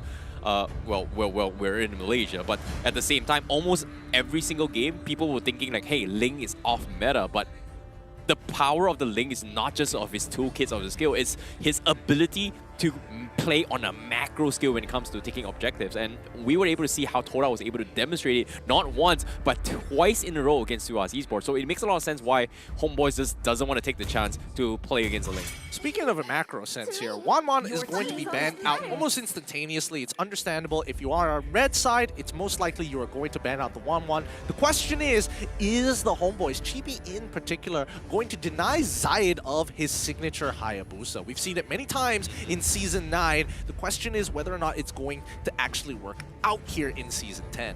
Yeah, but as of yet, Tamos is still a top priority pick, especially based off the previous game. I feel like they might consider first picking the Tamos and potentially flex it into a very versatile role, but I might be wrong, but it seems like I am wrong, and it is going to be Yves being picked, and it's going to be a 100% win rate thus far throughout today's games though. Rather interesting. Vince, last time, a lot of his signature picks came around whether or not he had access to specifically either Selena or Veil as well, Lilia as well. Lilia Yeah, was Lilia. one. I was thinking Veil for a second there, but I got it mixed up with somebody else. But yes, Lilia in particular. However, Red Esports, on the other hand, we haven't seen two heroes that I'm really hoping to see rather in some time this weekend, right? I'm thinking about the Farmis, I'm thinking about the Vexana, whether teams are going to integrate that. Yeah, I think Ferraris is a good shout as well. What? Okay, as soon as they say it as well, the Ferraris instantly gets picked off, and Red Esports, they also pick the carry on top of it all. That's a pretty early pick coming from Red Esports, expecting that Homeboys might go for a tanky composition, but as of yet, I'm a little bit worried, considering that I do remember, based on the track record from Homeboys, they do tend to lean on Vince being on the middle or last pick phase to keep his options open. I'm surprised they first pick it this time, making it open for both Anim as well as Serpat. And the carry pickup coming from Red Esports, what are your thoughts on the Faramis with carry? Because I'm not exactly sure how they're going to be playing this. I got to think about this for a second, because the fact is, I saw carry first, and I was thinking, what could you pair with carry to make her somewhat viable, especially when when the first thing you see is a Yves who naturally has an insanely long range. And the fact that they have Farmas, I think it's an interesting synergy, right? But Homeboys, they've got a very good response to this. We already have the Yves, which is pretty much a free win for us, but we're also going to pair it up with a Natalia as well as a Clint. Clint naturally will be able to push carry out of lane in the first few minutes of the game. Natalia to really press that advantage. If I'm not mistaken, I think Red Esports, or was it Red Esports or Homeboys, one of them actually played a Hellcurt. With a Natalia as well as a Hellcurt, I feel like these are great heroes to deal with a Faramis, right? Before they popped out, just goes in for the silent and instantly one-shots the Faramis. And in this case, I'm a little bit curious on how Red Esports is going to be playing this Faramis, because there's been so many debates. You can play mid, you can play roam, you can play XP. How are they going to play this Faramis? Is this going to be a roaming style, or is it going to be a mage style, XP laner style? That's going to be my question to Red Esports. However, they picked the Karina. That's going to be the jungle Karina in the hands of Red Esports.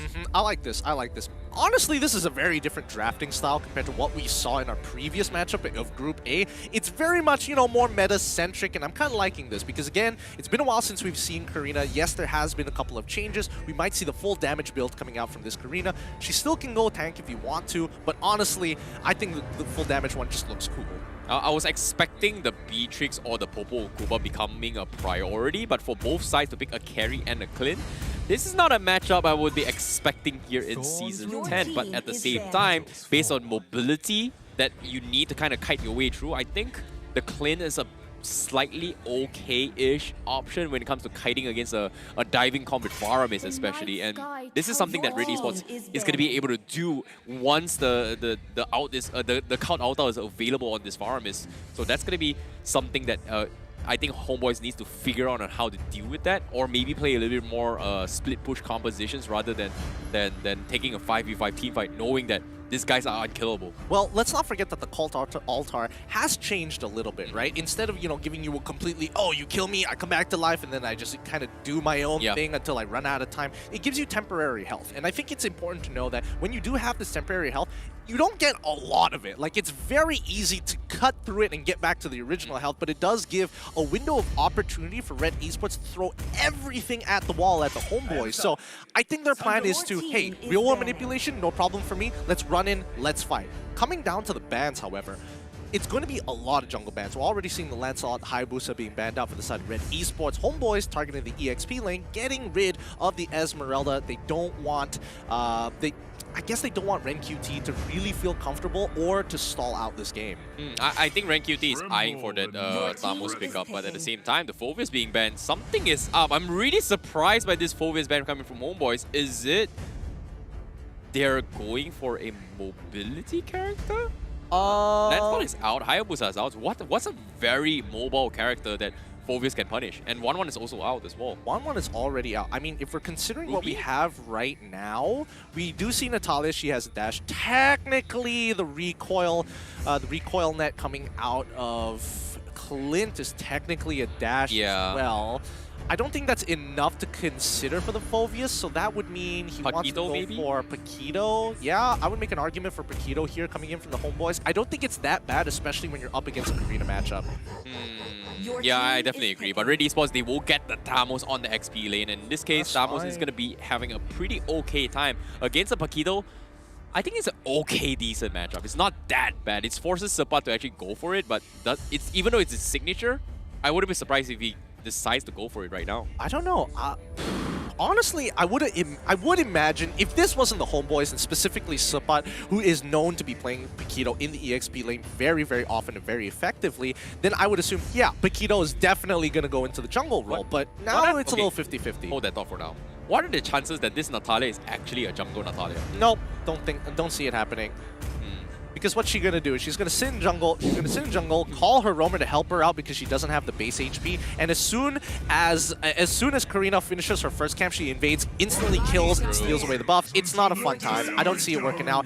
Balmond, however, that's what I want to see. Benedetta on top of it all. This is gonna be some fun games. Fun indeed. I think it's a safe pick just because of how Homeboys realize that the carry is going to be able to benefit from hard tanks. Going for like a hybrid tank to actually soak some ton of damage and do a decent amount is a pretty okay idea.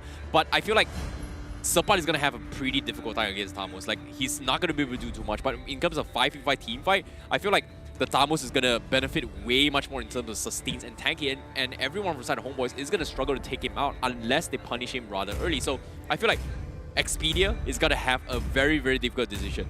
Who does he focus? Does he focus more on carry or just focus on shutting down the Tamos? And this final pick is going to be the Matilda, ensuring even more sustains, and that means...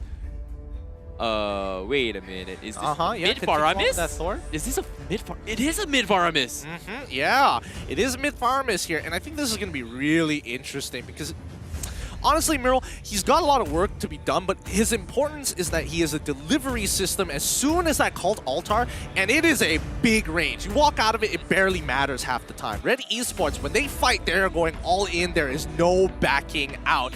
And if Red Esports isn't able to hold, again, get some form of kill or to stop when the Homeboys activate Vins, it's going to be a tough call, but this is it. The first battle of Group B. We have a composition design round team fights, some early stalling, but a Benedetta to make it as flashy as possible in the hands of Sepat. On the other hand, we've got a combination. The first time we are seeing Faramis here entering into the land of Dawn. Ladies and gentlemen, this is going to be game one between Homeboys versus Red Esports. And I'm looking forward to see how things are going to go because Homeboys, they've made their peace, and that's going to be Sepat going to be helping out on Chibi with his farm before he actually goes up the lane. So a little bit of an escort system coming in from Homeboys for now. Personally, I like it because it's a small micro mechanic that abuses Benedetta. The fact that she can get around the map really, really quickly. She doesn't miss any EXP down on the bottom side, but Emerald is taking quite a bit of damage here. He should be able to sustain, but even Ash, again, beautiful, beautiful changes. The Farmers can actually go over walls. Oh no, Sepat, he's having a very, very difficult time. He's going to get completely bullied out of the lane. Going to be forced to recall back out of there. Homeboys played the safe approach by securing the orange buff and then the purple buff, allowing the Little Wanderer in the hands of Zaid. So that's going to give a little bit more mobility in the hands of Red Esports at the early stage again. Expedia going for the harassments, but not doing too much as of yet. Red Esports is going to be playing a little bit safe for now. Yeah, Chibi should naturally start matching up against Zaid at this stage of the game. I mean, Chibi, he's going to be fast, and especially when you're on Balmond, you just need to power farm your way to victory here. Down on the EXP lane, there's nothing much that Sepat can really do, and I don't think he needs help from anybody else. So unless Red Esports wants to try and punish him, good luck. It's Benedetta. It's not the easiest in the world. However, let's have a look at the sub-emblems here as the fight from Expedia as well as Miral isn't really going to come to fruition. I'm a little bit surprised by this Emblem pickup coming from support as well. I was expecting maybe the Festival of the Blood, but instead he opted to go for a little bit more damage when his HP is a little bit low. Maybe taking advantage of the skill spike to actually do a little bit more damage with Electro Final Blow, perhaps? Well, I think he's going to go for a full tank build, especially if you are taking Unbending build. Your sustainability is not going to be there, but Chibi now in trouble. First blood achieved by Red Esports. A good setup coming in from Red to make sure that they could punish any stragglers coming in from the side of the Homeboys, and unfortunately, it just had to be Chibi. Yeah, that's going to be a very difficult one. Support tried to make a play out of the situation. Now, popping the Electro Final Blow, he's a little bit stuck in a couple of terrain blocks, but Red QT, he can opt to go for the chase, but seems like he is going to be backing out, so he's going to be safe for now. Meanwhile, Ash in the middle lane, just very, very quick rotations with his Faramis. Very good decisions coming in from Red Esports. Like in most cases, junglers wouldn't look to go for a kill where you cannot guarantee getting the gold, right? But he chunked out Sapat, allowing Ren QT to actually get ahead in his lane. He proxies the wave at the same time, and now, as you can see, Sapat is a level down on Ren QT. But as of yet, seems like Red Esports, they've gotten full control. They need, from the side of Homeboys, they are going to be relying a little bit more on Expedia trying to set up a couple kills. And as of yet, he hasn't been able to make this kind of plays. And guess what? They found him as well. Red Esports, they're looking for the fight. Here comes the Circling Eagle, catches Expedia, but seems like he's going to be A-OK. Miro needs to back off. Meanwhile, the Count Altar is going to keep them slightly alive. A little bit redemptive measure coming from Ash, but they still got the job done. They trade a jungler for a roam for Red Esports, and they're looking for more.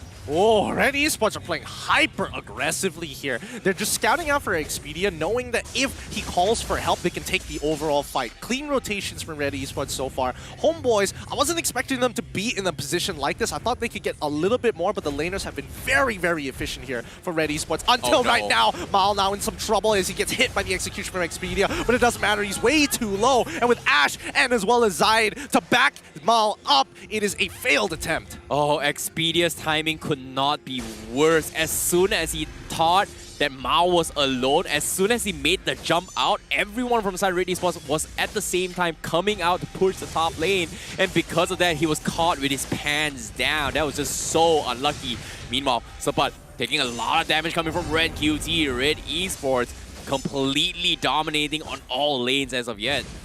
Yep, Sapat's taking the brunt of the damage here. He is falling slowly behind. Anip is still same level as Mal so far, so he hasn't lost too much, but this next objective is going to be hard to get. Red Esports sticking together, making sure that they can't do anything. The Cult Altar has already been dropped, allowing them to take this turtle for free without any way of losing gold from the Homeboys. Sapat, though, is he in trouble? Red QT, he could go for the kill, but decides to back off. It's just not worth it. Just bullying out the lane is going to be the way to go. Meanwhile, Red Esports going for a double supportive composition is actually working him out. Mao popping the sprint with the Matilda on top of the ball, keeping him alive, is doing wonders for this carry, and they're just hyper boosting the carry from the side of Red Esports. And I don't think the Natalia can do too much, but look at this on the top side. Expedia is going for the hunt. He's got a lot of information, but what can the rest of his teammates do about this? I don't think anything, apparently. I mean, Expedia is giving information, right? It's up to the Homeboys how they want to kind of capitalize on the information relayed to them. Mal so far and Ren QT at the top of the charts of the gold ranking. Anip closely behind them by 200 gold at this point in time, but as you can see, not everybody is having the best time. Like Sapat especially being 500 gold down, he's basically a pair of boots down, but Ren, he continues to oppress him, and he does have an EXP lead on top of it all.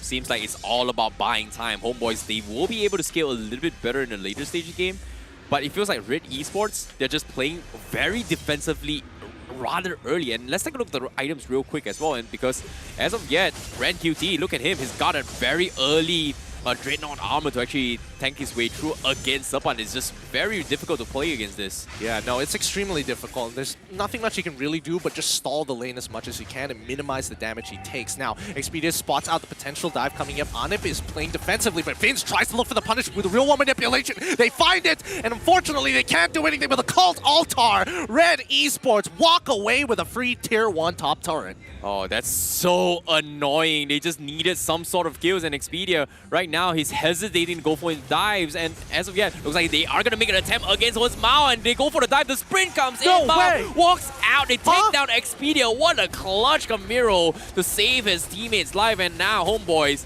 they have to get some sort of trades. Ash is here to say hello, but Red Esports, they still manage to keep Mom alive. The miscalculation coming in by Expedia. Chibi didn't commit his ult because Expedia had executed. Now they lose another turret down on bottom side. Things are not looking good for Homeboys. Is it salvageable? Absolutely doable. But let's look at the AI winning prediction. Whoa!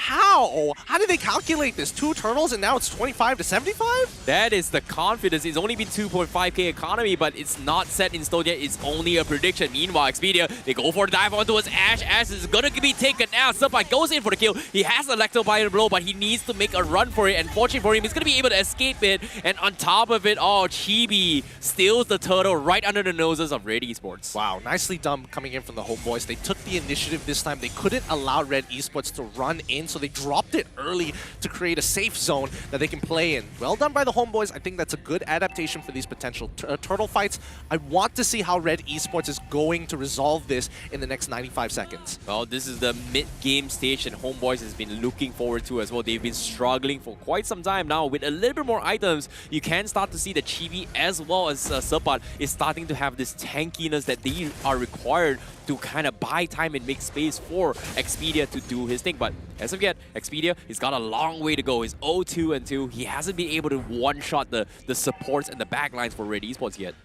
No, not just yet. I think Red Esports are playing a very strong rotational game here. They're going in pairs. They're trading off with each other every single time they move around. They are afraid of Expedia and they want to minimize his effectiveness. Like, look at that. The buddy system is working out nicely. Yep. They have to bait out the count altar once again, but here comes the real elimination. They go in for the count altar, and they are going to go in for the full dive, but they get the resurrect back online, and Zayed is going to get taken out. This the amount of damage from Homeboys is a little bit too much. Mao tries to take out Ani, and eventually gets him, but he's at 1 HP slide, and he slides away from the guiding lane. Supat is trying so hard to take him out, but the side steps from Mao, a little bit too much for Homeboys to handle, and Vince is also gonna fall, and that's gonna be Red Esports shutting them all down. Woo, what a beautiful play coming out from Red Esports. A great outplay coming in from Mal, dodging and sidestepping the dashes from Electro. Supat has done the work. Not good. Chibi, it might be the next to fall. Ren QT is going to bait him out. Expedia, he wants it, but he knows he can't finish the job. Oh, the count altar coming from Ash, just so difficult to punish, and it's frustrating. Homeboys, they got the damage, but having a second life is just disgusting. This is like a free immortality for every one of the teammates. I mean, remember, this is just temporary health, right? It's so little, and you would think that, hey, it probably doesn't make a difference, but look at the damage Ash is chunking out in these team fights. He's 22,000. He's literally 4,000 above Ren QT. I mean, Mal is eventually going to catch up when he has the items, as we saw before, but still, it is outstanding. Yeah, I'm a little bit surprised about how Mao was able to navigate the situation, because now the fight comes in, they go in for the snipe, they take him out. As soon as I say that, the curse comes in, the counter has been expanded. Homeboys, they need to disengage. They take him all out, but Supat from behind, he needs to cut the back lines, but he doesn't have the Electro final blow, and that's going to be Red Esports disengaging from that fight. That's 3 ults for 3 ults here. Red Esports, technically, if they wanted to, they could start the Lord early, but they have a lot of maintenance and housekeeping to do in the lanes, especially when you know that you have Supat playing the Benedetta up on that top side. You cannot afford to give him these free towers. Yeah, this is exactly what Homeboys has been eyeing for. Going for the split push pressure. Red Esports got a little bit too confident. Mao has been playing really, really well, but at the same time, this is the power what Natalia brings to the table, right? One wrong move from the back lines, Mao is pretty much dead. However, Supat, he's gonna get caught out. That's gonna be a downfall for him, and now Red Esports, they are gonna go for the Lord Pit fight as well. Expedia goes in for the snipe, but the count altar saves the day, and they are gonna be A-OK. Ren QT doing a fantastic job zoning Homeboys to take the Lord for themselves. Yeah, this is great because Red Esports are utilizing this cult altar as a deterrent against the Homeboys. They're saying, hey, it's either you cut through our temp HP or you wait it out. If you wait it out, you lose Lord. And it also works as a secondary safe space for members like Miral, for an example, who jumped right into the backline, technically technically would have died if not for having to flicker into the cult altar and telling the rest of the homeboys, hey, you want to commit to me, you better commit hard. Yeah, that's going to be a very, very difficult obstacle, but as of yet, homeboys, they're struggling, but for now, the biggest obstacle, one step at a time, and that's going to be focusing on the Lord. Ren QT not going to be making it easy. Look at him. He's trying to isolate Anip as much as they can. Meanwhile, Expedia tries to go for the kill. Unfortunately, just a little bit too difficult for him. Yeah, this is a tough spot to be in here, especially with the Lord Empowered minions as well. They've gotten quite a bit off it, but again, it hadn't turned into a Voluminous or enhanced version, no matter what you call it. No inhibitors have fallen. Mal recently purchased a Winds of Nature. With this Winds of Nature, he's going to be able to survive a little bit more as well. So not going to be an easy thing for Expedia to actually do unless they get the one-shot silence right after from the get-go. If not, the Winds of Nature is pretty much going to be popped off, and I don't think Vince can do too much in the situation as well, because as soon as it pops Real Mutation, Ash is going to be there to provide assistance for the rest of the team. So this is a difficult job for Vince right now. Well, I think Vince, as of yet, right? Yes, his ultimate is kind of negated for now, but the question is, how long will it take for them to scale? Because Red Esports, with the lead, with the 5K lead they have, it's not impossible to turn over. If it becomes a 10K lead, I think then it becomes a little tough. But at 12 minutes into the game, homeboys just need to hold on for another 4 minutes. When Vince gets his third item, that's when Red Esports is going to have a problem. Yep, Expedia already trying to go in for the cut waves as well, and Miro, no! Oh, Mao, the counter is going to keep him alive. Down to the last pixel as well. Right at the sides, and Supa will get the kill, and that's going to be him going for the price as Homeboys finds a pixel perfect moment to take him out. Oh, that's got to be the worst. That literally is the worst. Mal getting isolated for jumping way too far. A commitment with the Cult Altar as well. Let's look at the Lord Push advantage. Again, they were able to get a lot of structural damage, but in terms of gold and EXP earned, that's not bad. 2.8 at this stage of the game. Still at a 5K goal lead.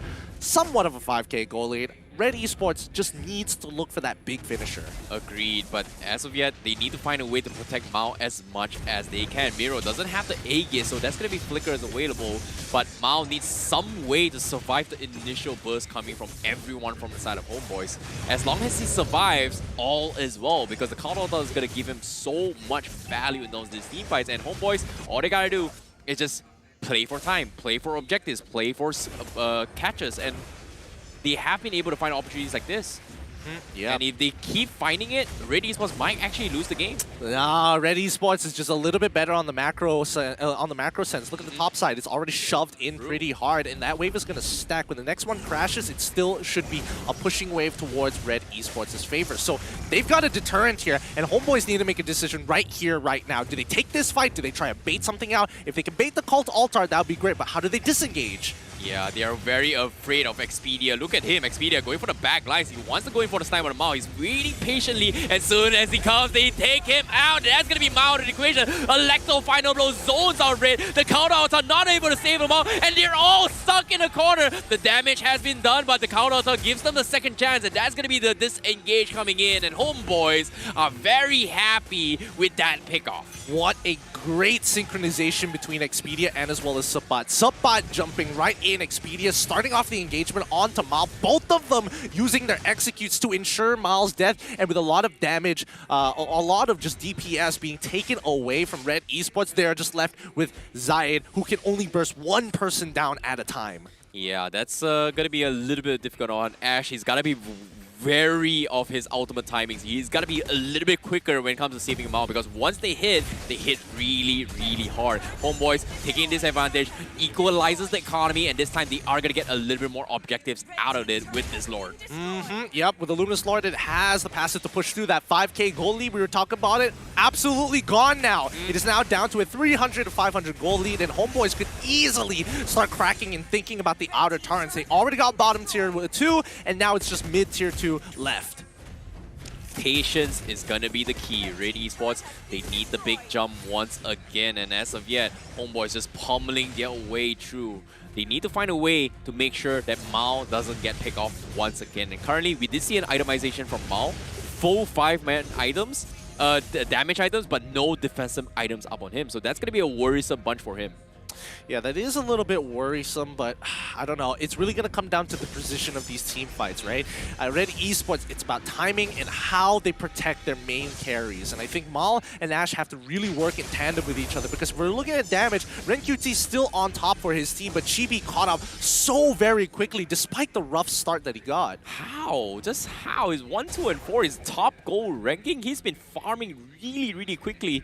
And this is the Chibi that we've known him for the past few seasons. No matter what, he's going to be able to top GPM, and I just don't understand how he does it. It's crazy. I mean, he didn't decide to take Demon Slayer this time around. He made sure that he is obtaining more gold per camp because he knows he can power farm faster than most junglers in the game so far. But here we go, Expedia now scouting out for information with the rest of Red Esports just waiting on the top side of the map in case they see that exclamation mark appear above their heads. It's all about the waiting game. It's all about patience. They know how annoying Expedia is. But as of yet, Homeboys, they have a rough idea where Red Esports is, and that's going to be on the top side. But as soon as they sound Matilda, look at this. Expedia is turning his focus down on the bottom side. They want to take them all. But before that, let's talk about the Lord advantage. Now, this is a significantly better Lord push advantage compared to Red Esports' initial temp. Let's also remember that it is a Luminous Lord, so they almost guarantee a single turret. With 4,000 gold earned, now eventually pushing up to 1,000, that's almost a 5,000 gold turnaround for the Homeboys. Homeboys now with the Lord Pit coming up.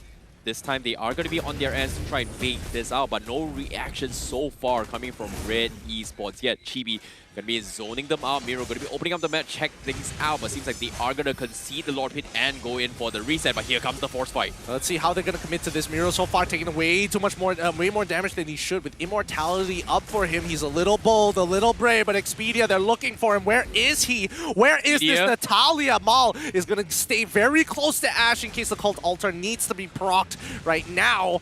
But again, the baiting game continues. They still are looking for these linchpins, these opportunities to get into the fight. Yeah, and as of yet, Homeboys, they realize that there's a lot of immortalities coming from Red Esports on top of the Cult Altar. Meanwhile, Homeboys only got, I think, 1 on Serpat as well as Chibi, so that's not enough to actually go in for the body trades here. But Expedia, look at him. Playing very patiently. He's been looking for the right target, but he can't seem to find Mao yet. He roughly has an idea, but Ash is sitting right beside Mao, making sure forcing Expedia to go in for this fight is going to be his mistake for now. Yep. Once again, Chibi can almost guarantee a Lord take here with his ultimate, the lethal counter, as well as the retribution. It's more than enough bad damage. They're looking to burst it down. Chibi, he goes away, but can he commit to it? Yes, he finds it as the Cult Altar is pushed. They're running straight into the real world manipulation. They don't care. They have to take this full fight. They've lost the Cult Altar, and now everybody is on the run. Top wave already crashing in. Red Esports misses the timing. Yep, and then look at this. Expedia, he's going to go in for a couple of fights. Red Esports, they didn't exactly lose too much. We're very surprised that Homeboys was able to get out of it scot-free. And look at the zones coming in. Vince is going to try and bully Red Esports in towards the base. So, as of yet, seems like Red Esports, they definitely dropped the ball in that fight. I think Homeboys just played it really well, right? They pulled it through, they delayed it as much as they can. They were trying to bait out a reaction from Red Esports, and right up till that final moment, Homeboys were waiting at the last second to make a call. With the damage dealt from Vince, crazy. But look at that, the AI now turning over. Interesting. Where have I seen this before? 48% for the Homeboys versus 52% for Red Esports. Well, our AIs are doing work, but as of yet, Red Esports, they are going to be having the Lord knocking on the door, but no big Electro final blow coming from Serpat forces the counter out. They're all stuck. The real elimination catches them all. Red Esports, they're so slow. They're stuck, and Red QT might be the sacrificial lamb as Homeboys has to take them out, but Red QT gets saved by the gliding wind, and Red Esports still prevails, but they still lose all their outer inhibitor. And as of yet, Miro will be picked off, and that's a big catch coming from Homeboys. The Homeboys crowd fans here are screaming for their team as they are looking to end this here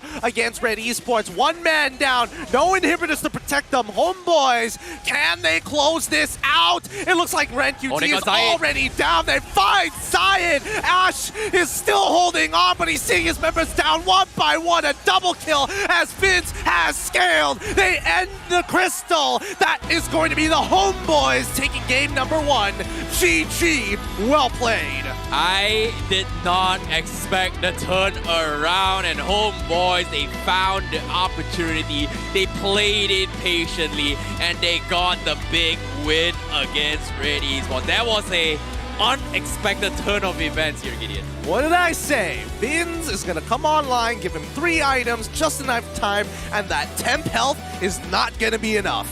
Yeah, Red Esports, they definitely need to rethink their strategy because they weren't expecting how annoying Expedia is, and Mao is not having a good time at all against this Natalia at all. I mean, the turnaround, honestly, the turnaround came through at a great time after Expedia finding a really big catch at a really crucial moment. From a Lord that was not Luminous to a Lord that is Luminous, the value is significantly different between the two. So I think that Red Esports played it as good as it gets, although I do wish that they forced the fight or forced the agenda a little bit more. Yeah, it's more like when it came to that final moment, it felt like in a situation where Homebois was so distracted because they had 2 big objectives.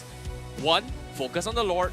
2, focus on Expedia may or may not be behind messing up and killing Mao in the picture, because that is pretty much the mental picture that's going through their heads. And because of that, they had this decision where they can't exactly overcommit to one thing. And because of this split distraction, Chibi, known for his objective taking, is just on point, better and more precise compared to Zai in that situation. Honestly, it's a fast pickup there. I think it's really great timing coming in from the Homebois, and it really shows their coordination, even with Expedia, who's kind of allowed to do his own thing, right? They're just feeding off of that information very nicely. Let's not forget that Anip, being the secondary damage dealer for the team, once the real-world manipulation kind of pops up on the map, he is just looking to hit the front line as much as he can, and with the penetration damage of how closely packed together the rest of the Red Esports members were together when you pop the Cult Altar, that just proves to be an absolute slaughtering ground for the Homebois. Yeah, it felt like the Ube strat coming from Red Esports. They tried to replicate it without the Estes, didn't exactly go too well.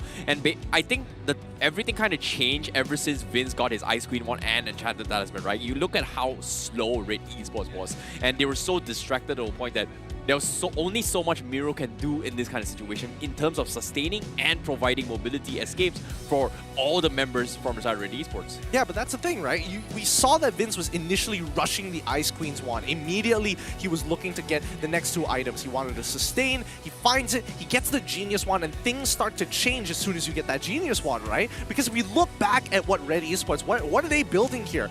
2 people have Radiant Armor, everybody else doesn't have some form of magic resist enough to protect them from this sort of damage. Yeah, and I like the decision made by Vince as well. Instead of going for the Brute Force Breastplate, he opted to go for full damage, knowing that Expedia is going to be able to divert Red Esports' attention away from him, allowing him to just have free hits after free hits. So that's a big win from Homebois. It's very, very close, and I'm looking forward to see who is going to be the MVP from Homebois, because right now, the MVP from Homebois is going to be none other than Vince on his Eve. He was playing a strong game with a match KDA of 3-1-8 with 92 kill participation throughout the game. Not the highest GPM in the world, but you just see the results and it all makes sense. Helped with the emblem of the mystery shop to get those big discounts on some expensive items. Yeah, once those items came up, things made it so easy for him to actually just pick them off, and there was just not much escape coming from Red Esports. And on top of all Farmis, as long as he pulls somebody in and every single one tries to go in for the dive, they will eventually clump up, and that just gave Vin free reigns to just give free debuffs all towards every single member of the side of Red Esports. So a big win. Still pretty close to be called comfort. Might be the first game jitters. It might be the first day playoffs. I would say nervousness that's getting to the players, us as well as casters as well. So I don't know. It seems like there's gonna be some rethinking and replanning for Game 2 for Red Esports. Yeah, I mean, we do see the limitations here coming in from this Farmers pick. We saw how valuable it was in the earlier stages, being such a big deterrent against the Homebois, but Homebois were very confident. After a couple of miscommunications, they kind of found their footing again, and once they got into the mojo of things, that's when we see them really pop off. Because again, when you have Balmond, you almost secure every single neutral objective on the map very easily too. And then you're just waiting for your win conditions to come online. Does Anip have 3 items? Yes, he does. Does Vin have 3 items? Yes, he does. That's more than enough damage to get through the Cult Altar's temporary health. Yeah, and on top of it all, what's really surprising for me was that even though Red Esports was winning an early stage of the game, Mao decided to go full damage items rather than maybe a Thunder Belt, maybe an Athena Shield to try and keep him alive to kind of compensate with the Cult Altar to actually proc more of his light views buff. And that didn't exactly do too well for him, because in all these fights, eventually Homeboys were able to trade like 50-50 trades against Red Esports. But what was unnecessary was that Red Esports, they were just disrespectful of the Expedia's pressure, and because of that, when Mao kept dying and dying, it just gave away free comeback mechanics on towards Homeboy's direction. Yeah, I mean, the overall direction here, I think it was a good idea coming in from Red Esports. I like the way that they're kind of implementing Farm is, but as you can see, there are limitations. There is a length of time where it says, hey, now it's not going to be as useful as it was, because again, when we're thinking of the Cult Altar, the way it scales isn't as good compared to someone like Vince, for an example, playing on a Yve. Again, the scaling, the percentiles that you get from the stats that you from the stats of your magic damage items is through the roof. So no comparison there. I do think that it's very bold for Mal to actually go for someone like Carry. He could have gone simply basic stuff, long range, you know. He could have gone for Natan, he could have gone for Claude, he could have gone for Beatrix even, arguably. So I'm surprised he opted to go for Carry. Yeah, I was even surprised at Natalia getting the slit off from game number 1. From the first phase of the drafts from the get-go. We did see it coming from TODAK, but that's the thing about the drafts itself and a new meta, a new season, right? Everything is new. Nobody knows what we're doing. What's the right meta? We don't exactly know. But I'm glad you guys know what you guys are doing at home, because you guys are sharing the stream with you guys. And thank you guys so much for helping us achieve Season 10, a brand new season, and 10 is the lucky number right now. Exactly. Tier S unlocked for you guys at home. Thank you so much for making this such a great debut here at the MPL MY Season 10. Claim your codes down below. There's more for tomorrow and the day after, so don't worry. If your friend didn't get it, just screenshot it, send it over to him. I'm sure he'll be very thankful for that. Now, coming back into this game, we're talking about adaptations coming in for specifically Red Esports. It felt like they've got some bold ideas, and I want to see whether or not they're going to try it again, similar to how SUHAZ Esports did it in their game number 2 against TODAK earlier today, or whether or not they're going to play a more standardized game like Homeboys just now. I think they can go back for a very similar drafts again. Only difference is this time they've got to take the Natalia out of the picture. Like, if you're going for a standard tank composition, it's very much more doable compared to assassin jungler who's just assassin roamer is just so annoying, who may or may not pop out anytime in the equation. And Natalia gives this element of surprise and map pressure just not by showing himself across the map, as compared to other assassin junglers like previously, which we saw the Savior, which is easily scoutable compared to a Natalia. I mean, we say that, right? And then you look at someone like Sabat playing someone like Benedetta, who really feels like her place in the meta is kind of awkward and it's too execution heavy to get that big profit compared to someone like, oh, yeah, if I went for Esmeralda, if I went for Thamos, if I went for Uranus, all of which can get the exact same value but even better. I'm surprised at this pick in particular because it works well with how Expedia kind of wants to play the game. Jump in, go for those quick executions, bail yourself back out. The in and out is extremely important in a composition faced up against someone like Faramis. It seems like Homeboys as well as SUHAZ Esports are in a very similar, I would say, mindset where they want to go for like one-shot bursts or pickoffs composition with assassins, and it's actually working out for them, and it's looking good for Homeboys now. Hopefully, maybe this may be the new recurring trend of going for like 2 fighter/assassins that just one-shot people rather than the usual like back in the days where we have this mage that just completely one-shots you off the table, like Eudora, maybe even a Veil one-shot combo.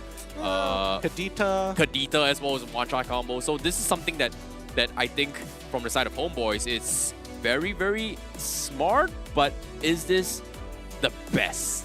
Is this the real meta right now? Personally, I think this is as close to a standardized meta I've seen so far, right? But then again, a lot of MPLs are happening this weekend from all across the world, right? And they're going to have their different take on it. Personally, this is very reminiscent of what we've been seeing previously and just the easiest way to kind of adapt what this new patch has to offer, right? then you look at Red Esports' composition and it's like, wow, that's some crazy stuff, right? You have this new tool to kind of play with. This is one way that they were able to kind of utilize it. Could it be even better? We don't know just yet. Yeah, I feel like it definitely can be a little bit better coming from Red Esports. It's just that they needed Mao to play in a little bit more of a tanky composition rather than just full damage and just dying without being able to do anything. And that's the reason why I think previous seasons as well, we do see a lot of marksmen start to adapt like 5th or 6th item, defensive items, just to sustain throughout the team fights, to be able to do more rather than not be able to do anything and just get one-shotted. I was thinking maybe whether or not he would opt to go for the Bloodlust Axe, or maybe even going for an Endless Battle in his build somewhere. But again, Mao was just dedicated to getting the damage done while he was still alive in the Cult Altar, but at the end of the day, it just does not scale, right? So I don't know. I think maybe he could have gone for a safer option, maybe like a Claude. I would argue for the Beatrix in this situation because you can just walk away from her. So we'll see. We'll see how it goes in game number 2. A beautiful audience that we have here, but you can just see that the coaches are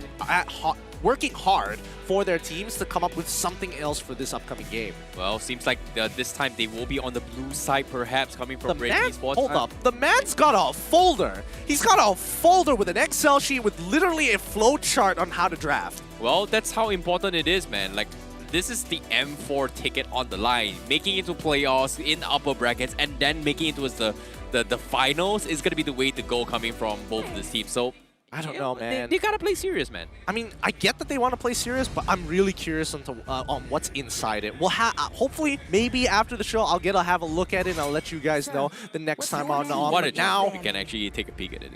Probably not. It's really low. It's really, really low. But let's have a look. The drafting phase has begun. Match number 2. We have Red Esports on the blue side and Homeboys on the red side. Wanwan instantly banned out. Yeah, priority onto the Tamos has been completely ignored from both sides. Red QT, the Tamos actually sneak all the way to the second phase. So this time, Red Esports, they may consider it again, but this time they are respecting the Eve and they will ban it off. And that is something that Homeboys did first pick in the previous game. Even though Homeboys was just winning the lanes in early stage game, they just don't want to take the risk this time again in case they lose out in the middle stage of the game again. I think this is a very big habit from Red Esports. We've seen them time and time again, and especially, I don't know if Sora Byung is the only one making this call, but I feel like Red Esports, they just ban out the things that they feel are truly overpowered. Eve being one of them. Wanwan, an obvious choice here. Homeboys, on the other hand, they're like, yo, let's get rid of this farness. I'm kind of sick. I want to win earlier. I don't want to drag it out to the late game, which is almost guaranteed, but I don't want to have to deal with this nonsense. Agreed. I think the Faramis ban is just a safer choice coming from Homeboys. It was so difficult to play in game number 1. But Red Esports this time, do they want to ban the Natalia and then first pick it? Or do they want to just first pick it? Because as of yet, Homeboys played a really, really good Natalia game with Expedia. So this time, Red Esports, do they want to leave it open? Because right now on the screens, you can see they're hovering onto a marksman division. Do they want to ban off another marksman? I don't think so. Based on the patterns we've seen so far today, I don't think both teams really feel like it's necessary to ban it out. The Valentina, again, a must ban in most situations, and I definitely think the Homeboys should have been the one to do it, or the fact is Red Esports is just unprepared to actually whip out the Valentina. Although, I will say, Ash has played it once before. I'm just going to throw that out there. Homeboys now with a final ban of the first phase. Let the Natalia slide or ban Tamus. But in this case, there's just so many more options as well. Ling was something they did ban off in the previous game.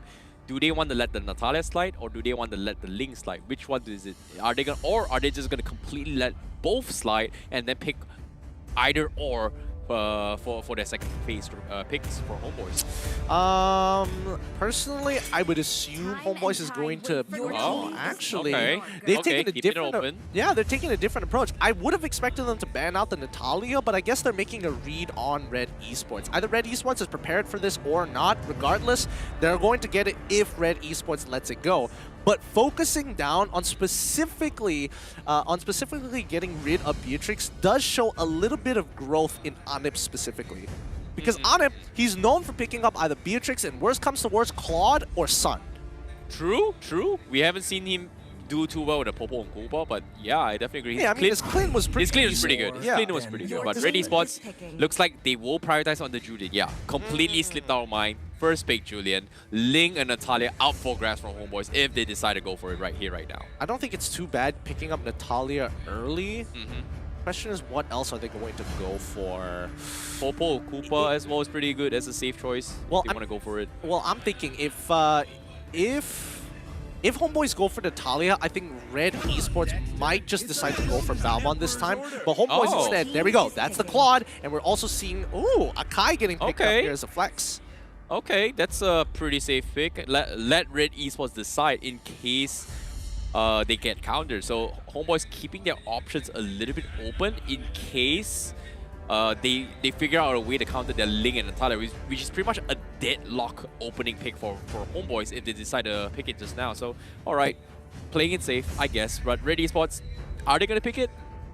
Or are they just going to completely ignore Natalia just completely destroyed their game in the previous game? I think they need to think about this, right? Natalia is good, but for how long is she going to stay relevant throughout the game? Because if, let's say, Akai is going to be the dedicated jungler, then Natalia will have to focus around making sure that the lanes get ahead. But that gives Homeboys an opportunity to play things like Raphaelian, things that forces them out. But Red Esports, it looks like Carry is going to be the go-to pick, but a Diggy as a counter to just hard CC from the Homeboys. Once again, Red Esports just want to teamfight, and Mal is...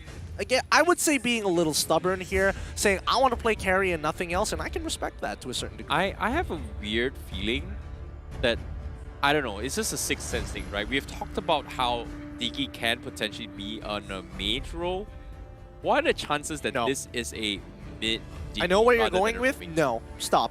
Stop it. Oh, come on. I'm going to stop that thought process before it gets Julian worse. Mid, right? Julian mid, because Julian is already available. You never see Diggy mid. There is no real world where Diggy is going to be like, I don't want to die. I want to see a Diggy mid. Why? Why do you want to see a Diggy mid? It's strong. It's cute. It's, you know. I don't know what you've been... Bro, I don't know what you've been going through. I like owls, man. Oh boy, is there a cartoon dedicated for just that? I mean, he's got glasses, man. We look alike. You're looking at the wrong people with glasses. You should have been looking up at Natan at some point, man. Come on. Homeboys, on the other hand, Vinz is going to get his signature Lilia pick here, and I think that's totally fine. And especially with the composition that Red Esports has so far, Lilia's going to get some very relevant damage, and most importantly, try to outpush this Julian in the mid lane, unless Red Esports dedicates Diggy to stopping Vinz from doing so. I think the Diggy pickup is more of a safety net in case they go for the Natalia, right? Because once you get silence, it's pretty much really difficult to do anything. But Time Journey allows you to kind of walk out scot-free, or in this case, a get out of jail card. You still get silence, but at least you have this mobility to actually walk out faster. So it's something that may be a little bit of a considering factor from Red Esports, or it's just they like shields. In this case, when it comes to shields, Esmeralda is a pretty good pick for Homeboys to kind of benefit with all the shields coming from Red Esports. I think the Diggy call is an oversight. Because again, there is an Akai for the side of Homeboys. I think it's just fairly obvious that they want to just, hey, you want to go for those big engagements? I just say no. That saves me a lot of time and effort to think about. Red Esports, they ban out the Selena. Homeboys, on the other hand, ban out the Ling. And I think now we're in a bit of a stalemate here, because now we're in a situation where Red Esports is like, all right, we're running out of junglers here. Lancelot technically is still available, but there's a high chance that Homeboys picks it up for themselves. Like, there's no doubt in my mind. So do they ban it out and really limit down on the jungle pool, or do they let it open in hopes that they can finish their comp with something strong? It's difficult. It's difficult, right? When we're talking about limiting the pool, like you said as well, this could be a potential jungle Akai, it could be a tank Akai. Same can be said for the Julian as well, but we haven't seen a jungle Julian since MSC, so... That is true. His damage has been ticked down a tick a little bit. Well, I mean, after Oxygen's performance in the last previous game, I think his damages can still be relevant if you build him the right way. Homeboys, on the other hand, now finally finish things off. Ling is banned out, and now they get their first pick in the second phase. Where are they going to lean towards here? Like, Assassins feel so good right now against the composition that Red Esports are showing. I think they should at least take the Tamos, just to deal with the shields coming from the Digi, right? Like, at least that they have this Molten Lava who's just doing a ton of damage. Now you're just grasping at straws. This Esmeralda as well. Oh wait, no, Esmeralda banned. It's out. because Esmeralda was banned. So that's the second best thing that they can go for? Oh no, Masha's pretty good. Yeah, we remember how TODAK was just banning out Masha every single game. Masha's not bad against Tamos. And especially, well, okay. It's not that bad. Okay, thoughts on whether or not Masha is going to go into the EXP lane?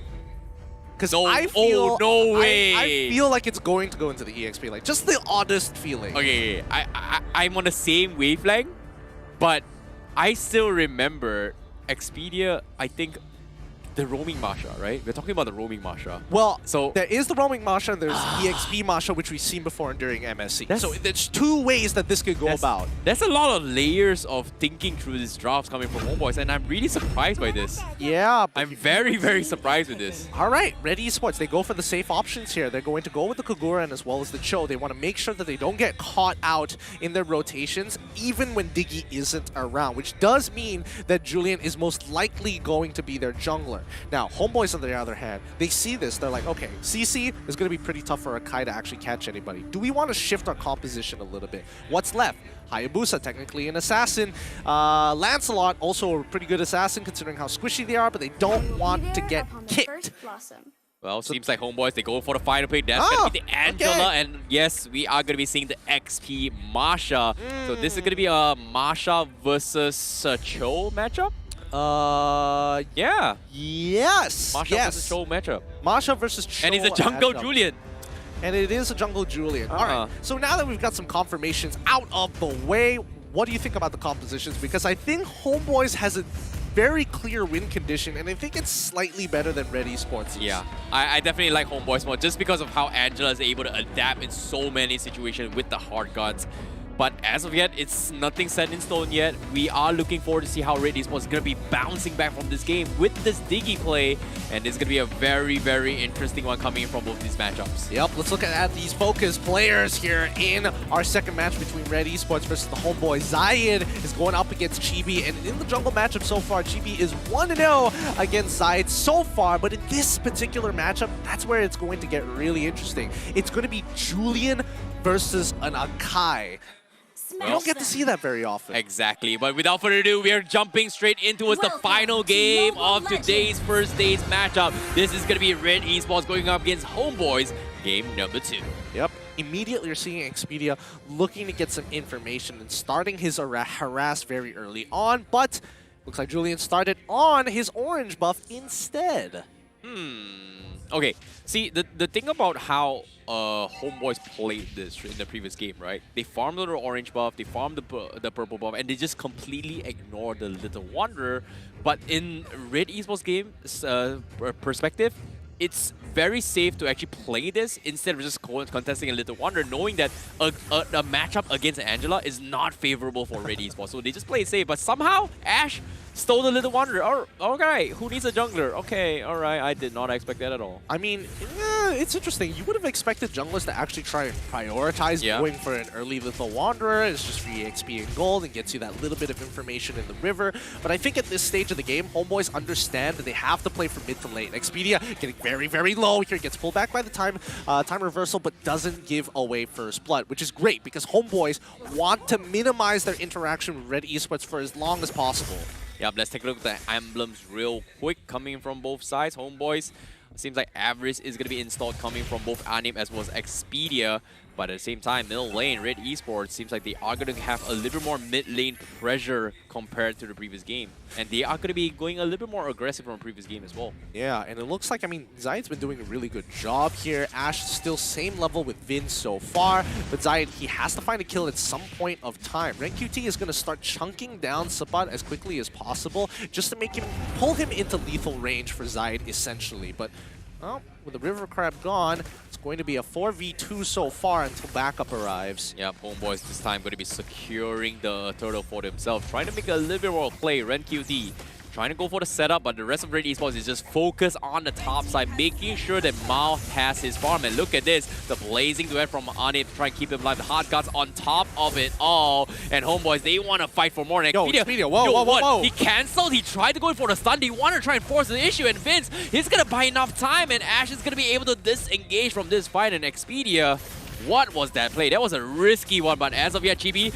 is going to be stuck, and he might actually die to this, and that is going to be Red Esports getting first blood. Yep, nicely done coming in from Red Esports. They had a plan in mind. They were sacrificing the turtle, knowing that they can't win that team fight essentially, and it was going to waste a lot of time. So instead, they looked to punish topside, which Homeboys with a global ult coming in from Expedia to deter them. But I will say that Expedia did get a little hot-headed there, expanding his sprint to try and make that link work. I don't think that's going to happen anytime soon. Well, it almost happened, but Anip doesn't have the mana. It's going to take a little more damage, but as of yet, he's going to be conceding his lane and recall back into base. Sapat, however, nicely done. Well, Sapat is going to force to go back. He doesn't have enough Fury to regen his health, so that's going to be a little bit more space for Red Esports to work with, but still, Zayed, we haven't seen much action from him yet.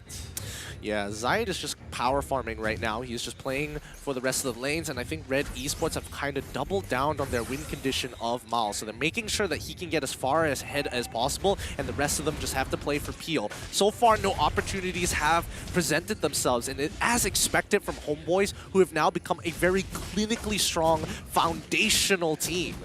Agreed. Sapat, however, can't seem to actually push out the lanes. I was expecting a little bit more on this Masha, but Ren QT is just marking him on all fronts, and this is kind of annoying to work with. I'm really surprised that this Cho is able to match this traits against Sapat, unless maybe what, level 8, level 9?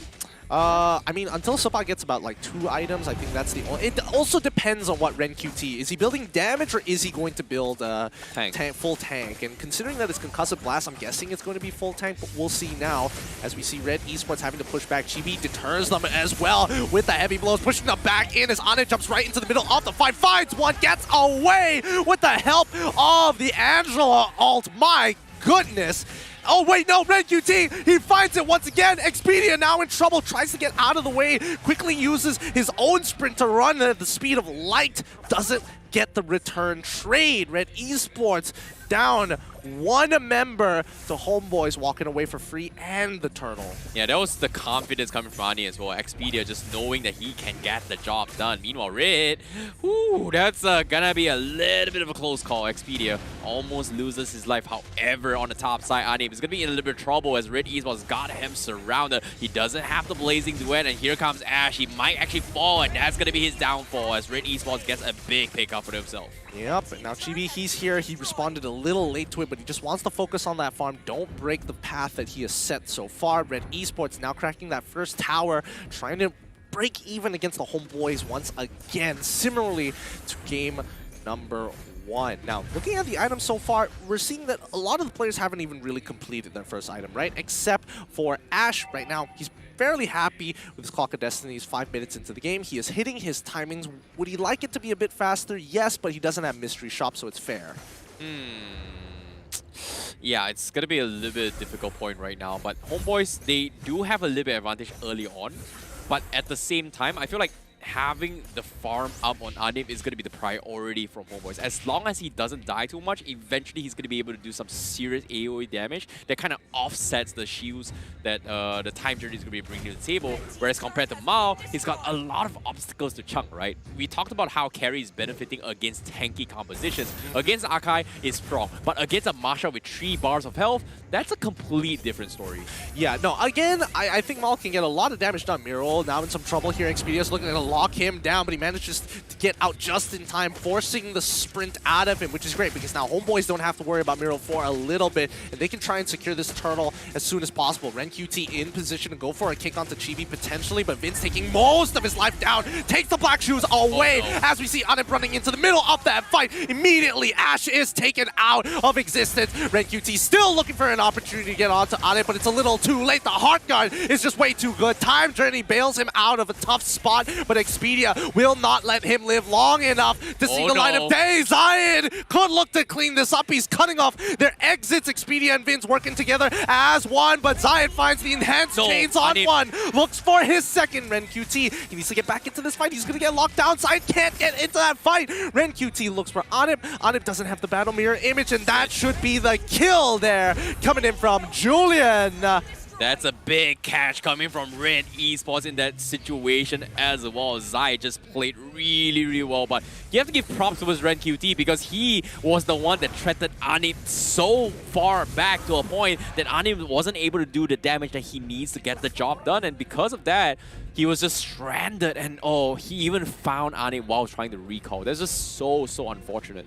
Yeah, you can't really do too much about that, but hey, I think in this particular situation, while Anip is falling behind against Mal, he is killed down and he's died twice. On top of the fact that he has Avarice, he's trying to keep up, right? And I don't think he is fully built just yet, because if it was a fully built, full stacked Claude, that should have done a lot more damage. Yeah, Sapat trying to make it a little bit brave. Here comes the enhanced chain. Sapat not going to be able to connect in that situation, so that's going to be a wasted one from Red Esports.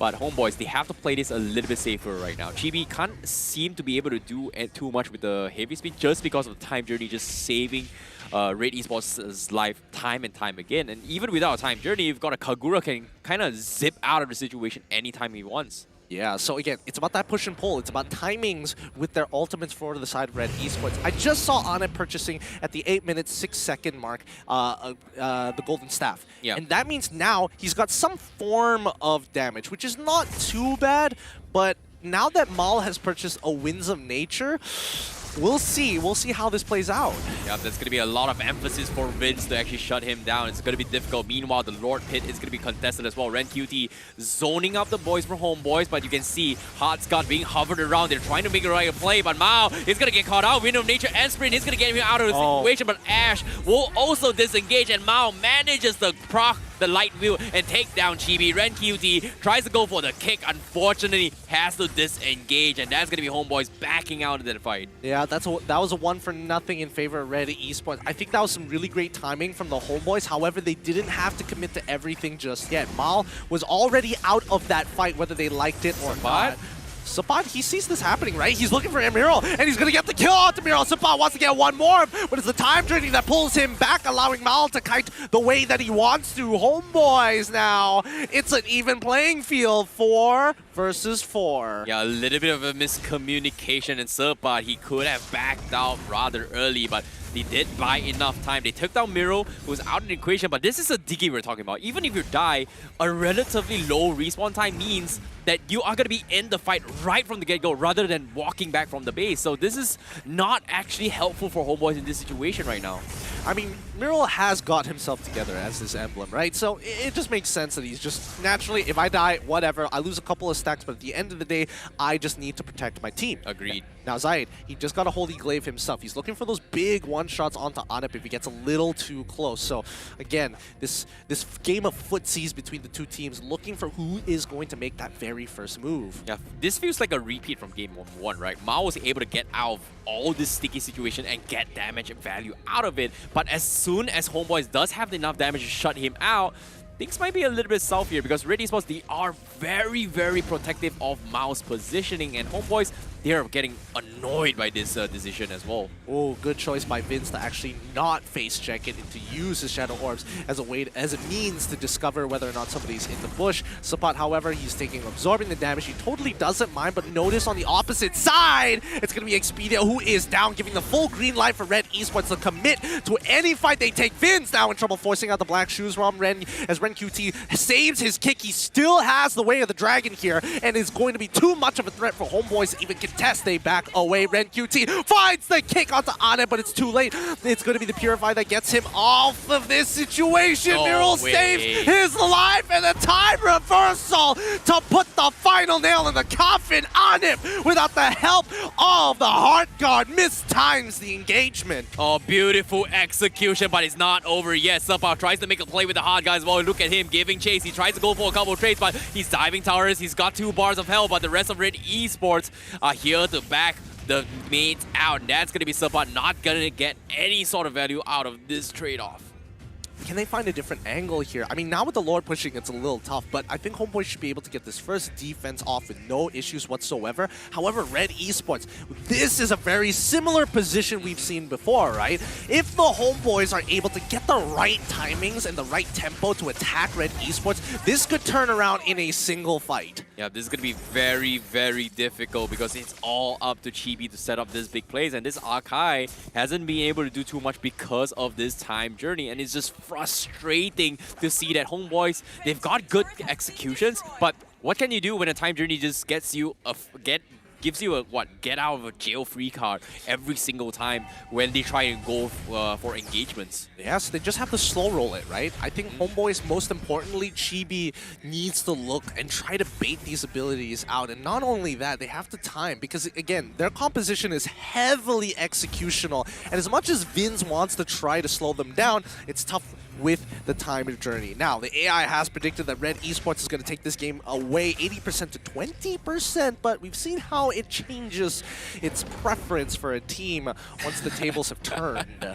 True. Anything is possible, but it is I definitely agree with this prediction compared to the previous one in game number 1, just because of how limited options that HOMEBOIS can actually execute in this situation. Let's take a quick look at the items real quick before we turn things around, because right now we do have the Blade Armor up on Red QT, and Chibi also gonna get caught out. You can see Mao doing some serious damage, but he's left alone. The Wind of Nature comes in, but they take Anip out before he can actually take him out. So that's a big bait catch coming from Red Esports. Huge catch as the fight continues. They're pressing their advantage. There we go! Zion now finally feeling like he gets to play the game. Takes out Anip as well. Sorry, Chibi under his turret. Nicely done here as Zai continues to wreak havoc into the HOMEBOIS. They might be able to press the advantage here with a wave filled with siege minions. They're going to be cracking open an inhibitor for this. They look for the punish and they find it with a yin-yang overturn on the Sentry Expedia. Now on the run, unable to help. Subot is the last one alive. Mural is on the run. Can he get out? Ren QT saves his life as Ana comes in with a point blank ult. It just does not matter. He does not have the stacks and one more inhibitor to pay for the tax. Yep, they still manage to clear off the minions. That's going to be A-okay, but HOMEBOIS is in a very, very difficult situation as of yet. And this is going to be tough. Mao has not died yet, and the biggest threat is going to be him. And you can see time and time again, they make the attempt onto his life, but they just can't take him out. There's just so much sustain. There's so much cash potential, and HOMEBOIS is just helpless against this time journey from this Diggy. It's just annoying. Well, I mean, HOMEBOIS, they can't really do much about the time journey, but they got to figure out a way to get in and out of fights better. I mean, their best opportunity is right here at the Lord Pit, right? Yep. This is where Red Esports is going to be clumped up together, and if they can bait it out, they can essentially trade off, hey, a Luminous Lord or your lives. Which one do you want it to be? Subot immediately on top of Ash. He's already scaled quite well into the game. He's going to chase him down halfway across the world to secure the kill. They get the mage, and now it's a full-on brawl. What? They find Anip quickly. The DPS is down as Vince was able to slow down the assault, forced to use his black shoes even. Red Esports and HOMEBOIS trade 1 for 1. Yo, no freaking way. Vince actually stole the Lord from Red Esports with his Shadow Bomb. That should not have been possible, and that's crazy because once again, Red Esports, they were distracted again because of this place, and this is not the first time that this happened. It's the second time in a row because they had a decision: protect Ash or focus on the Lord. And just right under noses, Vince just gets a free Lord on top of it all, and Zayed, his retribution is gotta be on point. He's got to be on point. He's got to time it well. I think at this point of time, let's not forget that, I mean, Chibi, he is still a level down, so technically Zayed's retribution is slightly bigger, but even then, the damage can be made up very easily if not timed well. Now, top tier 1 does fall into the hands of the HOMEBOIS as they're starting to find their footing once more. Subot needs to make sure he does not die here. It's going to be the Heart Guard being expanded too to ensure his safety. Bottom side is getting shoved in unless somebody's able to make it there in time. Well, I was expecting HOMEBOIS to get a little bit more value out of the Lord takedown, but considering that it was immediately taken out from inside Red Esports, This is just a little bit unfortunate because they needed that space. They needed that level gap, especially coming from Support as well as Expedia. Because once they hit this level 15s, same goes for Anip, this is where it's going to be even playing grounds for both Homeboys as well as Red Esports. And on top of it all, Homeboys is still one item down. So if they can stall this for a good 4 to 5 more minutes, that might be a potential comeback coming from Homeboys. But it's still, like I said, very, very difficult to do so. I think I think this is especially prevalent for someone like Vince, right? Because he needs that last item. He needs like a holy glaive. He needs something to get his damage through, right? He's got the utility. Now it's about the numbers. And I think Red Esports are starting to realize that this game is going to get a lot harder if they don't end this now before the Homeboys gets to that point. And specifically Vince, who they've been oppressing for a very long time. Now, off that lore push, as you mentioned earlier, yes, they got a huge amount of EXP to cover up, a little bit of tower damage, but the gold earned is so minuscule. Yeah, it's just really, really little, and they need a little bit more out of it. Vince just got his Genius Wand. It is going to do some serious damage, but it's not going to be enough. Meanwhile, Chibi is going to try and bait out spells once again in bait rotation, but seems like the Conceal Blade comes in. He's going to get caught out. Here comes the heavy spin to try and buy a little bit more time, but he needs to go for the disengage and save up his immortality. Meanwhile, he is going to be calling off the rest of the members from Homeboys who split pushing up top to back into the base. Wait, they're trying to catch off Suppad. They're cutting off. They're willing to sacrifice this tier 2. They see that Suppad is there, and they find it. Ran QT is going to go for the kick, kicks him back into the chains. 2 health bars here. Hard guard is proc. He's on his way through. They sacrifice mid-turret at the same time. Homeboys come up on top. Suppad, the distraction of the century. Yeah, he's been a really, really good job at being the distraction for the team, and it's just so annoying because the only one that can do serious damage against him is pretty much Mao, and Suppad making sure that he's just trying to make force Red Esports to back out of all this pressure that is putting on towards his members, and is doing a pretty okay job because this next Lord Pit is something that Homeboys needs if they want to keep things alive, and if Red Esports gets it, it might be over for Homeboys. Yeah, it could be right here, right now. Ren QT unable to make too many plays unless he finds a flank. He doesn't have his flicker because he used it earlier, but just look at the wave management right now. Red Esports are starting to get a little sloppy, and Homeboys slowly crawling back with this lead from what used to be 6K down to a 3.9. Now, they're going to coin flip this. Homeboys is asking the question to Red Esports, will you stop us? Come and get us. Don't focus on these waves. You have to answer us right now. But since there is time, Zaid, he's going to clear up that mid wave before rotating back into the fight here as Suppad finds Maul initially, but it doesn't really matter just yet. They're pushing back. Again, the push and pull as they start the engagement. Yin Yang overturn hasn't been used. Ren QT goes for the kick, but it really doesn't matter as the time journey's already through. Anip comes in with a blazing duet, chunking out. The Lord falls into the wrong hands. Homeboys is going to be walking away with this one. Oh, they played it so patient as well. You look at Suppad, he's making sure that he's always marking Mao in all these fights. He doesn't use his second skill any unnecessarily unless it's to hit and clap Mao and give him the disarm. So that was a beautiful execution from Homeboys, and they played it perfectly, and I'm not exactly sure what Red Esports was thinking. They were just so hesitant to make a move and all these fights. It's just weird.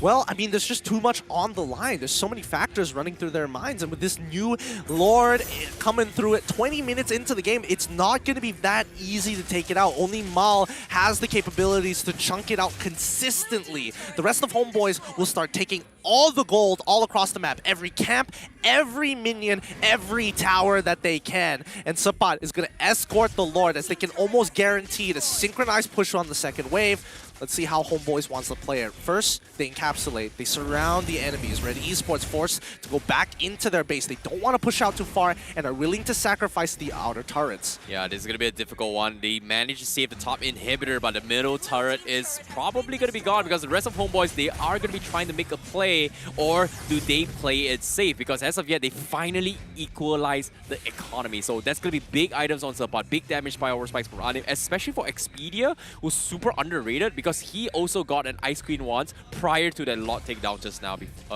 on that Angela. Yep. Now the waves are slowly crashing into each other, and I don't think they have a synchronized wave push just yet. They're saving that mid wave, but they realize that they don't have it just yet. Looking to time it right. They're just stacking. Diggy is just stacking out the auto alarm bombs down mid side, but they do finally catch on to Red QT. He is locked out, but there's no damage coming through. Supply needs to commit to something. They get it out. The time journey has been used, and this could be an opportunity here. Supply, he's looking for one. Zide manages to get out just in time with the iframes, and now we are back to square one. Homeboys turning over and closing the gap between Red Esports in gold. That was such a close call for him, but if they manage to burn the immortality, that might have been huge for Homeboys. But look at this, it's not over yet because Anim is gonna get caught out. Mao, what are you doing on the other side of well? Guess what? He got the kill. That is huge for him because the rest of Red Esports, they're just flying across the map. That was a risky play. That is really big feels bad for Anim. Like, he did not need to die there whatsoever. Expedia had the heart guard, but he just believed that he should have been totally fine, but unfortunately he wasn't. And now this means that Red Esports will take the initiative to fight back and to try and develop that gold lead once again. Oh, very, very difficult situation to be in for both teams with the top side, especially coming in from Red Esports, who's lost the inhibitor. They have to make sure the lanes are pushed because now with the Lord on the top side and Anip 20 seconds on the sidelines, this is the perfect time for Red Esports to punish Homeboys when they're weak, unless they mess up. Yep. But look at this, look at where Sapat is at the behind.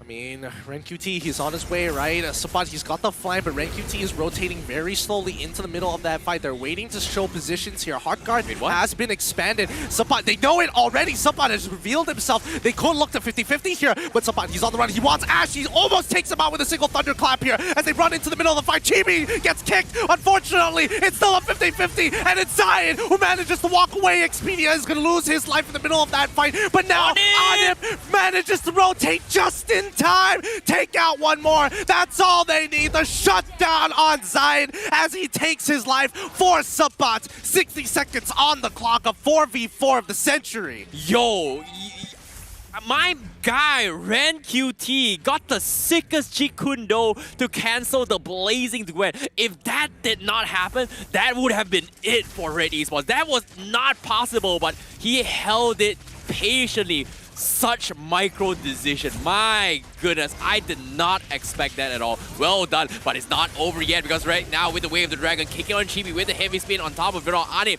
popping a preemptive Blazing Duet to try and chunk down the Lord and scare off Red Esports. And they punish Anip on the sides, they take him out, but their HP is a little bit too low. They're trying to kite the Lord towards an inhibitor, but they will lose another member. It's all up to Vince. They gotta commit! It might be over. Now Vince is dropping everything they can on Red Esports to deny this, but Red Esports, they're focusing on the crystal and they take him out, and it's gonna be a 1-1 against Homeboys. Red Esports, what a game. One hell of a game there. A great turnaround and some beautiful micro-mechanical plays coming out from Red Esports. 1-1 is the score. GG, well played to Red Esports. What a bout. Oh my goodness, that was a close game against Homeboys. And my oh my, we talked about how day one cheaters are getting onto us. Guess what? The players, they came here to party. They came here to have fun. And I'm glad I got, you know what I'm glad? I'm glad I got front row tickets to watch both this series here, day number one. And I'm pretty sure the audience here today are pretty happy as well. Yeah, I mean, we got a packed audience here today, and they are excited with every play that's coming out of both of these teams. It is nuts how close and how thin it was between the line of winning and losing in those final moments for either side. So well done to both Homeboys as well as Red Esports here. But the question still remains, I mean, could it be different? Could it have gone different from either side? It could have. It could have. I'm not going to lie. It was literally a 50-50 coin flip, right? We've seen multiple instances with the Lord Pit. Homeboys was able to capitalize on top of it all, but imagine if that final Lord fight and Red Esports lost that Lord trade from side again. things would have been different. It would have been a 50-50 coin flip. Anything could have happened in that situation. Honestly, anything could totally have happened there, and I think this was a lot closer than what I would have been comfortable with. I definitely thought there was an advantage on one side, and I definitely was leaning more towards the Homeboys on this one. But Red, they played this out so very, very well. A very passive-aggressive approach and huge plays coming out of Ren QT. He is not messing around. Yeah, but interesting enough, let's take a look at Sepat's item real quick.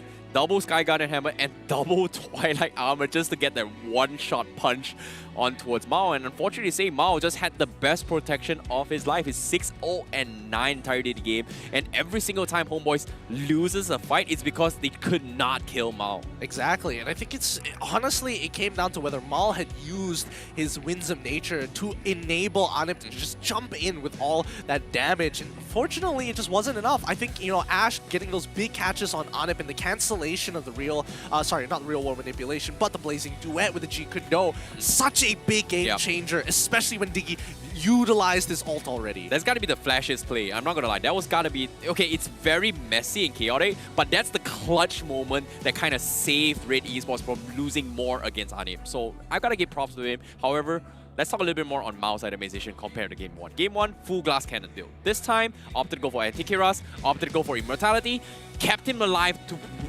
drag out this game. So well done to him. However, let's talk about the MVP of the match coming from Red Esports. It is going to be none other than Mao himself. Yep, with a match KP of 79%, 6-0 and 9. It ends with a match GPM of 628. He was playing strong, refused to die, and his carry worked out in the end with the help of his team to protect him. The man is still good at what he does. You need somebody to hard carry games? Don't worry, Mal is your guy. Yeah, he has done that multiple seasons, and hopefully this time they will be able to make it out alive. But as of now, they are tied against Homeboys in Group B. So, I don't know, Group A, Group B, for today's openings match, I did not expect it to be this close.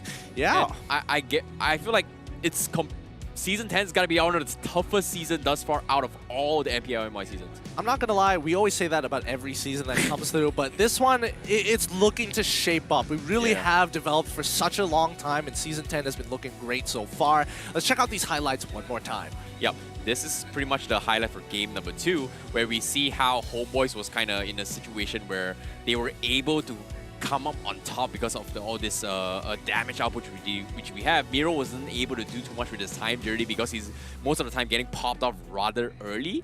But eventually, over time, he's always in the situation where he's able to soak up so much damage and just provide so much cover from inside Red Esports. And it just gives him an opportunity to just punish Chibi time and time again with time reversal. And I'm not gonna lie, Chibi just had one of the roughest games he's ever played in his career. Yeah, I think it was just tough. It was really, really tough for him. He was completely countered in this particular matchup. He really needed to depend on the rest of the members to make it work. It just was not enough. The timing, whether it be a timing, whether it be a position, whether it would be a catch, Red Esports kept pushing back despite how close Homeboys got to turning this game around. Yeah, and I'm not gonna lie, this was a little bit sketchy for me. I didn't expect Red Esports to push out so far back lines without even making sure the lanes were pushed out first. Got a pick onto Azani, which kind of gave them a little bit more space to do what needs to be done. And on top of it all, getting that save coming from Jeet Kune Do, the Ren QT's Jeet Kune Do to stop Anip was a turning point for Red Esports that allowed them this victory. So it was a good win, but it wasn't an easy win for Red Esports at all. Absolutely not. Now, looking back at those highlights, I did see earlier that the Heart Guard has already been expanded, was still on cooldown, so my bad on that call. But overall, just a really good game coming in from both of these teams. I'm excited to see how this is really going to start playing out. And honestly, we say Group A is the group of death, but Group B is looking a lot closer than I would like to imagine. Yeah, this is going to be a very, very close one indeed. And I'm looking forward to see how the rest of the teams are going to be playing later on. And I'm looking forward to see how well MPL MY has developed, because Season 10, you're not gonna regret not watching because everything is crazy. And I'm looking forward to see more. It truly is going to be crazy, but both of these teams, they're going to be tired after a long battle here. So they're going to take a quick short break, re-strategize, and when we come back to the MPL MY Season 10, it's going to be more Mobile Legends action right after this break.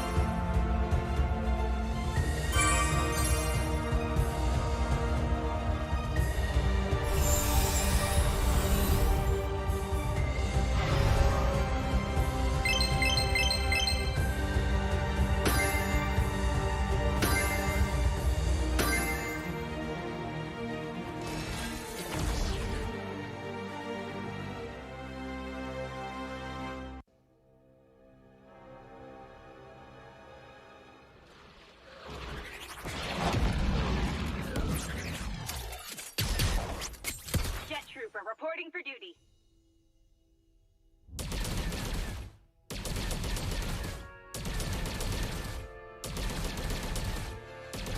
Orders received. Prepare to be faced with.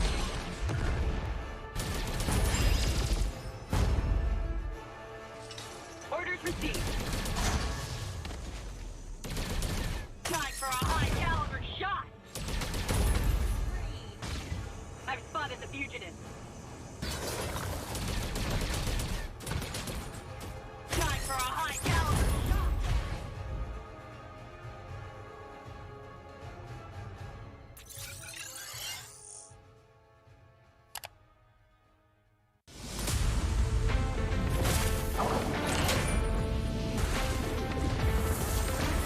There is no more Monkey King. No good deeds goes unpunished.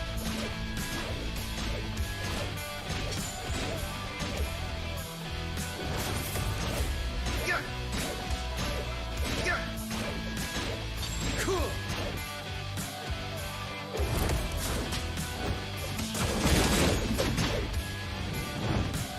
Your doom doubles.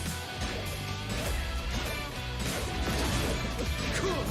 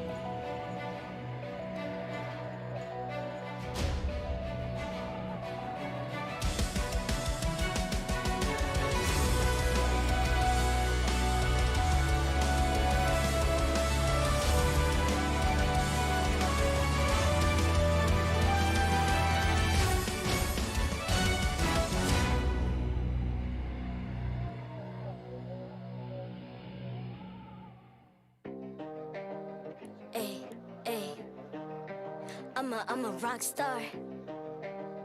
Yeah, rock star. Ay, ay, ay. I'm a rock star, baby. I'm a rock star. I'm a rock star. I'm a rock star. I'm a rock star. Panggil aku rock star.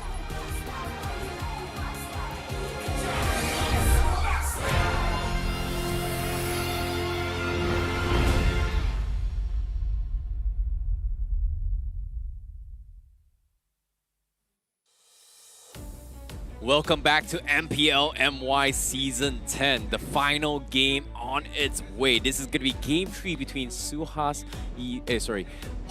going up against Red Esports. And this is going to be a very, very interesting one because both teams neck and neck. Things could have been gone either ways from both these teams. My name is ICBaby12. Joining me is going to be Gideon Q as we are going to be taking you through the final game of today's games. And this has been very, very exciting for me, especially day number 1, and there were just so many unexpected turn events when it comes to the drafts and priority picks so far. No, absolutely. I think, you know, everybody's kind of trying to figure out what's going to be good in the meta and what could potentially be good later on into the meta as well, but there are some very clear play styles from a lot of these teams, especially with Red Esports as well as the Homeboys, right? And I think some really interesting ideas are coming through, but this is the most classic of classics when we're talking about team fight composition adaptations, both Red as well as the Homeboys. We're showing you the lineups here right now, and there are just so many different conditions to be met in game number 2. I think when it comes to dealing with Arkai, right, we did have a lot of this discussion from the previous season and even in MSC as well. Arkai is just so popular as a jungle in the prior meta, but nobody kind of picked the Diggy to try and deal and counter with it. Even in the, I think in the entire Malaysia region, not many teams actually played it a lot. And for Red Esports to bring this on the table to deal with it, I would say it was a good way to shut down Chibi, but it was still too close to be called comfort. So I feel like there needs to be a little bit more adaptation coming from Red Esports. Homeboys, however, they need to figure out how they can utilize their early games a little bit more, because to both games, game 1 and game number 2, they did kind of lose out in the early engagements, and both the game that they won was also a comeback, and even game number 2, they were playing from very, very behind against Red Esports. Exactly, and that's something I want to address here, because I think Homeboys personally, yes, they can be a slow roll team, but I think the most important thing right now is the fact that they are losing out in the earlier stages of the game, and their draft needs to reflect that a little bit more, right? Vinz, especially when he has that Lilia, should be able to just push out these waves super often, and when he did, he was met with resistance all the time. Either Julian was tailing her, or they do see Diggy show up and use the auto alarm bombs as a way to kind of set off a timer or give them that extra bit of vision when the rotations were being made. Yeah, I'm a little bit curious on why Red Esports prioritizes on this carry so much, right, compared to the first 2 games. But as of now, this is going to be some stats for you guys at home. This is going to be Zayed Hakimi, and this is going to be his last season stats from Season 9 with a 5.1 KDA, average GPM of 752, and an average kill participation of 59%. On top of it all, he was last season's MVP of the regular season. The rookie, sorry, rookie of the season. Yeah, rookie of the season, my bad. Rookie of the season as well. And again, this is not going to be an easy matchup, right? He's going to be, let's begin with the drafting phase, because he's going up against a rookie of the season in his own right in Chibi as well. So it's going to be tough. Looks like we got some Homeboys fans up in the crowd here. Very happy to see them, and especially for everybody else. If you are considering coming over to the MPL, buy some tickets and join us here at Quill City Mall. And if you're just like our fan here for the Homeboys, bring your parents. Oh yeah, and on top of it all, just give you guys a little bit of an indicator as well, there are also meet and greet sessions with the teams, and potentially you can also get yourself some team merchandise from themselves when they play on stage. Or, I don't know, maybe you get lucky, you actually get a couple of autographs from the players themselves. So that's going to be a very, very fun time for you guys if you guys come over. But as of now, serious talk. Game number 3, what adaptations? Red Esports going for blue side. 1-1 Eve banned off. Faramis and Fanny also banned off. Very similar to game number 2. Okay. Yeah, it is very similar to game... Well, I would say it's a lot more similar to game number 1 here. I think Red Esports banning out the Wanwan is a little bit strange, a little bit odd, because I would have expected Mal to easily be like, oh, Wanwan's open, I'll take it, no problem, bro. Right? First pick carry.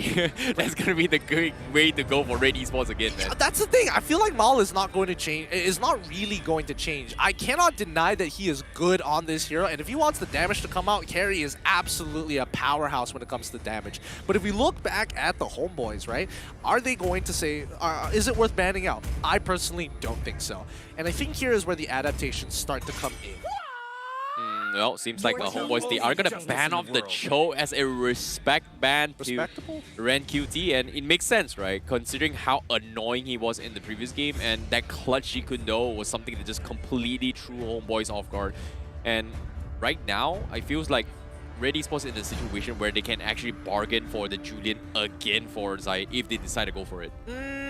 Do they really want to, though? Let's see whether Julian... Yep, it looks like that's going to be their top priority here. 3 picks, 1 ban so far with a 33% win rates. Well, it's not going to be the best stats, but we'll see by the end of the season whether that's going to still stick around. Homeboys, however, I'm trying to figure out, because Homeboys lost that matchup. So now they decided to stick on towards the red side, which would indicate that they have an idea of what they want to do for this game. Is it going to be an early assassin jungler coming out for the side of Homeboys, or are they going to lock in something early for Adip as well? Yep, there we go. Beatrix comfort pick. Immediately we're seeing the Akai again coming out of Chibi. This is kind of interesting for me. I was expecting them to actually pick up the Natalia and just let go of the Akai again. Considering how Game 2 went, even though it wasn't super bad, it was still very difficult for Chibi to actually play the game. So I'm really surprised they're still sticking with it. Maybe in a sense where they want to flex it as a roaming role instead. But Red Esports, why fix what is not broken in this case? Just pick up the Diggy once again. It's not that bad of a matchup for Red Esports. Well, we'll see, because I mean, it's going to be Beatrix into the carry matchup, and I think that's not exactly the most fun in the world. But then again, it is Maul, and he knows these matchups pretty well. We've seen him beat Beatrix in lane with a carry before. Oh yeah. Whether or not he's going to be able to do it again, especially against a solid laner like Anip, is going to be a different story. But denial picks coming out for the side of Red Esports. You show Beatrix, no problem. We're going to be locking in Masha and as well as Lilia. Good luck. Figure out how to fix your comp. And Homeboy's reply was Sicilian. That's going to be a deny picks. I did not expect this, but this is something that Homeboys are very comfortable, as shown in game number 2. But knowing Vince, he does have a wide hero pool as well. And considering how game 1 went, right? Remember how second phase they were banning off Sicilian? No, that was SUHAZ ESPORTS that actually banned it off. So this is something that I think it's not out of the comfort of Vince, so it's not that shabby when it comes to mobility and kiting. But I'm a little bit curious on seeing how the XP lane matchup is going to be right now for Homeboys, right? We haven't seen Sabah play Tamus. He can play the Esmeralda, but at the same time, against a Masha, is he able to do the same impact on what Red QT is going to be bringing to the table compared to game number 2? Well, personally, I think there should be an argument for Sabat to actually play Paquito this time around, because you kind of need that impact and a little bit of CC. Esmeralda would have been nice, but when you're up against a Masha, eventually you're going to get outscaled. And Masha and Esmeralda don't really go anywhere, but at the end of the day, it's going to be who can actually get the results, and Masha is a lot better at doing that compared to an Esmeralda. Homeboys, on the other hand, they ban out the counter picks, they make sure that they don't have that Diggy, but more importantly, they also are limiting down on the marksman pool. Yeah, Popo and Koopa is still available from the side of Red Esports. At the same time, I like the idea that they're actually testing out Miro's his hero pool, right? We've seen him play Enchanter-style tanks for a number of reasons. So if this progresses on, we might see a trend where whenever they play against Red Esports, they are going to ban all these enchanted tanks rather than these aggressive tanks where you have this Grok or even a Franco in the front lines instead as a repeating trend to deal with Red Esports. Speaking of repeating trend here, we're seeing the Esmeralda getting banned out as well as the Selena. They just want to deny magic damage, waste the stun, scaling heroes as well. Homeboys now with the first pick in the second phase. What are they missing? So far, I'm pretty sure Chibi is most likely going to play the Akai again, but they can hold it up as a flex. So they can show the EXP lane first, knowing that it's going up against Masha potentially. I think that Natalia this game isn't too bad for Homeboys. You're not wrong. Yeah, against a Lilia, against Julian, these are the worst matchups for them if they get counter all by a Natalia. The question remains, do they want to go for the similar composition with the Natalia and the Beatrix, the Benedetta again? But seems like keeping it open, safe pick with the Paquito for Sabat. Yeah, I think it's good because it's a double flex this way. If GB wants to pick up the Paquito, that's totally fine, and Sabat can easily pick up the Akai. And especially up in a lane that's generally quite boring, Masha wouldn't be able to kill the Akai unless Sabat makes a significant mistake, which is highly unlikely. So now Red Esports must finish their comp before Homeboys reveal. Angela, Rafaela. For Miro maybe, I think Angela's okay to pair up with the Masha, but that's gonna be hyper carrying the Masha. But I'm a little bit curious on what Mao is gonna be playing. Is he gonna double down on that carry? Because if he picks the carry, well, we know how it all went down in game 1, especially with the Natalia pickup from Homeboy. So I don't know. Or is he gonna go for something else? It seems like it is gonna be the Franco. All right, it's not a recurring trend. He can play aggressive tank, so that's gonna be Miro bringing out the Franco. But for Mao, he's bringing in the Irritel, huh? Yup, it looks like they're picking up on what they saw during MSC. A lot of teams are actually trying this out, and again, works very similarly to a lot of these 4-item marksmen. You get 4 items, have Inspire, you absolutely shred through your enemy lines. They're talking about RRQ Lemon, huh? It's not just RRQ Lemon, he's not the only person who whipped it out. But he's the flashiest one though. I would make arguments of that as well. I mean, Skylar also played a pretty good game as well. Fair enough, fair enough. Looking over at Homeboys, they see this and they're like, okay, that's a lot of scaling, that's a lot of damage. They've got some peel, they've got a number of threats, so Natalia is going to be a guarantee here. And I think this is a very good decision by Homeboys, right? Now you've got 4 squishy members on the side of Red Esports, all susceptible to falling victim to Natalia. If Expedia can do his job well, Homeboys will have a significant lead by the mid-game. Yeah, this Natalia is going to completely shred everyone from that Red Esports. The only one that can actually stop him is pretty much Franco. Julian, arguably as well, is going to force him to use like, what, a 6-7 second cooldown to actually catch him. So I like the idea coming from Homeboys, but hopefully Red Esports is going to be able to overcome this odds, because this is a draft that they pick, and hopefully it is going to allow them to win game number 3. All right, let's have it here as we're looking into the second match.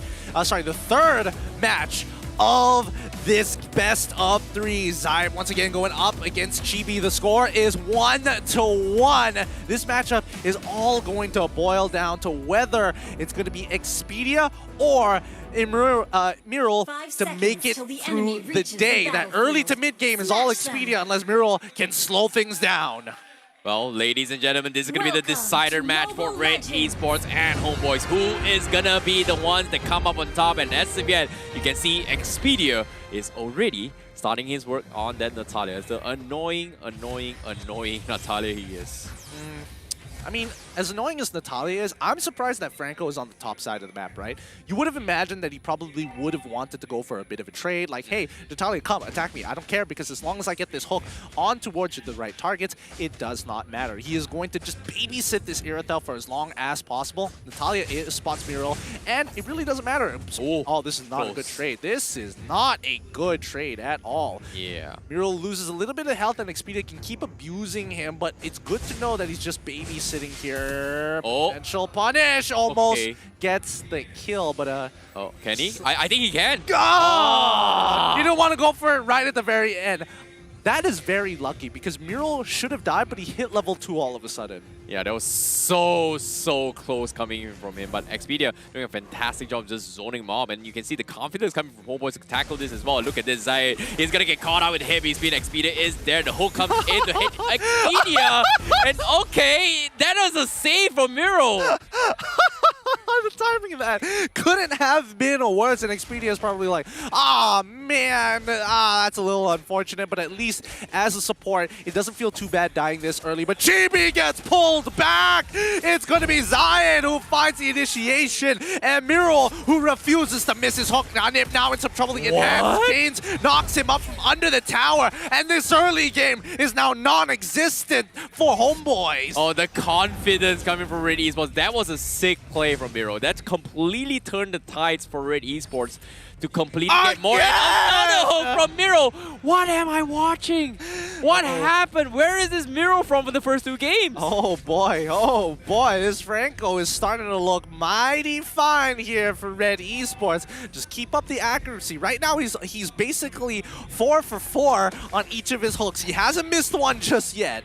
Yeah, that's kind of scary, but Homeboys, like you said as well, early game, completely demolished. And Expedia, however, from the sides, they get the kill on Julian, not the worst yet. And Rank QT going to be caught out on the sides, but at the same time, no retribution contest turtle. That's going to be Homeboys taking it for themselves. Yeah, absolutely. And again, Red Esports, they try to make a play essentially happen, but Homeboys says no. Expedia retaliates very well. But Red Esports, again, when they want to play for neutral objectives, they absolutely can, but Miral is basically just sitting and babysitting Mal for as long as possible. Mal might have taken a bad trade. Oh no! Shows up, but Anip doesn't. Anip does get a bit of a snipe here, but Expedia ends up with the gold crab buff. Yeah, that you hate to see it. You saw how Mal was just standing on the side, just looting as much as he can, and just couldn't do anything about it. And Expedia swipes it from right under the nose, and yeah, the smoke screen just does nothing. Miral No? He's just Going- checking. He's just checking. He sees the waves and he's just guessing. Okay, okay. Finally, he misses that one, but it's against a blind target. So, Alright. again, you can't really blame him for missing that one. Yeah, that was a difficult one indeed. But you can see Miro's positioning is to make sure that his jungle doesn't get invaded. So that's a little bit of a different approach, and it's working out. Oh! However, Ash gets a nice catch with Zayed. They are going to be able to get a kill on Expedia. Very good responses coming in from Zayed as jungler. He responds super quickly as well. But now Anip now in some trouble. Enhanced Chains forcing out the flicker coming in from Miro to help secure this kill. They get locked into the corner. Zayed, is he the one getting hit by the tower? I think so, yup. And that is going to be a double kill coming out for the side of Homeboys, but it's not over yet. Sabat has rotated to halfway across the map to turn things around. But Ash, he's on the run. Can he survive here? Expedia tries to chase him down, but cannot clip him with the edge of the smoke screen. Oh, that was so close indeed. But Homeboys, you know, that was a good response from Chibi, right? At least this time, Chibi is able to play the game as contrast to having a time journey just completely offsetting the heavy speed every single time. And this time, they're retaliating pretty well compared to game number 2. And you can see that the early aggression has started to shift to and fro between both Red Esports as well as Homeboys. And it's all about execution and pickoffs. And bottom side, Homeboys focusing on the turtle, giving the top lane away instead. Huh. Would he die there? Would he die if they committed to it? I don't think they would have died because Mal doesn't have the sprint this time round. And even if Miro was able to get the ult, I'm not sure. Well, it depends on whether Sabat... Oh, that's why. He doesn't have any sustain. He decided to go for the Hunter Strike first, so he's all damage, all power in those fists. Yeah, I'm a little surprised with that pickup as well. I was like, maybe mobility is going to be the key as well, especially if you want to keep some of the Expedia. And yeah, items it as well. Yeah, that's a little bit weird. I was expecting maybe a Bloodless Axe or maybe even a War Axe, but alright. Seems like mobility is going to be the way if he wants to keep up and match Expedia's movement speed when it comes to sniping, I guess. Yeah, I mean, Sabat, he's a greedy boy, and he's looking to take out these marksmen, especially Mal. He's looking for that quick one-shot with the KO strike, I'm guessing. But now with the vast majority of members of Red Esports rotating towards the bottom side of the map, does Julian find Expedia? Yes, he does, but the Enhanced Chains does not connect. However, Chibi does find Zayed and Ash, but gets split into two. Can't really do much about that. If the hook was a little longer, that would have hit. It was a little bit down bottom as well. It would have hit from the invisible hitbox. But at the same time, here he comes. GB doesn't have the heavy spin, and Red Esports, they have to disengage from this fight. The Sanguine Claw not going to be able to connect, but Mao getting a little bit cheeky with this play. Tries to try and chip away the tier 1 down bottom. And Red Esports, they're in a good position to respond. But I don't think Homeboys wants to fight this, especially when they don't have the heavy spin. Yep.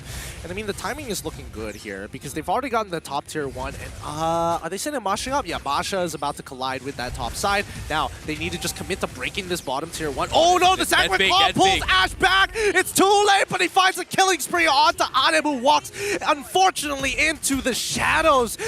Oh man, Franco does find Chibi. He's going to lock him down. He misses a point blank hook, but I can't really blame him for that one. Expedia still looking for options. Muriel should be next to fall here as Mal gets the runaround for free with a sprint. He's getting proc after proc after proc. He finds another 2-for-1 trade in favor of Red Esports. Oh, that was a big catch coming from GB to start things off. But unfortunately, to say his heavy speed was like a couple of seconds off cooldown before he actually procced it. So that was a little unfortunate. But Expedia, oh no, he was farming his way through and he's gonna die. No, he's gonna be fine. That was close. But Mao is one scary boy. That's so unlucky. But now Ashley's going to use that black shoe. Sabat finds the kill onto Mal. The Hunter Strike pays off as a Malefic Roar is purchased. He ends up dying as Miro finds the hook. Anip tries to tactically roll out of the way, but this means that, they force out the flicker as well. They've gotten all the resources. That tier 2 should be coming under the control of Red Esports, but it looks like they're going to back away from this. Yes. Yeah, they have to. They have to play it safe. They need to make sure that Mal gets his economy properly. But can they even take down this tier 2? I don't think they have enough damage. Barely 1 pixel. Okay, they do have 1 HP. However, I like the Homeboys decision, right? Expedia split off, immediately going for the cross-map plays to try and capitalize a little bit more objectives across the map so that Expedia gets his damage to pop off a little bit more when he gets his next items. Yep, score is 8-5 so far with Homeboys. Homeboys, unfortunately, at a goal deficit. Red Esports, it's very slight. It's a 1.9k as it develops into that 2k. The next turtle is about to spawn here. I think it's anybody's game so far between the two, despite Red Esports actually having more objectives. It's going to be the Lord as well, and I don't know, do they have the damage to take it down, especially with Julian as a jungler? When it comes to farming, it's a little bit iffy, but considering how Mao is just farming very efficiently, look at the gold ranking, he's got the highest damage output-wise. If Mao is helping on this Lord fight, things might be a little bit different. However, cross-map plays has been made from the side of Homeboys. You can see that Expedia has reviewed his position, and Chibi getting caught out and bursted down. Heavy speed not going to be even popped off, and that's going to be Red Esports opening up the situation for that Lord fight. Oh wait, Sabat in the mid. It's actually taking the fight, and now he's caught. No Sabat way. gets hit by the hook, and he's sent back to his death. Ash now 4-0-3. He is gigantic this game. Oh, that was a miscommunication coming from Homeboys, giving 2 easy kills. And Expedia has no choice but to continue his pressure down bottom. And this Lord is going to be a lost fight coming from Homeboys. Yep, they can't do anything as the Lord falls into the hands of Red Esports so far. It is looking like a very clean game from them.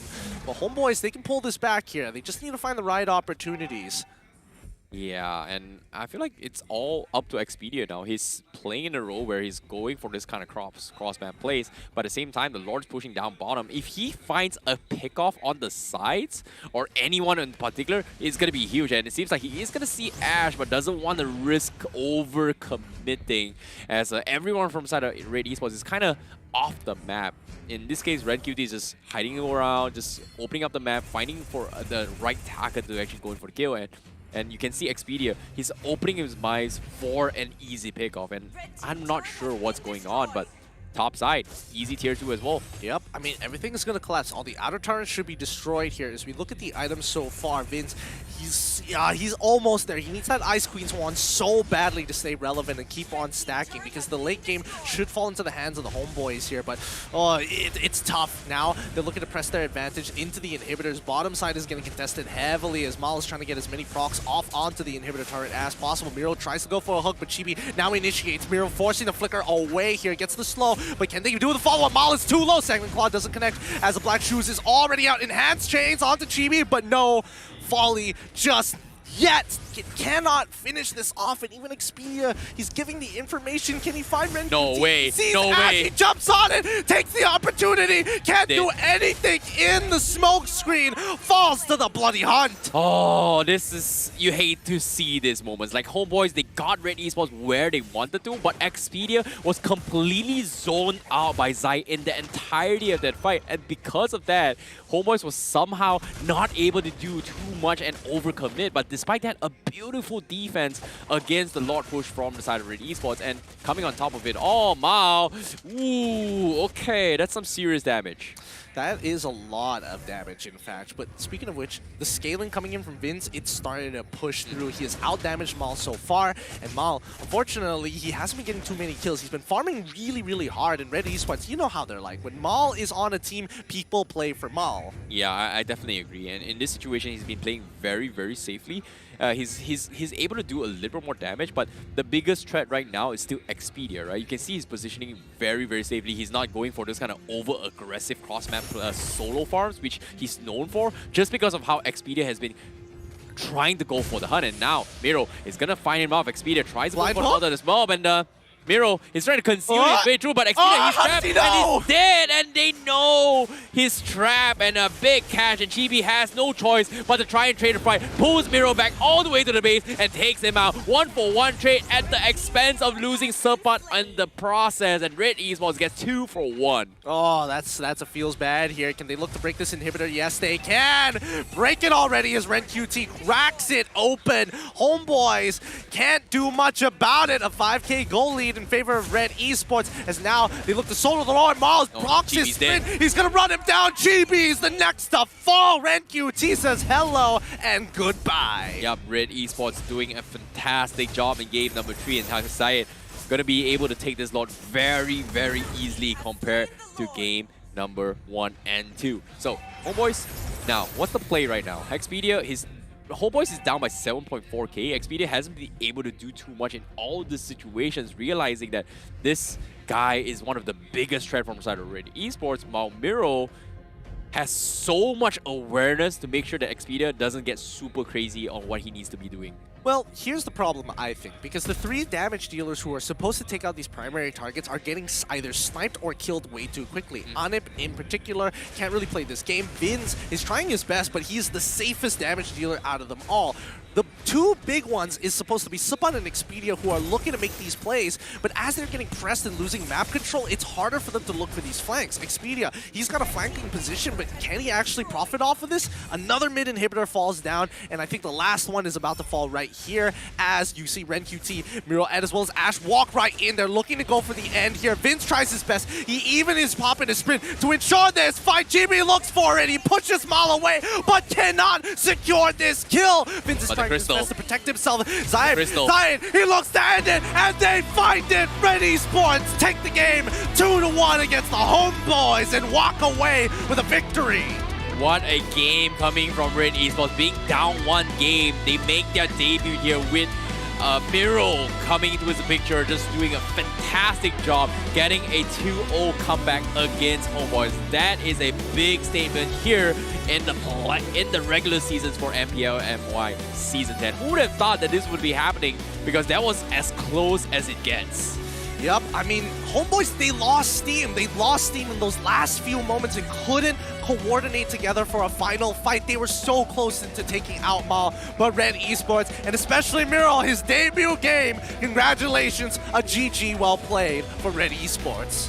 Terima kasih diucapkan kepada saya Adin dan juga Lavels. Dan tadi kita baru saja menyaksikan kemenangan yang dimiliki oleh pasukan Red Esports dengan kemenangan 2-1. Ketiga-tiga perlawanan berlangsung dengan cukup cemas. Dan sekarang ni saya akan menjemput jungler daripada pasukan Red Esports, iaitu Zaid, yang saya ingat saya diri sama tinggi tapi dia lagi tinggi. Alright, Zaid guys. Okay, pertama kali seperti biasa tanya diucapkan kepada pasukan Red Esports dan kepada Zaid personally. Apa perasaan untuk Zaid masuk untuk season yang kedua, season peribadi yang kedua, dan berjaya mendapatkan kemenangan di game yang pertama untuk pasukan Red Esports? Perasaan saya gembira lah. Sebab ada kawan saya yang baru masuk sekali ni sama-sama dengan saya dari dulu. So saya bangga dia dapat main dengan saya atas MPL. Okey, dan bercakap tentang kawan awak iaitu Mirul Alright. Setakat ini, apakah yang awak boleh katakan performance Mirul bersama-sama dengan pasukan Red Esports? Macam tadi itulah performance dia, Franco. Tu yang ada. Itu dia punya. Itu identiti dia. Okey, menarik. Okey, alright. Sekarang ni, dengan ketiadaan Mam, adakah Mam tak akan bermain ataupun ini merupakan strategi pasukan Red Esports untuk melihat mungkin ada rasa-rasa senjata rahsia yang boleh dikeluarkan oleh pasukan Red Esports? Tak, Mam ESP kan, dia akan main juga. So tengoklah siapa yang tukar-tukar nanti ESP kita. Alright, satu jawapan yang menarik. Okey. Kata-kata terakhir kepada peminat-peminat pasukan Red Esports yang memberikan sokongan. Dari tadi asyik jerit dia untuk memberikan sokongan kepada pasukan Red Esports. Teruskan support kita orang dan support kita orang sampai kita orang masuk M4. Amin. Alright, amin. Alright, jadi bagi siapa yang nak berjumpa dengan pasukan Red Esports, kita ada sesi meet and greet dekat luar lepas habis game ni. Tapi sebelum kita pergi ke kawasan Caster Dash bersama dengan Lavelle dan juga Adin, seperti biasa kita akan dengarkan terlebih dahulu mic check daripada pasukan Red Esports. Tengok ni, tengok member. Mati. Nice. Tarik. Boleh. Tarik dia guys. Ready. Dapat. Nice. Fokus ball. Aku pecahkan dia. Dapat. Nice. Wow. Jauh. Disiplin Kita boleh tutup game ni. Boleh tutup game duk. Percaya war. Percaya aku punya keluar. Orang EV. Ni dulu. Mati 5. Nice. Santai fokus. Batal lu. Tamu dah Vegas. And word. Lagi. Boleh. Aku low. Dah pun sabar. Orang mungkin nak gas tu sebab dia nampak aku seorang. Angela bawah. Kita kaiting. Okay. Tak. Aku ikat. Mantap. Jangan manja-manja sayang. Zaid, Lilia tak ada pun. Jangan manja-manja. Zaid, dapat aku Dapat. Dah, Mal penuh. Boleh end tu. Dah. Mantap. Mantap. Makan. Nice. Ada tetap tak ada akai. Ini baru boleh ambil. Makan. Ngapain? Ya. Saya jangan mati saya. Ada lock saya. Oi, dapat ni. Cepat. Dapat tu Mirul. Mirul.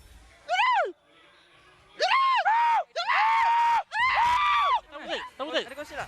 Tahu. I can't with the mic checks. They're too good. They're good at the game, but they're still really, really young, and their age shows. But it's again a beautiful game coming out from Red Esports up against the Homeboys here. And as you saw in the interview earlier, Zaid, he's very confident in his team, and more importantly, what they look to achieve for the rest of this season. Yeah, and on top of it all, he's extremely grateful that he was able to bring his friend Miro into the picture. And Miro, what a debut for him as well. Yeah! That was a pretty interesting Franco play from him, and his game sense is off the charts, making sure that Expedia doesn't have a very, very easy time. And so looking forward to see more coming from Miro in the later stage of the game. And even the mic check as well, that was just him screaming. He is Zaid's hype man. He is straight up Zaid's hype man. There's nothing else you can say about that. But let's look at the item build to take a deeper insight into what exactly they were looking to build to try to make this happen. Because personally for me, when I'm looking at the Homeboys, it's such a deficit. A lot of this comes down to the item build, right? We're looking at Paquito. He's looking to go for that big one-shot, but never found the opportunity to get on top of Mal. And when you think, like, you know, Mal should be hard carrying these games, he's got 11 assists, and a lot of these skills are distributed amongst the members of Red Esports. Yeah, when it comes to the DPS-wise as well, I feel like Mal didn't exactly do too much. It was pretty much Miro setting up some very, very insane fights, right?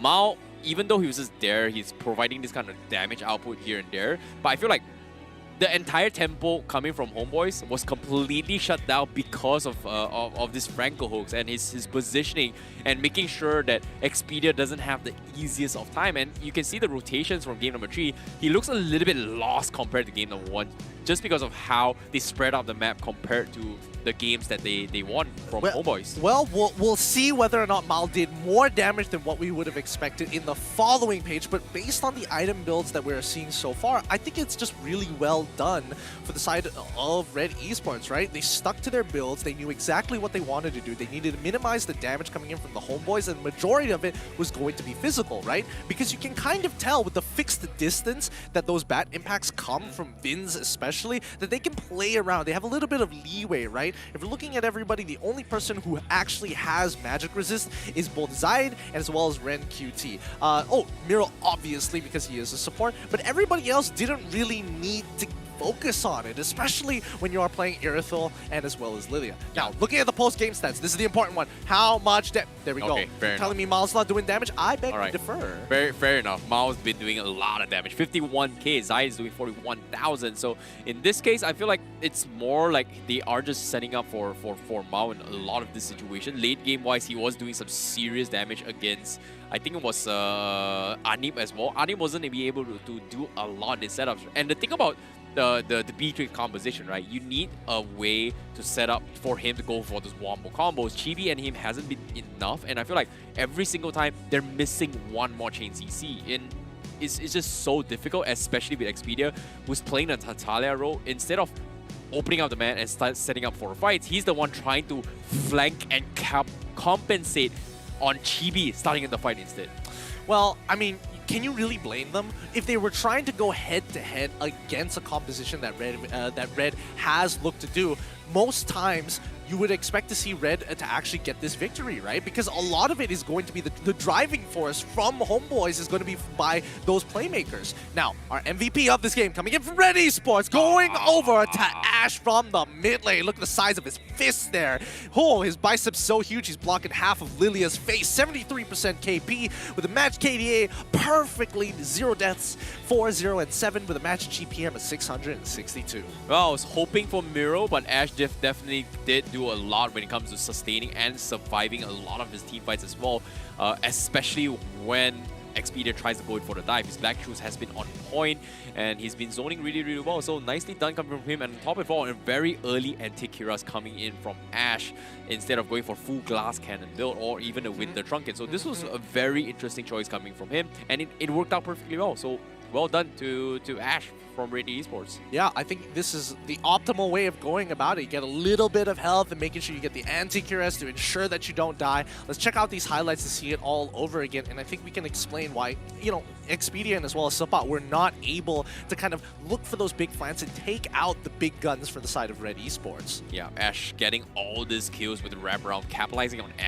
Miro's setup is just really, really nicely done. And yeah, he's been getting all the skills, and even in this fight as well, Expedia just couldn't exactly one-shot him, and because of that, they were able to get multiple kills on top of it all. So well done to Red Esports in this game, because this was a completely different game compared to game number 2, and I wasn't expecting that at all. That previous kid, Mal just gave up. He was just like, yeah, nah, I'm not doing this. You can take my 2 team members. I'm out of here. But yeah, in clips like these, this is where you get to see it, right? You can see the late rotation coming in from Zayat, and Expedia specifically, he's already been caught. But when they do find these big catches, it looks good, and then they run out of steam.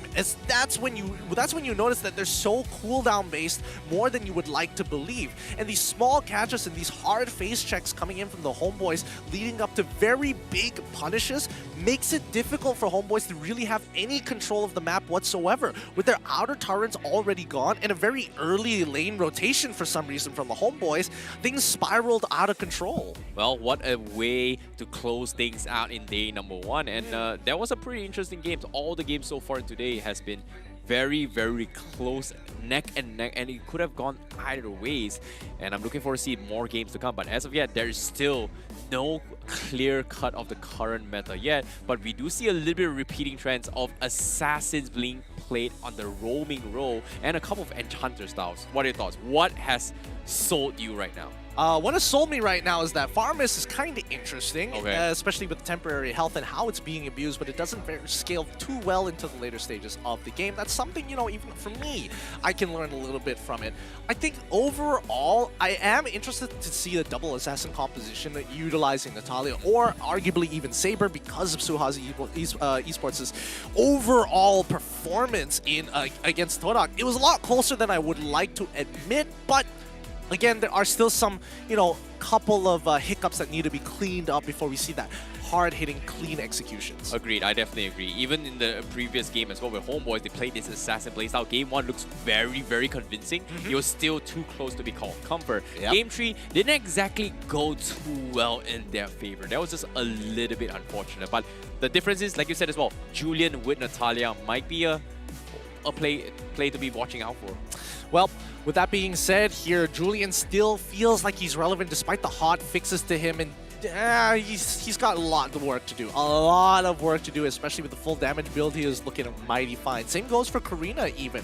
Just a little bit of insight in towards this particular patch. I'm excited to see these damage-dealing junglers coming back into the meta instead of just tanks. With that being said, let's have a look at the current standings between Group A and as well as Group B. After our best of 3 just now, Group B standings have changed with Red Esports sitting on top with 2 aggregate points compared to Homeboys with only 1. Yep, Red Esports is going to be on the top right now alongside with Homeboys. So this is pretty a clear cut from this top 2, and they've demonstrated a little bit of their cards. I'm pretty sure that Lunatics, Orange Esports, and Karakal, they need to figure a way to actually deal with their drops themselves. But who do you think had the better mindset so far out of the 4 teams that's played so far, which is TODAK, SUHAZ, Red Esports, and Homeboys? Mindset? What do you mean by mindset? Their mentality and their playstyles. I see. If I'm taking into account mentality and playstyles, I would say Red Esports and Homeboys. They came here for a strong game, and they proved that they are working hard during this off-season, and I can appreciate that. I definitely can. I do think that, you know, I will give a little bit of credit that SUHAZ is a very new roster, and they're going to need a little bit more time to really sort out and oil the gears together to become a full working machine. And TODAK, they've been together for so long, but Rivals integration is looking good. Yeah, I'm looking forward to see whether or not can they actually overcome. But guess what? We have seen today's matches, but let's take a look at the winners for you guys that actually supported the stream by hashtagging and giving us your most interesting comments. So if you see your comments down in the bottom of the screen, you are one of our winners that is going to be walking away with the mystery gifts. And guys, if you want to be part of this, remember, use that hashtag 10 Bersama. Yeah. My goodness, that took me way too long to get to. 10 Bersama, but make sure you include, you know, a very sweet message as you see down below, something interesting, something maybe even funny even, but as long as you are supporting your teams, that is the most important point. But also don't forget to include your game ID as well as your server ID so that at least we can reward you when you do, because they need you. The teams up on stage won't be here without your support. Exactly, and so yeah, be sure to take a look at the comments themselves as well. You know, may it be from Facebook, may it be from YouTube, may it be from anywhere. As long as you see your name down there, you are going to be walking away with some mystery gifts. So thank you so much for supporting the stream and also stating down in the comments. But as of now, we are going to be looking forward to giving you guys a little bit of pop quiz right now. Let's guess who this wait. I was about to say person, but guess who this hero is? Come on! It's a male damage / guard. It's a guard specialty? Alright. Element light. Relationships with Melissa and Yin are his spells. So, okay. So this hero has a relationship with both Melissa and Yin. Okay, wait, sorry. They're best friends. My bad. Yeah. Look, if I get this wrong, I'll be very upset. I have a very clear idea of who this is, and I think the biggest giveaway is the cape, the cape cloak sort of thing. I think that I would honestly, the first thing I noticed was the haircut, because I went to Joe's Barber, one of our sponsors by the way, Joe's Barber the other day, and I saw the exact same haircut of this particular hair, and I was like, that makes sense. That makes sense. So that was the immediate standout to me. I don't know. I'm leaning on towards Nathan a little bit, you know, just because it's, you know, closer to the new patch of Melissa and Yin, even though it's not. I bet you, I'm guessing it is a mid laner here. Show it! It's Xavier. I'm not even looking at it right now. Is it Xavier? Okay. Yeah, it is Xavier. For a moment there, I was like, if I was wrong, that was going to look so bad. That was going to look so bad. Who figured it out? Who knows, guys? Make sure you get your trivia up to date with whether it be players or even the heroes in the game. We'll be testing your knowledge throughout the week, and hopefully you guys can continue to participate with us. Exactly. Be sure to redeem this code as well at the website itself to get yourself some exclusive goodies. Thank you guys for having fun with us at home as well as in the comment section. So yeah, it was a savior. So I was expecting Nathan because he does have like that swirly hairstyles as well. No, it's not even close. But let's get you guys hyped up for the upcoming game starting from tomorrow on the beautiful Saturday. We have 2 Group A matches and 1 Group B match. Yep, to start things off, we have SMG going up against RSG,